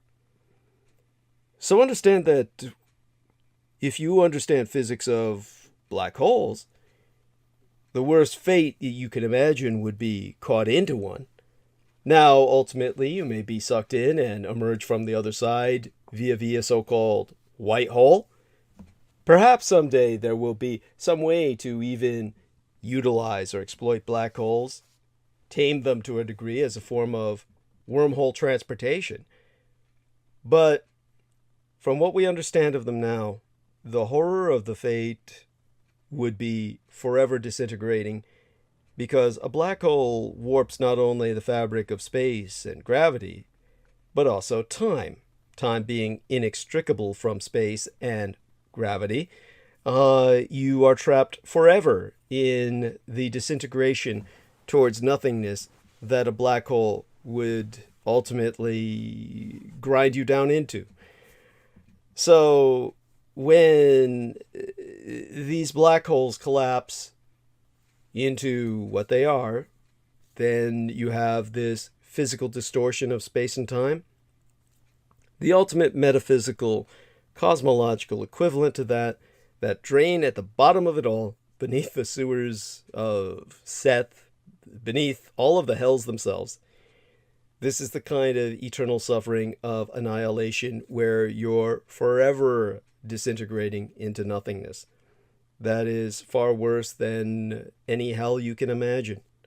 And the real point to take away from the suffering of our man, Mr. Sean Bond, and what he experienced with this horrible harvesting and reharvesting, is that ultimately his awareness enabled him to lift himself out, to uplift himself.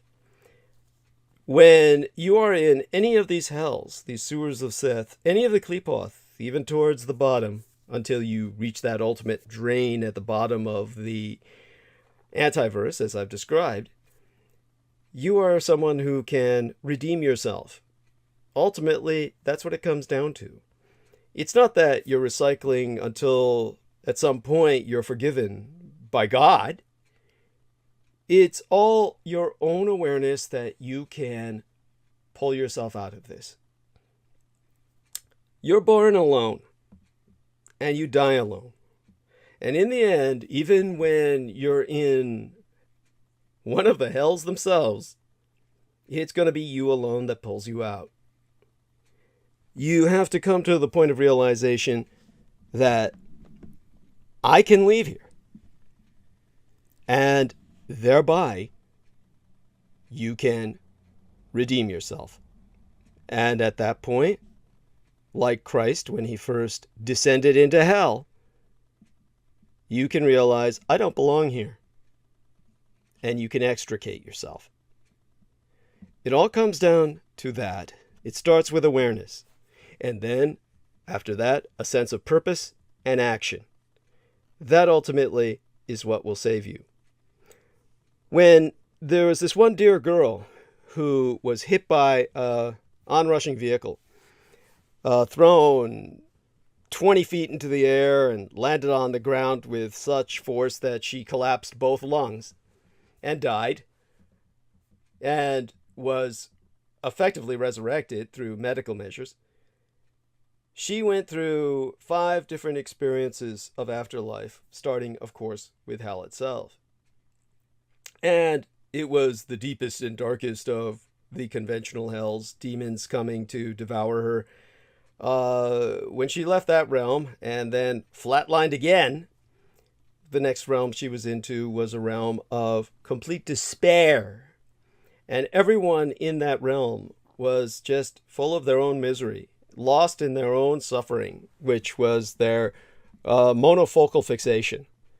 But she realized even then, looking upon these people in that twilight purgatory environment, that if any one of them wanted to, they could have left at any moment. She was at that point where she realized that. And because she realized that, she left. Now, in that case, it was as simple as that, because that's basically pulling yourself out of a cosmic depression, a cosmic misery, a commisery, if you will. When it comes to what Sean Bond experienced, it took a lot more work. But nevertheless, ultimately, it's the same principle. He was aware, and whenever he could regain enough awareness of himself, he conspired, so to speak, to pull himself out of this cesspit. So, that having been said, we turn it back to Sean for a few minutes. Does that sound like it helps to communicate what you're trying to communicate? I appreciate that and your perspective. Thank you. Anytime. Yeah. We bring out the best in each other, right? We're here to help each other, even out of hell itself. So, yes, by all means, do go on. Exactly. And yeah, I like how you put, there's always a way out, and it seems to be within. So yeah, as we go into ourself and detach, and I mean, for me, it was I didn't really have any of this awareness, so I had to get put into it. But yeah, I take what I learned from that and use it because I then since captured the hell realm and am using it positively and reverse engineered the technology that it takes to make them and figure out how they work. I got invited to a bunch of lights, heaven realms, and to interact with Quarenteen realms and hell realms and prison realms in the Tree of Death Kilopath, and as well as neutral ones. But I was able to learn their physics and what it takes to manage them, and what's the state of being in like weather reports that I get from the different Tree of Death realms. And yeah, I also got awareness of like how they are formed, like who's in them, the different authorities, like what is the most optimal state of being for them, which seems to be able to be, there are things that get in the way of its optimal being, which is based on how big a negative predator is within it, and it's trying to get out, and then it will clog up the gears, so to speak, on it in its effect to be a realm that actually teaches beings how to eventually graduate through whatever it's for, whether it be a realm that's permeant in depression and to like get to be a mechanism of a teacher of suffering for beings that put depression energy on others, or abuse the same mechanism, and then learn that, hey, everyone is ultimately me. I am harming myself by putting this on others. Maybe I should stop, and then them get that reflected them in many teachings based on them abusing others, and then having abuse put back on themselves. And there being realms for each one of these teachers of afflictions and vices and darkness and evils that permeate our consciousness, and all these incarnates that have been abused and then turned into a dark state of being. I then would go into the earth realms for this and help the management. A lot of the management was messed up. Some were missing, some were devoured themselves by predators that came in and overwhelmed the realm, and went out in search of their parts and pieces that were being digested and fractured down throughout their being. And there's like a triage of ability where you can heal a soul even if it's been ground down to a level. It's never too far gone, but a lot of the times the predator doesn't want you to get it, so you have to either be sneaky or already capture the being. And if it's a really big multidimensional predator, similar to what you said with what I've gone through reading into similar being things that I would call like a black hole entanglement trap predator that is so overpowered that nothing should go near it or even know about its existence. Otherwise, it would start draining off of them. And I've like one time as an example, I tracked back a predator that captured a long lost love in a past life, and then took it into one of those black holes. And I whatever people believe with black holes, take my opinion with a grain of salt. Like I'm not imposing I'm not an arbiter of truth, but this is what I read. Like a certain percentage of them are portals to other universes. Certain percentages of them are like compressing giant yin fields of energy that absorb more and more energy and can recycle a bunch of types of energy for an end goal manifestation creation of all of that. The one that they captured my love through took them to like a really horror universe of like destruction, where it was very weird physics of a constant state of destruction for any of the souls in it, and it was really fracturing. I had to do a lot to try to even get her back. I don't recommend interacting with these things. They're very bad entanglement traps, which my definition of that is the more you entangle with them, the stronger they get, the more powerful, the more overwhelming they get in your field. And the best thing to do is love and detach from them, as well as if they're targeting you, then figure out all the beings that they're stealing energy from, and then seek out a sane version of their higher self to get them to loving detach all at once the millions of beings that this whatever predator is stealing from, to detach from it, shrink it down out of the reality to where it doesn't, because a lot of these entanglement trap predators do not need to exist, and they have bounties on them. So if we can uncreate them by getting them to fade and drain like a parasite, yes. Yeah, they're these are some dark things. So what was the phrase you used to describe this predator?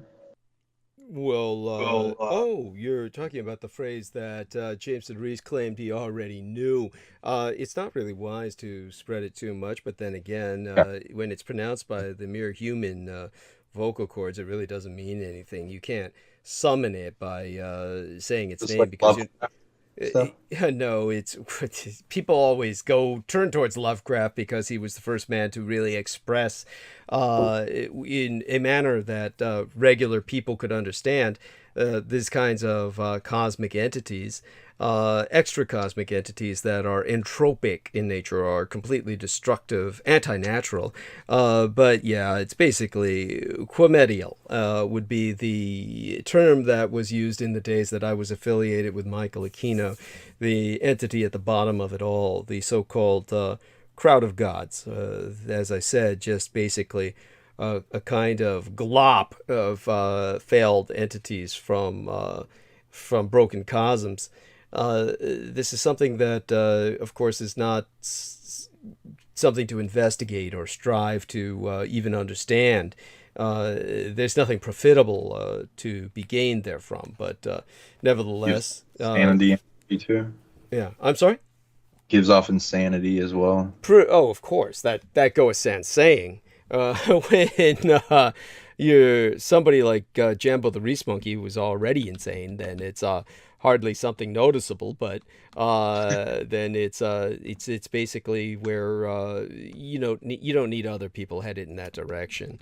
Most people, of course, of any sense or any modicum of common sense, would avoid finding out more about such things. But we're not living in sane times, and many people are not behaving sanely. It's something that you need to bear in mind when you're speaking in general to people. By the way, just out of curiosity, so with this kind of experience that you've had. And I'm getting some questions now that I'm happy to respond to, by the way.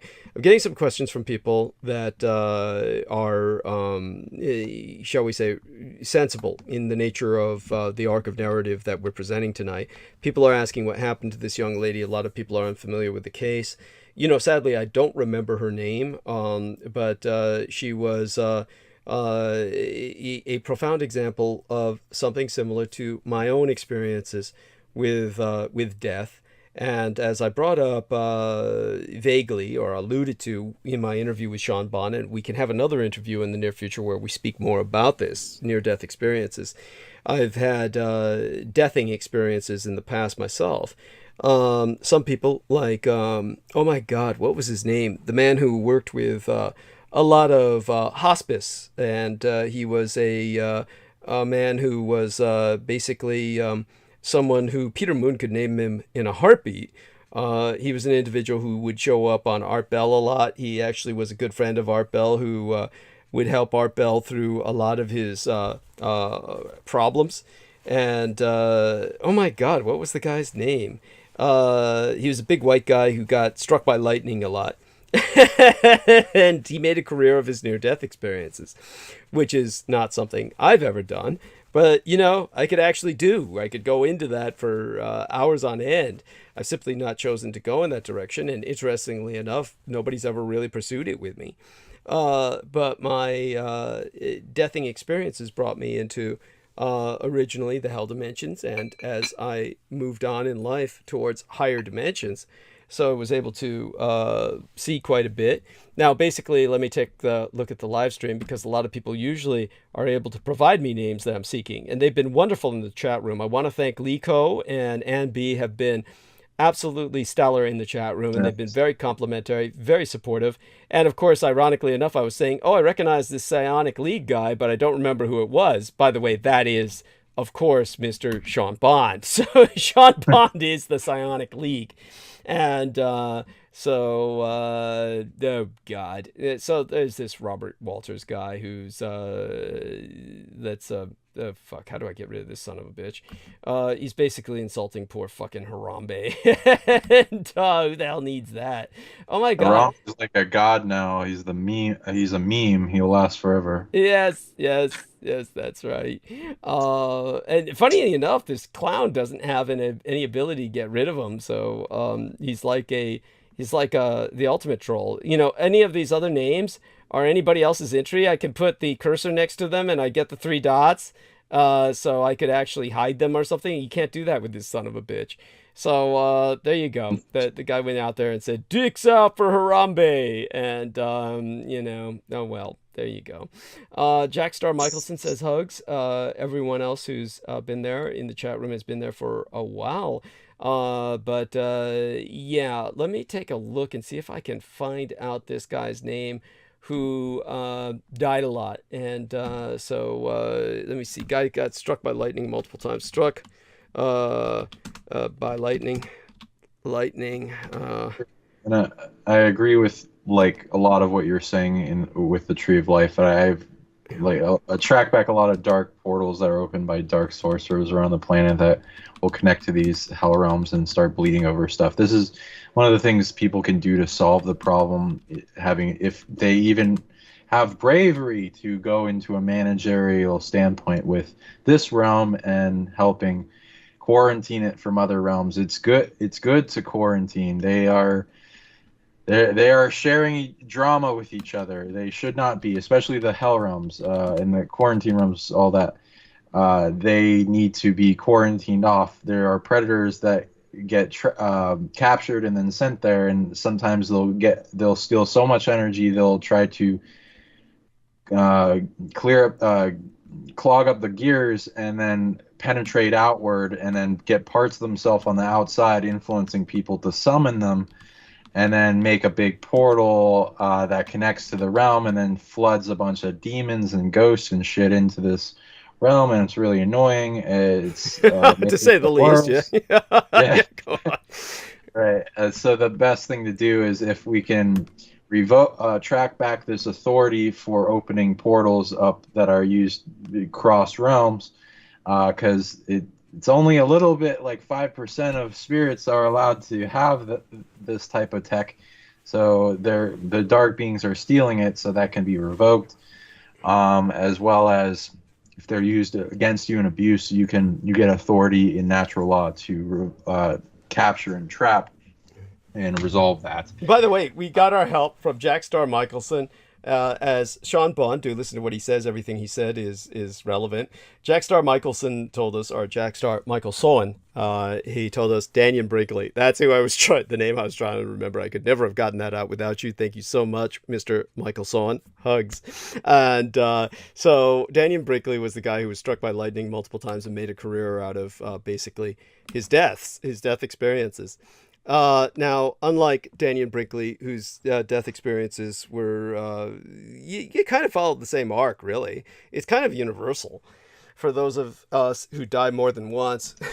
And in the case of this young lady, whose name I don't remember, basically she had flatlined about 5 different times, and with each time she went to a higher realm and was experiencing a very different death experience. So she was somebody who was blessed in that regard, and came out with this wonderful ability to express what happened to her. She never exploited it to become like a religious leader or something, but she was always, whenever her interview played, it was very enlightening for those who were willing to learn.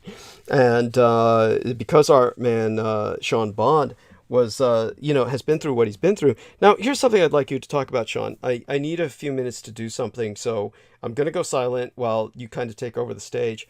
I'd like you to tell us a bit about what might have been something close to a near-death experience, or why you feel you've been gifted these incredibly profound experiences that other people have to have near-death experiences to experience. So, if you haven't had near-death experiences, what is it that you think made you capable of experiencing what other people have to die to experience? Granted, this wasn't necessarily pleasant. Obviously, there was a lot of real horror and pain and suffering involved. But tell us, why do you think this happened without your having to die? Or did you actually die in some cases? If you ever had a case where you flatlined or, experienced something, let us know. And so put that into some perspective for us. Take some time and do that while I go mute for a few minutes, okay? Thank you. Sure. A few different near-death experiences. Besides that, which I guess it would be a different kind of classification, because I couldn't die, but like very close to death. I've had ones where I got mono and I almost died from that. I've been in a bunch of car accidents, almost died, flashed before my eyes. There. Also, like in a spiritual attack, I've had a bunch of dark entities try to possess me, and some that attack me by sending big balls of death energy at me, and then like thousands of swords energy spiritually into me, as well as trying to stop my heart with like stabbing heart, like what feels like a heart attack. Things trying to shut down my organs, and then me learning how to quickly get up under that at the core of its hologram and retake control over the programming for that, as it got really hard to breathe, and anxiety, stress, fear, dread came in with the accuracy of my predicament. So with that, I wasn't like under any medical observation to where it would be a flatlining, but I definitely went through near-death experiences, and then visions of how to rechange my life and strategy. And I also see this with many clients where they'll have near-death experiences and their entire life will change. So I agree with you on that awakening point of quite a bit. we will readjust our strategy for whatever we're dealing with that changed what we had in plan, to plan B, C, D, all that, to whatever we can have with the new stimuli, and a readjustment with life review and a bunch of wisdom coming in from our guides and ancestors and our future self that will make it to where we're more likely to survive. Those are. I've also seen with some of my clients, their higher self is good at it. Like they somehow allow more near-death experiences to happen because they are confident in their ability, like the higher self's ability to get them out of it and keep them alive. So it's kind of like mining them for spiritual upgrade, which is interesting. When I read that on one of my clients, they had like 30 plus near-death experiences, and I was like, whoa. And then, they were very awake and had a lot of abilities, so you can definitely do that. I just wouldn't recommend it unless you're like, I've also had these dreams of temporal dilation and compression for years. One was an example that has to do with the ability that I'm naming, where you can survive most things, and you have like a support blanket or whatever you would call it to keep you alive. I had a dream where I was going through. I have these often where I go through magic mystery schools in the unseen with multiple magic-oriented people. I went to this castle type of school that had many, many rooms, and they all led different places, and it was weird laboratories in them and all this kind of stuff. And I got an Addams Family vibe type of thing from the people that were teaching me there, and they were teaching me how to be immune to death energy, as well as they would like dance around death like nothing. So that's why I meant like the Addams Family vibe, where they like dance with knives in their mouth, and they like throw them up in the air, and they do crazy stuff, and they come out on top, but some people die around them easily. And there was like a basilisk in their tank, and they tamed it, and I was like, whoa. And it was having a little telepathic conversation with me while I was in the dream. And it like seemed to be tamed by them to help as like one of their projects to overcome even that layer of death. So there's some interesting things in this world, and a bunch of different teachers for magic and the unseen that if you're oriented towards that type of magic, they'll get you a request. If you're not like blocked by all these distraction dreams in the mundane world, unfortunately. But yeah, if you have those, contact me. I can help with them. Thank you. Thank you. Yeah, I mean, that's impressive, and it's certainly an offer that I hope some people take up. Honestly, I think that what you have to offer is priceless. It's incredible. And tell us a little bit about, obviously, some people can dismiss this and say that, well, obviously this guy has admitted to some indulgence in narcotization, recreational drugs, essentially. And they might say that a lot of this is something that is basically a lot of drug tripping. Could you, like, disambiguate or at least contextualize your use of drugs and what you feel about that? Now, of course, one thing that I appreciate that you have done is you've been cautioning people about drugs, because a lot of people simply cannot fucking handle them. So when it comes to what you're speaking of, contextualize that further and tell us a little bit about where you feel drugs have fit into all of this in this narrative. What purpose have they served, and where should people really be cautious? Where should they limit say, for instance, I don't know if you have any lessons, so to speak, like, don't do what I did and, and take 20 mushrooms at once or something. But honestly, it's one of those things where I want people to understand that I am an abuser of recreational drugs. And I've always said, don't do as I do as I say. You've got to be really careful with this stuff, and most people simply cannot handle it. But with our friend Sean here, tell us about what people should be on the lookout for, and your own experiences, so to speak, in context of what you feel might have been beneficial and what might not have been. Sure. Yeah, and so that time with the prison, that was synthetic weed. I don't recommend that ever. It's supposed to be I'm so content- sorry. That's awful. Yeah, that shit's awful. God. Yes. Yeah, it's like it looks. If I feel like it's being formed chemically to suppress the population, like with fentanyl and how that's being distributed to enslave people and possibly kill some people with its toxins.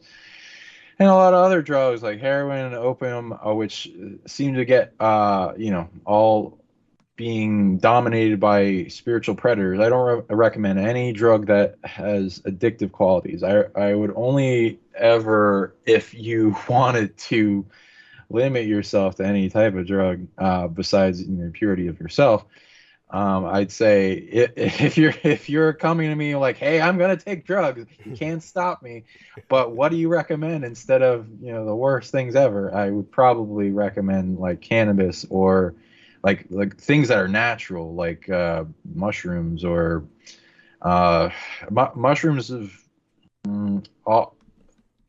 like the experiences I have without drugs. I rarely take drugs now. I used to take a lot more when I was experimenting in my teens, and then that was I kind of went through enough of them. But may in the future, if things are the right situation, if you're taking psychedelics, I recommend dehaunting your psychedelics because of all attachment, so that nothing's manipulating them. Honor the consciousness of them. Recommend taking them in the daytime with enough time to where it stays day, because it gets quite a horror show if you do them at night, and your heart will open up to such a level where you will feel everything and see everything in fractals, and when you close your eyes, there will be a picture show. The picture show isn't necessarily real, but it will have an effect on you, and how we interpret things will affect our emotions. Sometimes the show can get hijacked by entities, but a lot of the time if it's a bad trip, it will turn into a reflecting of your own shadow. And I recommend, if any, and sometimes the states of being will get us to forget a bunch of stuff, so write things down in your goals beforehand, as well as your tools. Surround yourself with things that will empower you.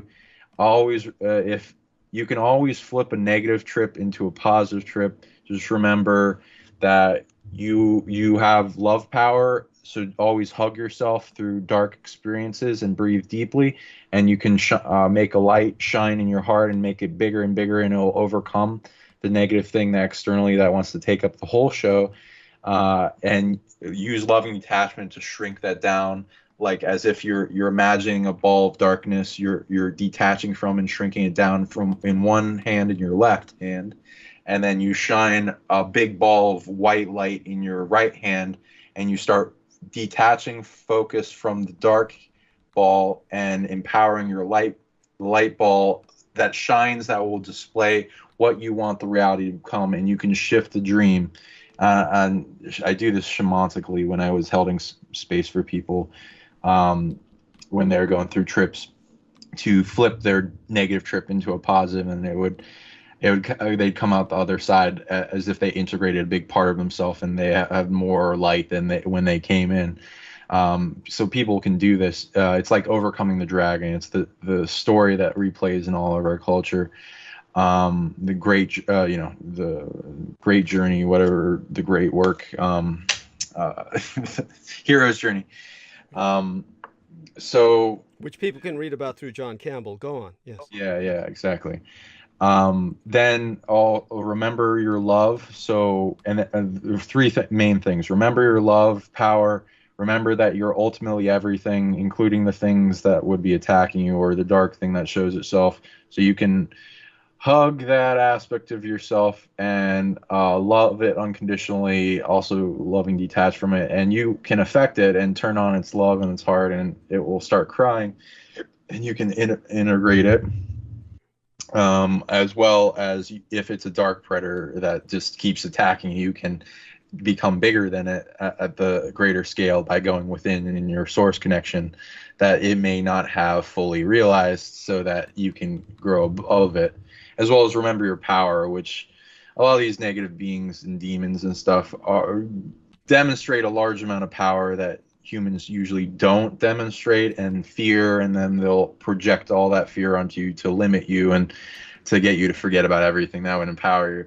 So, and during those times, just know that it's trying to get you to believe that you're less powerful than you really are. If you're in a body, you have way more power potential than anything that doesn't have a body. So you can definitely overcome these negative entities.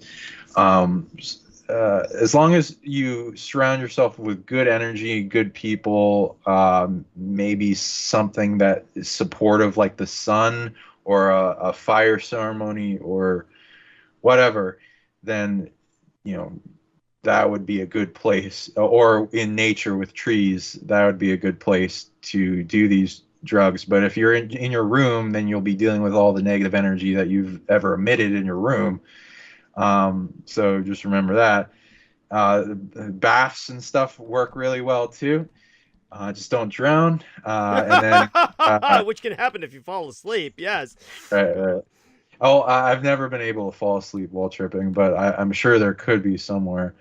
But yeah, be careful, especially depending on what it is.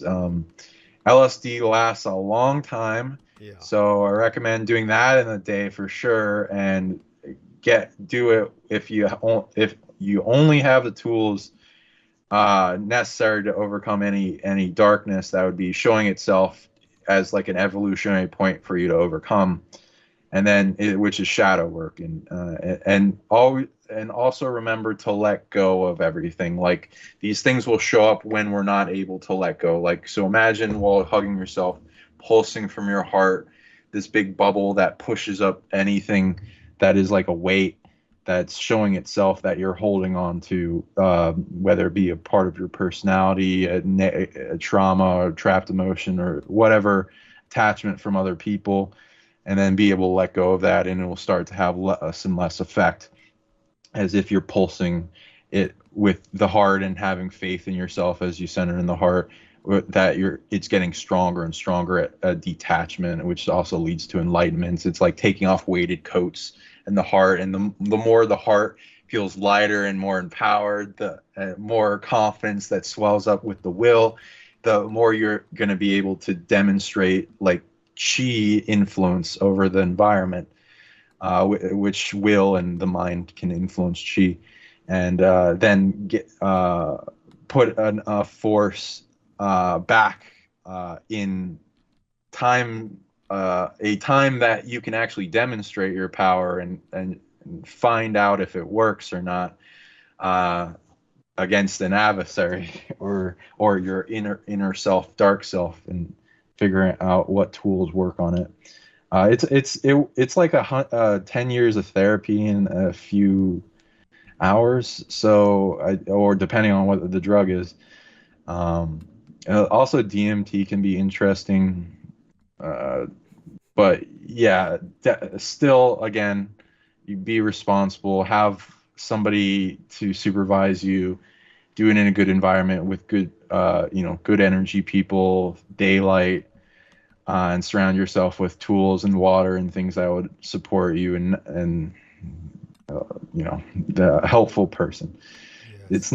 It's definitely like giving a shotgun to a ape, but the ape, like it gets more evolved. It is kind of like leaping. It leaps you up to grab the apples of truth from like the tree of knowledge, and it opens an hourglass wider in your crown that allows more knowingness to come in, and it's like a hilltop view when you're at it, and then it's like layers upon layers come back in, having to do with our natural state of being, in this matrix of light, splitting infinitely, hologram of the game we're in for Earth, the solar system hologram, the galaxy hologram, and so forth, from macrocosmic beings of management. There's a lot of layers to what it takes to hold this reality together, and a lot of the veils lift, and as you become aware of this isn't not the only dream or realm or reality, then you start to be able to play with the other realities and bring them in here to help support this, as well as never be caught in the cages of this mundane world that it wants to control or project onto you what is true. Oh my God. And that's a lot for people to handle. And I think our listeners are handling it quite well. And not only that, we've maintained a great deal of them. It's amazing how many we've retained on a Sunday night. And by the way, let me see here. And Jackstar Michelson is saying to Ann B, I've been here about 20 minutes. I haven't spent hours here before. That much of me with Douglas tends to make people worry. I'm a leper. And B says, disambiguate and contextualize. Douglas, I learned new words from you. Nice. So then after he said I'm a leper, he kind of like went silent. And B was carrying on quite the conversation with him. She even mentioned dying once. She says, I've been here 6 hours, and I remember further he had said something about oh gosh, there was someone else who said they wish that they had discovered this channel sooner, and that's deeply appreciated. That's profoundly moving. And so Lico was saying, I've been going down rabbit holes since Mark Passio. It was how I found DDD in the comments as required viewing. Cool. Oh my God. There we are. There are wonderful people out there. And let me see. Lico was saying maybe DDD would have her as a guest. Jessie is female. I'll try and look through this later when this uploads with the published video as to find out who this Jessie is that they're referencing. But certainly everybody's been very impressed with what the wonderful Sean Bond has had to say. And let me ask him if this is common for him. Sean, how common is it for you to be up all night? Is this something you do often? I get the feeling it is, but well, less often now. I used to be more of a night owl for sure. I'm sure, and based on your shows, yeah, you too. Yeah. So, by the way, you tell us a bit about how you discovered me and how you became a regular listener to Douglas Dietrich, or an irregular listener, such as the case may be. Going down rabbit holes, looking at truth. It was a lot easier to search for things on YouTube back when I was doing it, and it was a lot fun going down rabbit holes. Now it's like a hassle, and you gotta like go through multiple pages, and if even that, to get past the algorithm of their main sources that they want to perpetuate. So hopefully there will be more video sites, but whatever, YouTube's the most used platform. I was looking up military secrets and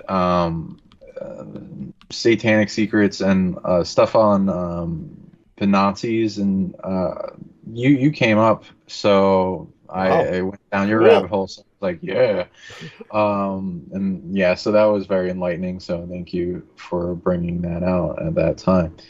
Also went into the relic species stuff, and when I was waking up myself and learning abilities, I went around tracking what species in our history mythos exist, and I would send my higher self to find and scan various chasms under the earth and etc. And it would bring me back lists of things that it found. And I would sometimes, if it was, I organize them in the least likely to attack me, and then Wow, cool. I Yeah, smart. yeah, I started contacting the more likely to be friendly species in a way that they couldn't easily track me back. And then I actually got a whole bunch of reactions and messages telepathically back that were fairly, depending on the species, dramatic to where something would kind of like hit me in the head energetically. Some not necessarily painfully, but sometimes it would be like a big blast of air into my head, and buzzing, or sometimes pain if it really wanted my attention, but not that often. And I usually question it if it caused me pain. But then it led to like streams of data, and like if anyone gets tinnitus, it's usually like a big frequency emitting that they were receiving in their head, and they can do things to track back where it's coming from. Is it good or bad? Good, neutral, or bad? What is the source? Is it a energy weapon? Is it a positive being sending you a message? Is it a guide wanting to talk to you? Is it an upgrade from the planet? There's a lot of things that it can be. And then once you start scanning into it, some people have the condition where it never goes away. I have a bunch of clients, and I speak to them about it, and we scan into it. And as soon as we start communicating to whatever is emitting it, it starts to go away, and they get surprised. So I recommend anyone that has that, you have audience. Clairaudience is the psychic hearing. Go on. Yes. Yes. Yeah, exactly. And it would. So I wanted to ask you, like in later shows, about these different relic species, because you seem to be the insider that knows all of these interesting subjects that are esoteric, and if people even know about them, such as like what you talk about with the ghoul and the chocho and the giants and a lot of other subspecies of humanoid. I have. Well, just remember this. I mean, because we want to save that for when you're interviewing me. We could do just that. We could do, interviews specifically about that, and I'll be happy to do that.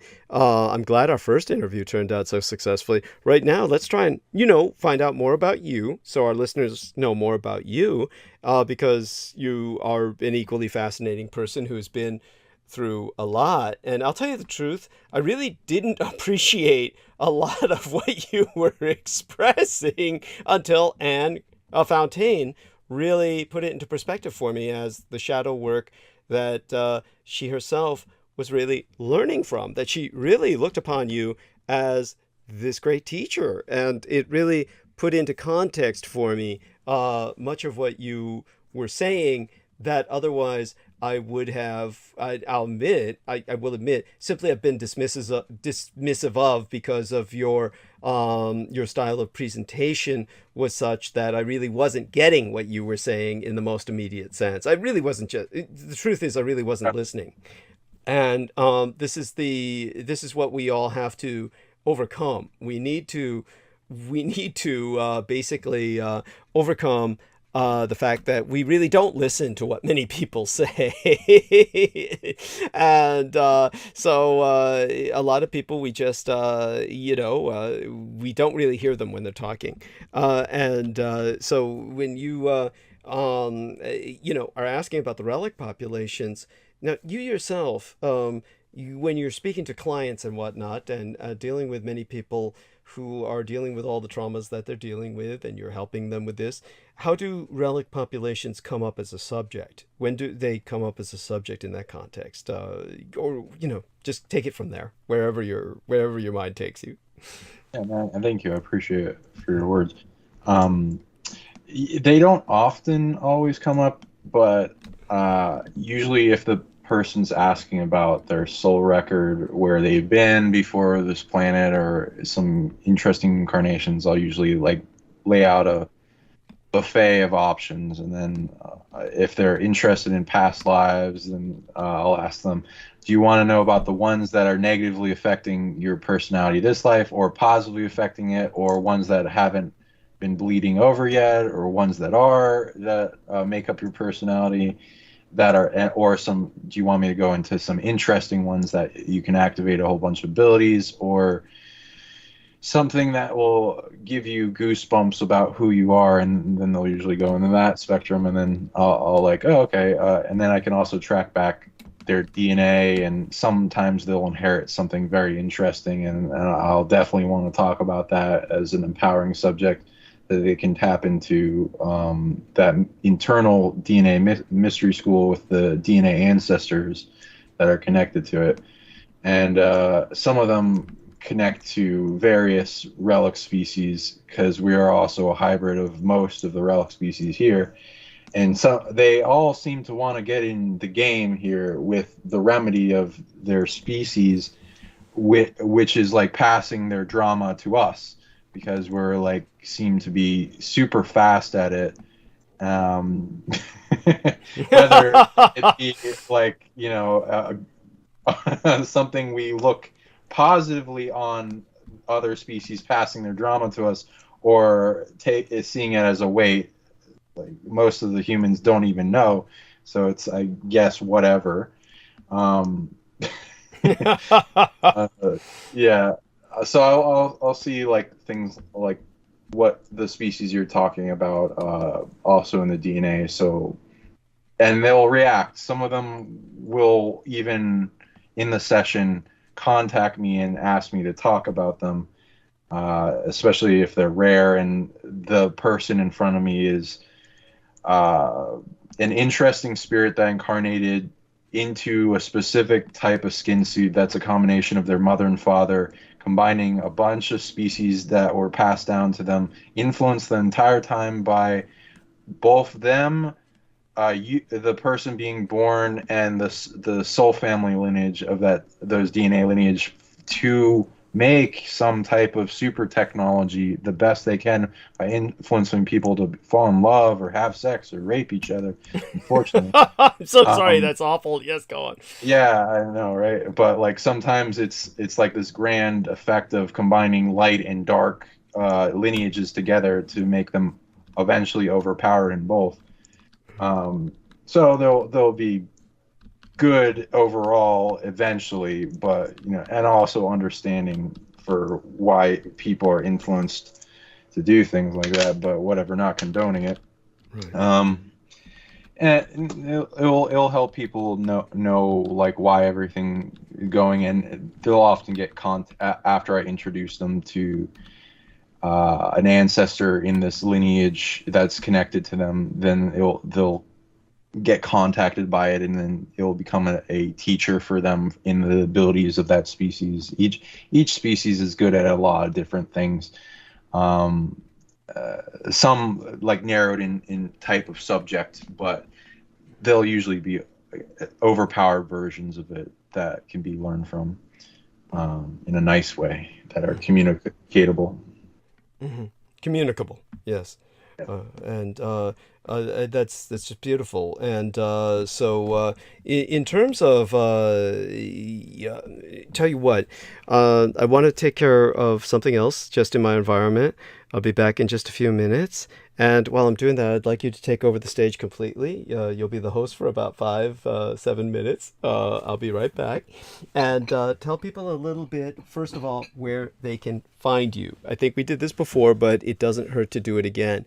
Tell people how they can contact you, and what exactly they can contact you about in particular, what you really enjoy working with. And by the time I get back, hopefully I'll be back to hear you just talking about what it is that you really enjoy working with in cases, the kind of cases that you find either enjoyably challenging or, ones that you just find the best to work with in terms of your resonance, so to speak. Okay, I'm going to be right back. Going to go completely mute. Be back in about 5 to 7 minutes. Our man, Sean Bond, has the show. Thank you. Appreciate that. So people can, again, reach me at PsionicLeague.com for consultation session, clearings, video products on abilities that I'm putting together as like a school, and eventually team up with multiple people and forming a group, which is why it's called the Psionic League, in people that have activated abilities and are wanting to spread around the world to overcome problems that we all face. On my YouTube Psionic League, recommend going there. I got a whole bunch of videos of different people using lots of types of superpowered abilities, downloadable and blueprint to your higher self as you watch them, and then you can learn how to do them yourself, because even white people can learn these Qigong abilities and Yigong abilities that are like overpowered masters in different places have learned. I like going into those subjects and challenging the world and what we can do and who we are and purpose of life, and questioning more every day, writing constantly, solving problems. I love helping people and to find solutions to their problems that are holding them back from becoming their greatest self. My biggest thing is, like, if you don't know what you're here to do, a simple answer to that is to become your greatest self.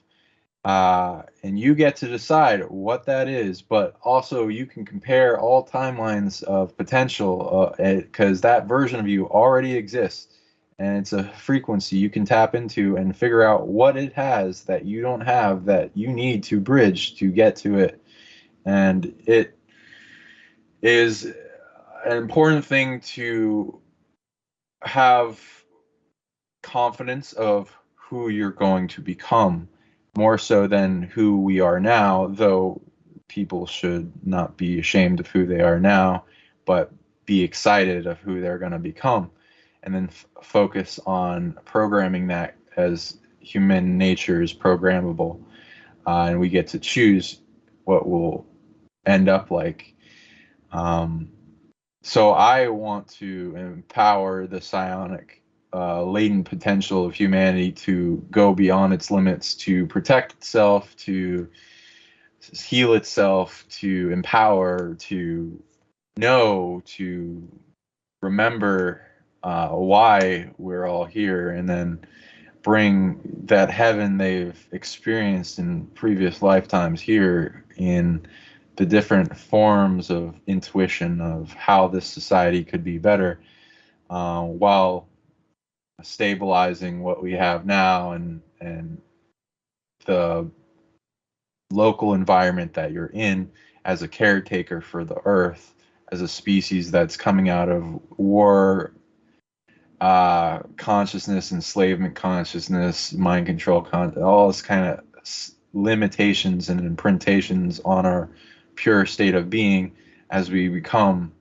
that greatest self that's deep within our heart, that is our purest, greatest, connected to the universe, has everything you need and want, and can manifest at will self deep within you, that needs you to let go of 99% added on stuff of layers of limitation and imprints from the environment and others. And as we become sovereign in ourself and whole and holy, and emanate that divine light within and tap into the divinity and disseminate it to the rest of humanity, ascend and grow and evolve to the point where we can solve any problem we come up against, as well as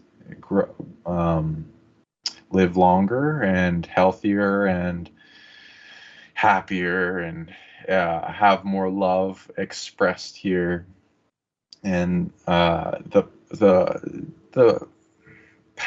foundation to build up our creativity, to build up our power, to build up our connection with others, and team up with our soul family that is here in some way, shape, or form. You may more than likely not have been born in to your greatest soul family, but some soul family that's willing to help you, that you teamed up along the way throughout the crazy stuff that separates us, and then to find your greatest soul family team, friends and allies that are true to you and your mission and your life path and your interests and what you love to do, and appreciates you with grand loyalty that each one of you, your divine lights, deserves in achieving happiness as we become our greatest self and emanate that, and then the rest of the universe reflects it back to us as we resolve the negative systems that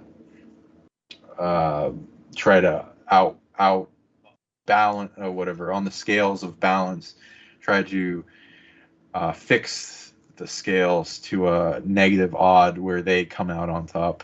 And like some of the dark beings said, if they'll try to make this realm hell so they can rule hell, kind of thing.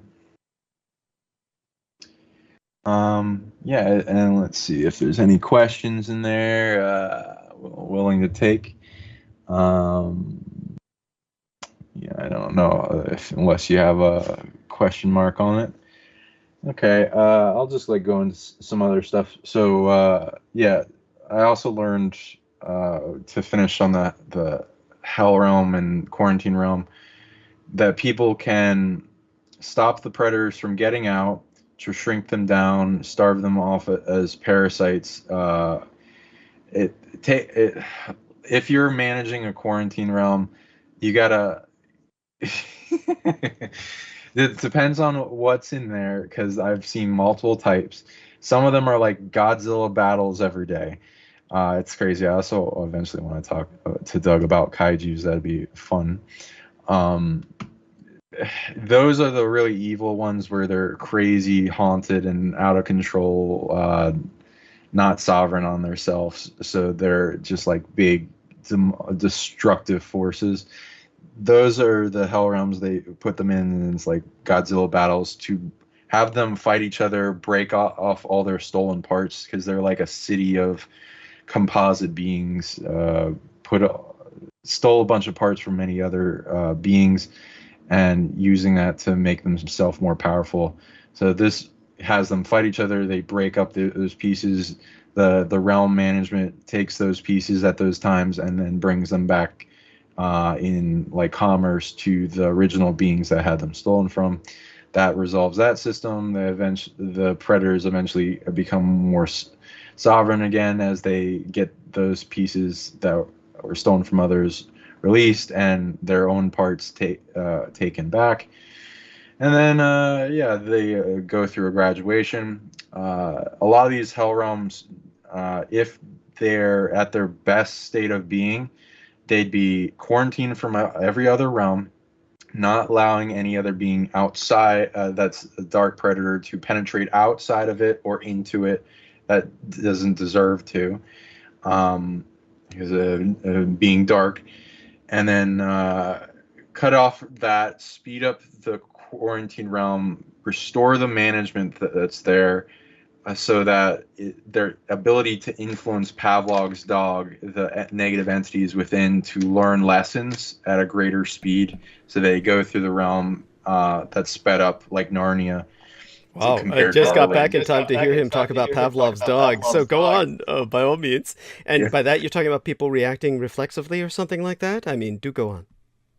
Oh, like if one were to manage a hell realm, they would restore the management, get the predators that are trying to get out of the hell realm, to cut them off from other realms, quarantine them, put up bounties for all the other predators in the realm to go after the big predator that's trying to penetrate out of the realm, so they get distracted.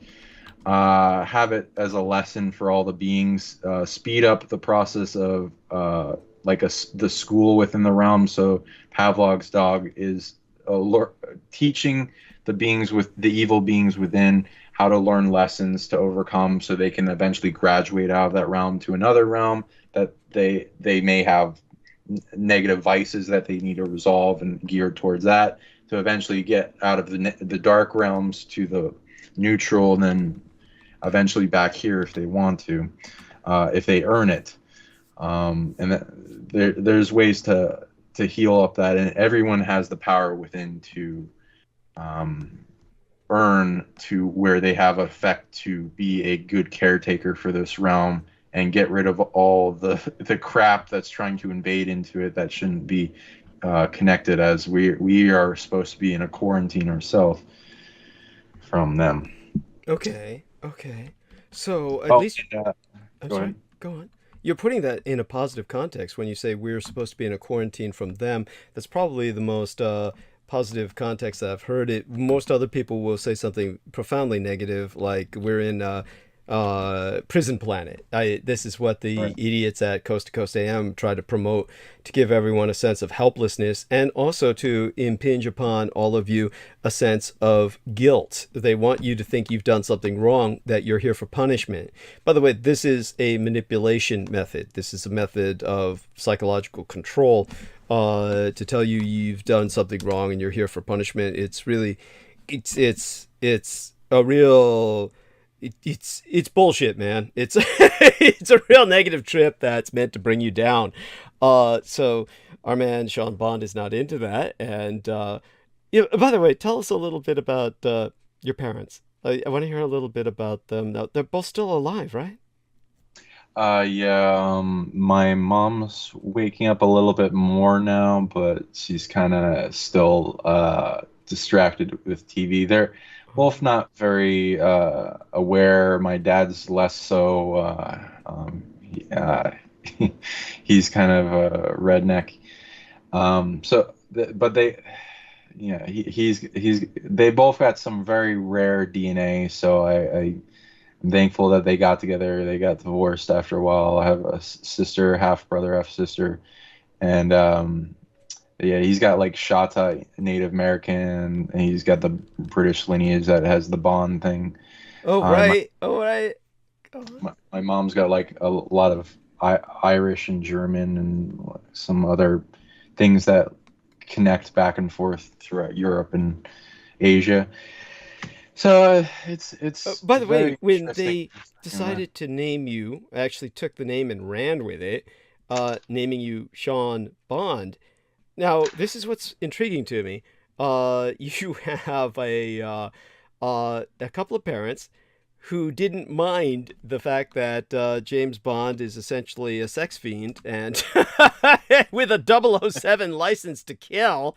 So it's like, okay, so James Bond is basically a paid assassin who basically is a sexaholic, and it's like they didn't find anything misogynist or in that, and they just looked at the glamour aspect of it. Or, this is like, obviously when you say, okay, dad's kind of a redneck and mom's not really all that woke yet, still distracted by a lot of television. Let's put some cards on the table here. And first, I'd like to express the fact that it's really not important that everybody wake up. It's not important that everybody be enlightened. We don't all have to be enlightened, awake, and generally wonderful, evolved people. It takes all kinds to make a world, and people can be good people without necessarily being intellectual or enlightened. It's people can simply be. I learned from my father that it's far more important that a person be a good person than that they be intelligent. It's when our man Sammy Romero was talking about his uncle, and I hope that to bring this up the next time he's with us, when I brought up the fact that his uncle was stupid, and he brought up the fact of true, but he was very much a con man. I should have emphasized the fact that meant he was cunning. So there are many stupid people who are quite cunning. And in other words, kind of like they're like a natural snake. But when it comes to someone like, like what my father taught me, learning from him as I grew up, the most important thing to look for is whether someone is basically a good person. It doesn't matter if they're stupid.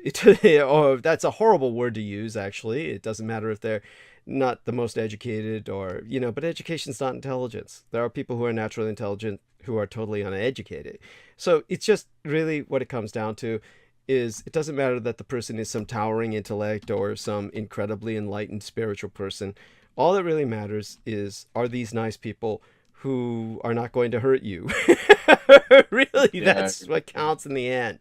So if your parents are nice people who are not out to hurt anybody, that's really what made you a nice person. What made you essentially a good person is exposure to that kind of influence. But there is that fascinating aspect to them where they were obviously fascinated by the glamour, the Hollywood presentation of a paid killer who goes out and fucks women left and right in the most irresponsible manner.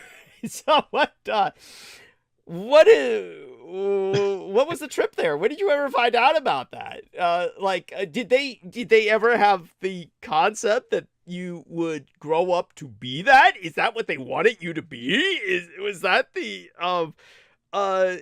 Studley? Basically some kind of like all around man's man, ladies man combo ideal? Was something like that on their minds, or was it just fun? What was your impression of that? Well, my dad, he had. What the fuck happened to your voice? It's holy shit! It's like somebody injected you with Novocaine. What the fuck? I was just doing the. Sorry. Scottish. Anyway. Oh, I get it. Oh, okay. You were trying to be Scottish. Oh my god, it sounded like you were getting dental work. Oh my god. Okay. I'm so sorry. So my dad has the Bond name inherited, so he has like family reunions of the Bond family and all that, and they got like a place in Mississippi like named after them. Your dad had that done? Oh my fucking god! Well, not him, but like the ancestors, and it seemed to be like something to do with this Revolutionary War. So there's like a whole lineage to it. So it's a real name, and my mom was the one that picked Sean because she liked Sean Connery. So it's like weird because like when I watch the James Bond movies, it's. I love the character. I love the voice. It's just there's not that many iconic phrases he says. It's weird. I wish there was more, but whatever. Anyway, yeah. And there's been members of my family that are named James after that, but I don't know much about the spy. If there's even that much connection, which they would not want people to know anyway, so it's whatever. But Okay. Yeah. How's being called Dietrich the dragon, Is this a touche? the triple D that brings all the D that you need? Oh my god. Is this a touche? Kind of like turning the tables on that. It's one of those things that obviously, how can I express this? When with my name, probably what you would more, how would I say it, more relevantly ask is, what's it like having such a Germanic name? Because of the Teutophobia or the Germanophobia, the hatred of Germans that is so prevalent throughout the West, meaning the Allied world of the Americans in particular, because they, more than any other culture, basically, the Americans are raised on Teutophobia. and even the Soviets were better in the sense that the Soviets had a more socialist perspective, and they would disambiguate Germans from Nazis, whereas to Americans they're essentially the same. This is like, and the Soviets, their entire identity is based on the Russo-German War. In the end, of course, the Soviets were just as bad as the Americans. They simply had a better terminology that should have disambiguated, but in the end never really did, and they lapsed back into tribalism anyway. But with the Americans, because they have no real culture of their own, there's the closest that you had to it for 200 years was this concept of an Anglian culture, meaning a white Anglo-Saxon Protestant identity of the elite that was the majority until a fairly short time ago. But that no longer applies, nor should it. And they're desperately trying to reclaim it with their last-minute reversal of the 20th century vis-a-vis the judiciary. But when it comes to the biggest problem with the name Dietrich, it's the Germanic nature of the name. It's simply the phobic response, the reactive mind response, as Scientologist, or rather former Scientologist, or perhaps he would claim the only practicing Scientologist, Peter Moon would say, it's the reactive mind. It's basically the reactive American mind is such that when they hear the name Dietrich, they instantly think evil. And they project onto it the most negative fantasies that they have. Basically, that's the biggest challenge with it. It's something that stands out. Another negative, just take a look at my gang stalkers. When you take a look at some of what these maniacs are claiming, they claim that Douglas Dietrich is not Douglas Dietrich. What the fuck do they even mean by that? Then who is he? And they have no answer. But it's a clone. Yeah, well, they haven't gone there yet.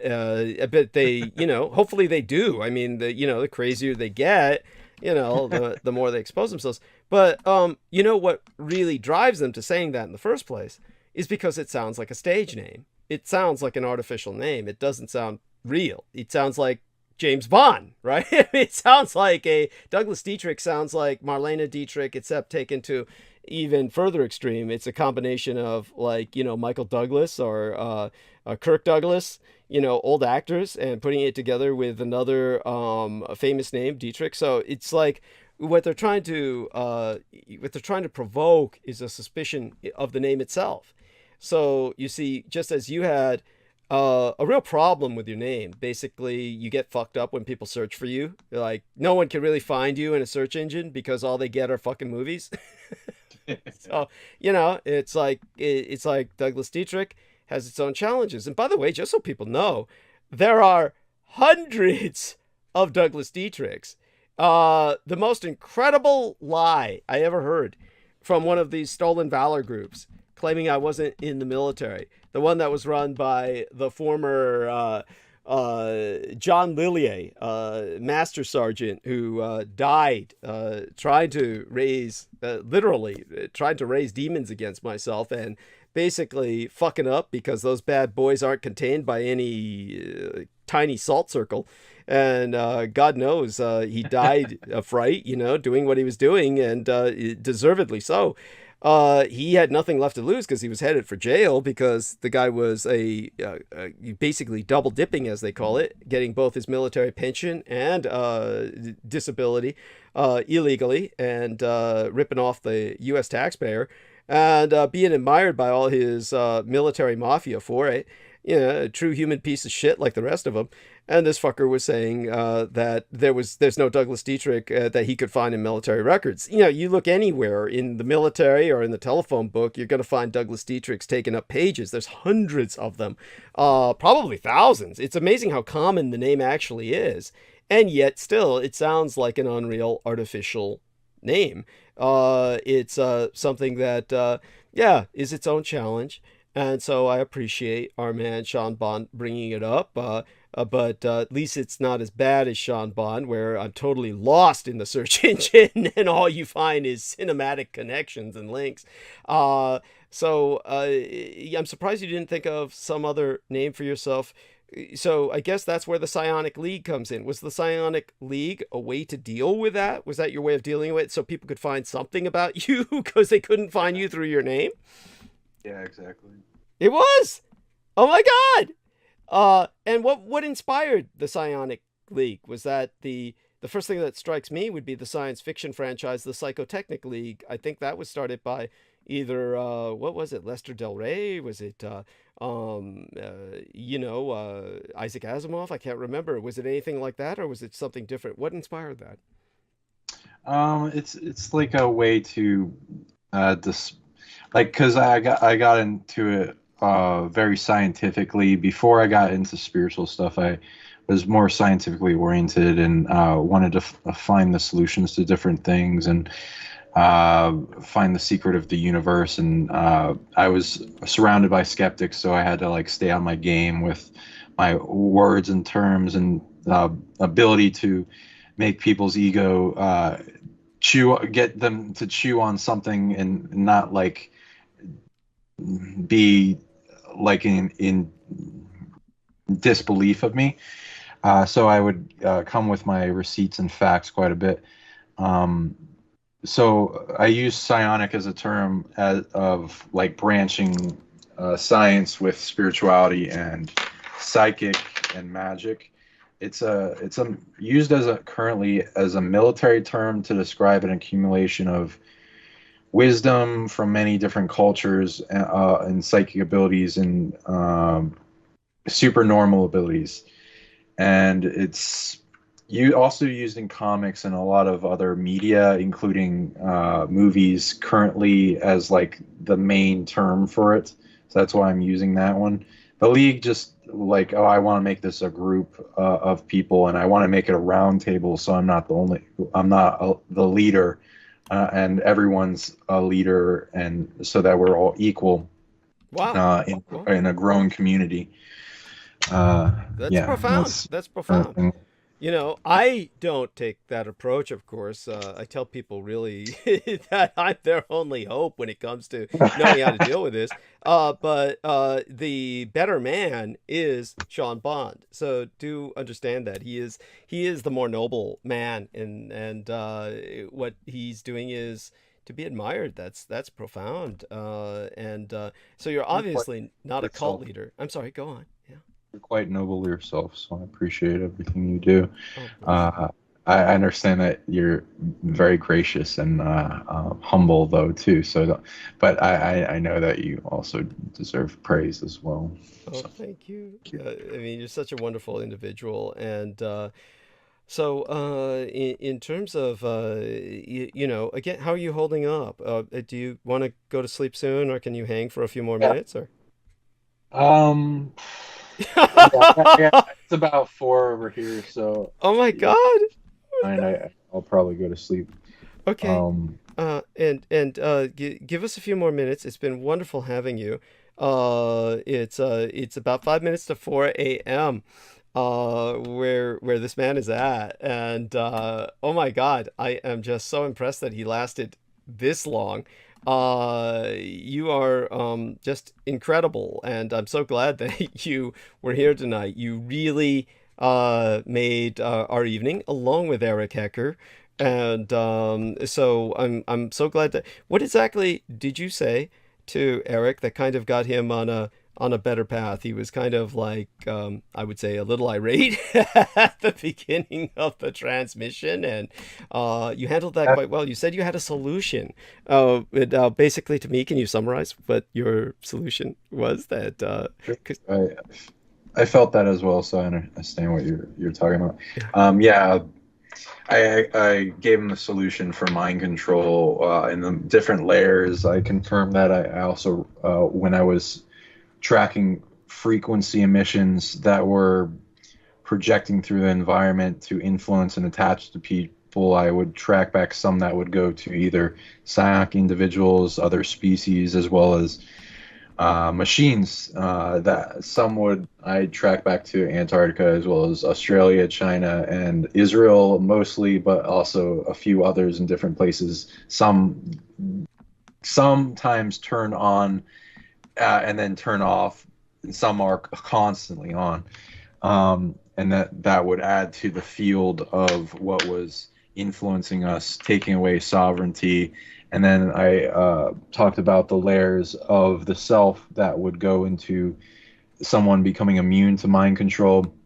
I read in the timeline that it's ridiculous the amount of mind control being put on us, most to the point where it's like you wouldn't think that it's that much. And I was like, when I first read this, I was like, no way, that there's no way that much mind control is being put on us.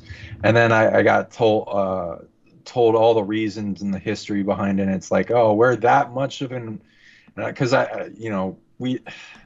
it makes you feel egoic when you're like, oh, are we really that much important to the rest of the universe?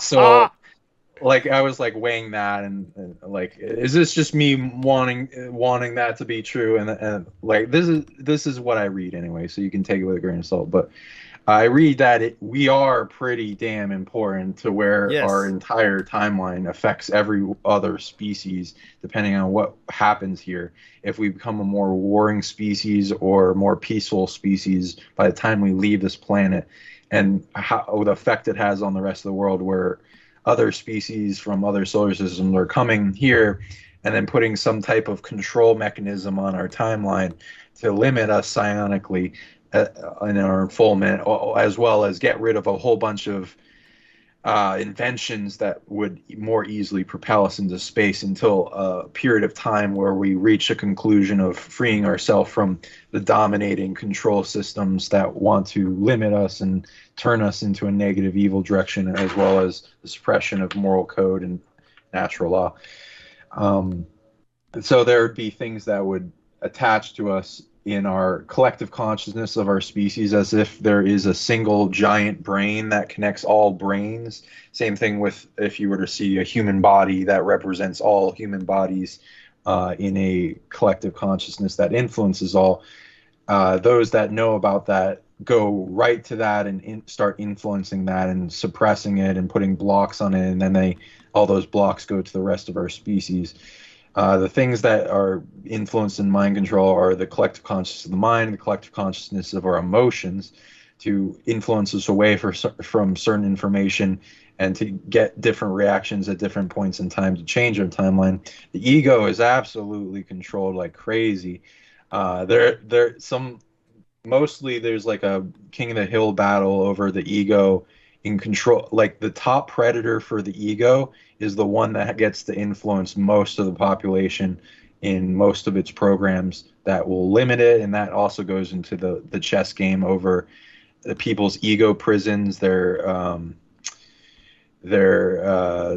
like parameters around them that is the cage of the mind that keep them from waking up. The shadow is also fought over, the influence of the soul. The will is a big one, because then it's like that actual feeling of you wanting to be your greatest self, or to stay in your bed and sleep, or do something that wouldn't be beneficial. Control centers, and a lot of it goes in the solar plexus. Control centers, also influencing people through dreams, astral travel, all this kind of stuff. And then I also went into these devices that I track back, and when any frequency emission device influences me, I would get a clairaudient signal of it, like it would be like the tinnitus thing, and then I would close my eyes, meditate, and track it back. Sometimes it would influence me with pain, headaches, anxiety, stress, fear, all the different types of emotions they seem to have a technology in and influence. Sometimes lust, sometimes like getting me to forget things. Sometimes sleep. Like they would try to put me asleep if I'm like writing a bunch of good shit or like asking questions or evolving really quickly. Then they're like, "Oh, sleep." It was annoying. So I track those back. Like imagine when you're closing your eyes that you're able to hear the frequency. There'll be like little resonance that like permeate off the skull, and you can track back which direction it comes from, and tune into, is it coming from like some device ways away? Is it close by? Is it in like a ship in the in the sky? Is it in a base underground? Is it coming from spiritually somewhere, or another entity? Is it coming from another person, like in some chair that amplifies their psionic ability? Or is it just a machine or an AI or something? And we have the ability to build up chi in yin and yang and combine them together to create a charge effect of electricity. And with intense emotions, especially when you need it, you can send back a ripple of energy that will short circuit the machine and fry it. And so people have these abilities to shut down these machines, especially if they enter their reality. They've entered your game, so they have given you the authority to have greater influence over that, and get them on to a do not fuck with me list if you can. I reckon if you can. Yeah. And that's delightful. Oh my God. So we were so blessed to have both you guys on at the same time so that it didn't go south. Oh my fucking God. Honestly, don't know what I would do without you. So so glad that you were here with us tonight. It's been a blessing, and certainly I think that you are someone who has so much to offer. And before you go, of course, I'm going to check into the chat and see how people are responding. It's definitely something that I think has led us into new territory on this program. We don't often get this, shall we say, abstract.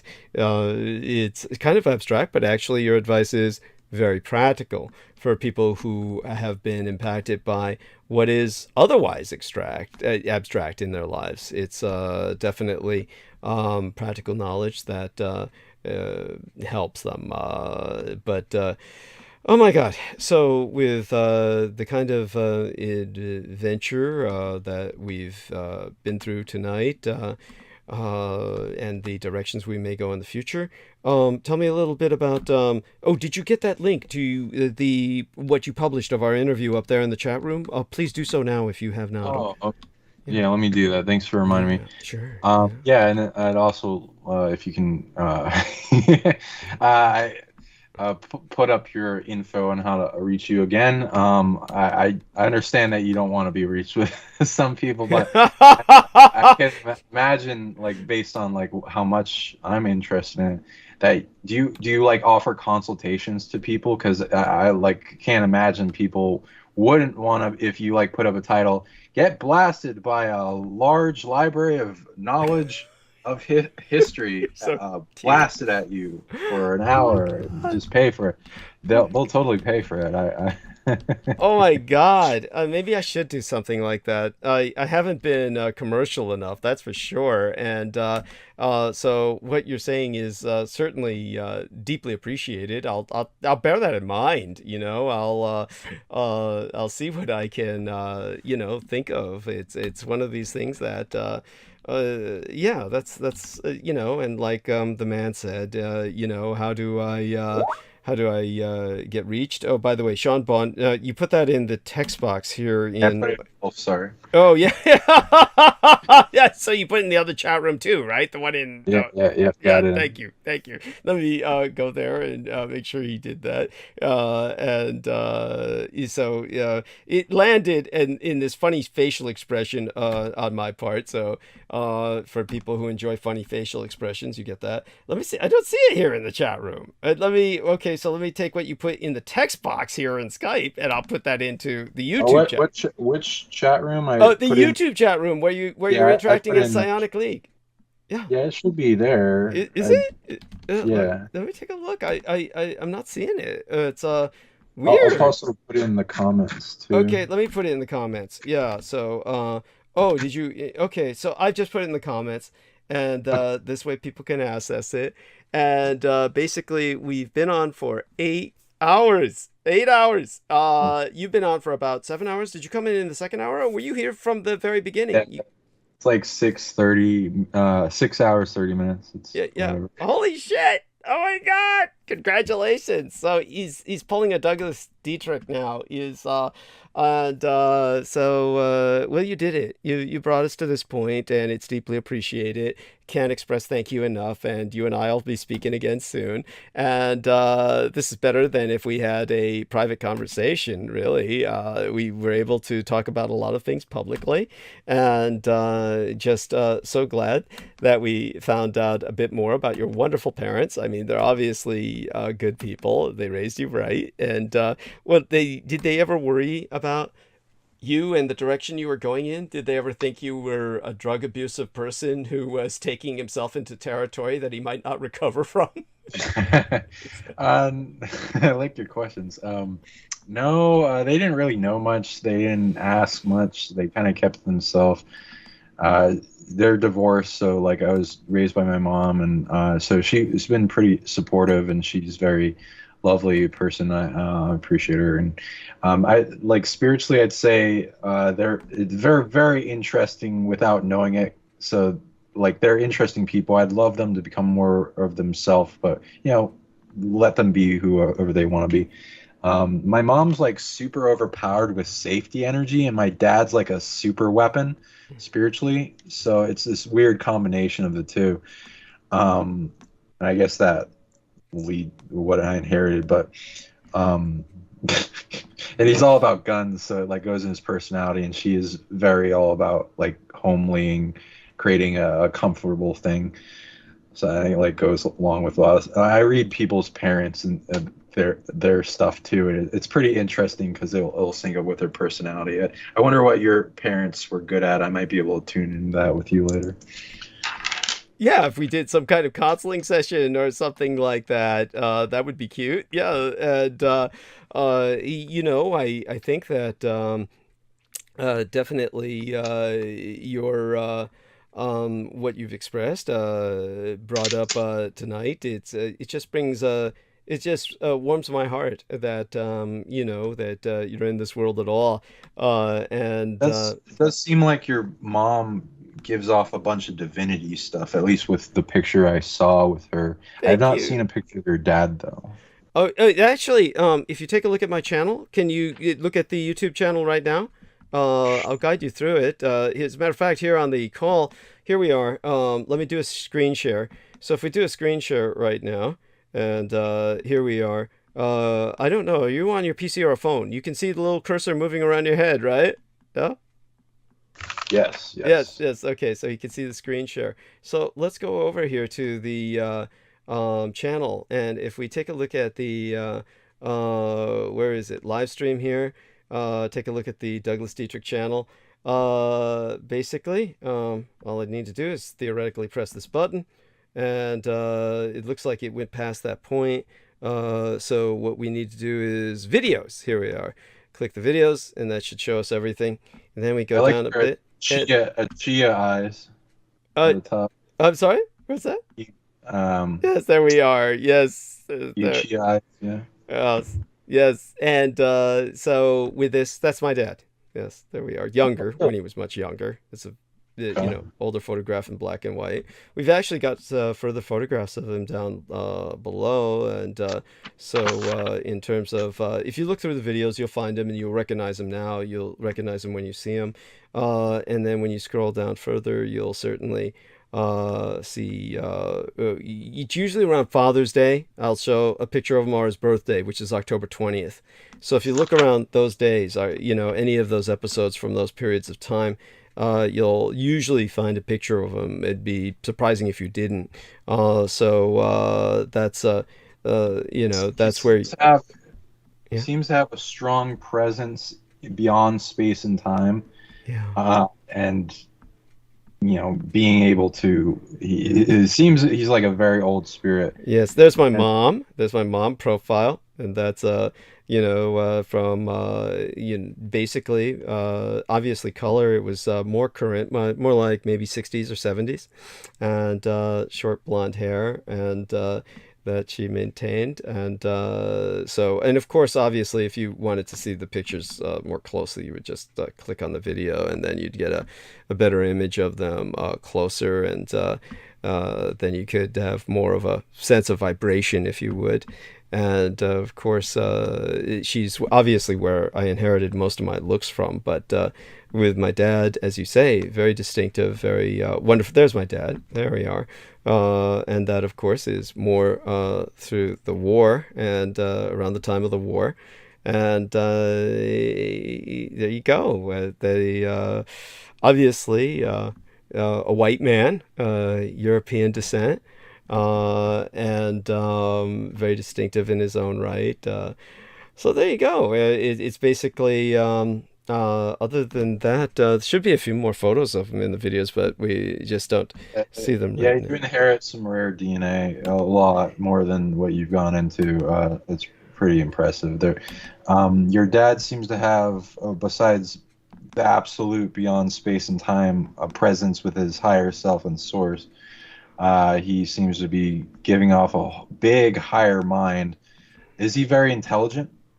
I was going to bring that up when we were talking.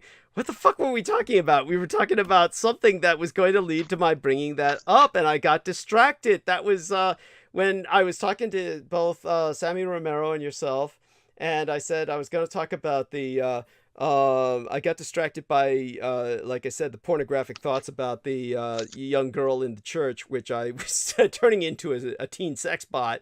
But I was going to point out the fact that, as my dad had taught me, far better that someone be a good person than necessarily an intelligent person or a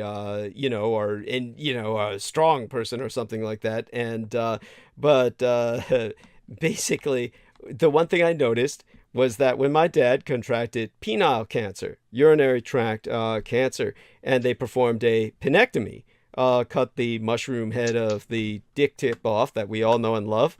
And basically after that, my father, now by the way, this happened when my dad was in his, late 60s, early 70s. He said, they ruined me. And I was like, oh God, no, don't be so stupid. And I said, that's, you are not your penis. And, but after that, it was like his IQ tripled at least. It was incredible. It wasn't that he was a different man, like a walk-in soul. It wasn't like a walk-in soul situation where, who are you and what have you done with my father? Kind of situation where his personality changed. It was simply he became much more intelligent. It was bizarre. So yes, as he got older and then through effect. What was that? The Nikola Tesla effect. Nikola Tesla effect. Why would you call it that? Why would you say? It's like semen retention. Semen retention. Oh, is that what he was into? Did he preach that? He didn't have sex with anyone, at least that I know about. Right, that's right. So saved up all of that and the jing, so it helps. That, yes, you know what? That is what some people claim, and I do know that some people are like, this is what they swear by, and of course I would never even be able to imagine it because I can't imagine living without ejaculating all over the place. But when it comes, there's two different avenues, and they both can help each other in some ways. So don't you got your magic orientation. Don't feel bad. Yeah, thank you, and it has a lot to do with spewing sperm everywhere. Yeah, but in terms of I don't know if it was that. I don't think it was that. No, it wasn't that. It was more simply that once you just didn't have that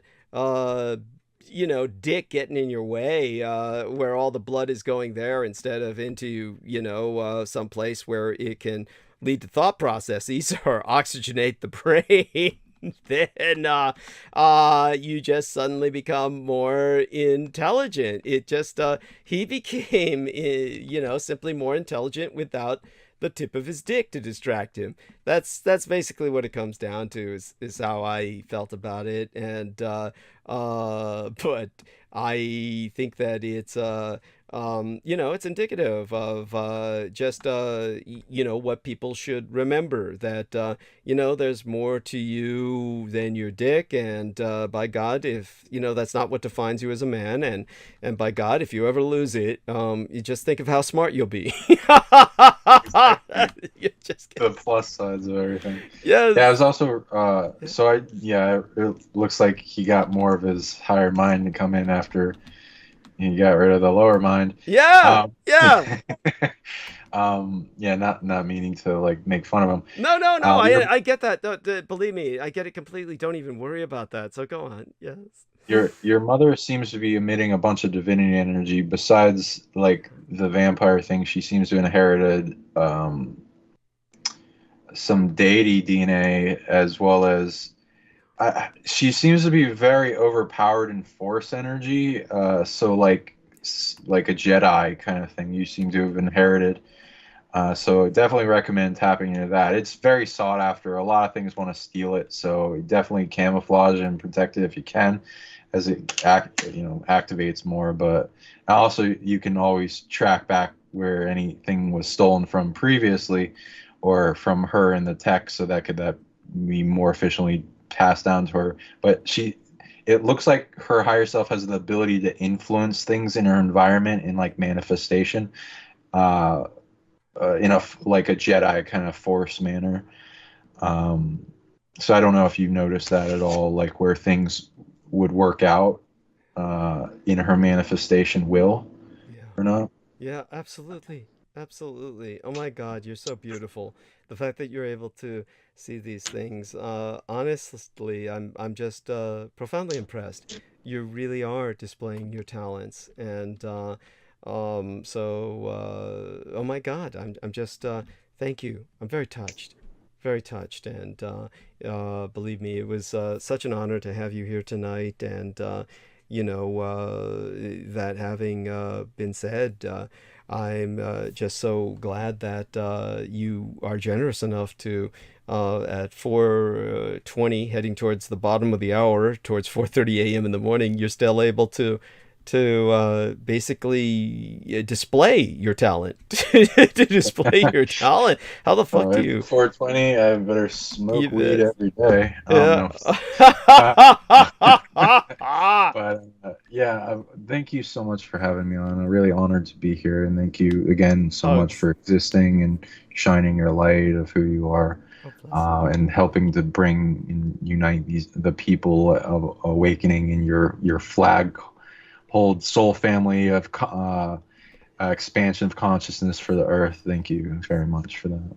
Yes. Oh, bless you. And blessed be thy slumber, and sweet be thy dreams. We will speak again soon enough. And you're a man who was very tenacious about this. Our man, Sean Bond, was pursuing me for years before I finally did an interview with him. And now he's on here now, and we're a family now. And he's part of the extended Dietrich family, the Team Dietrich, if you will.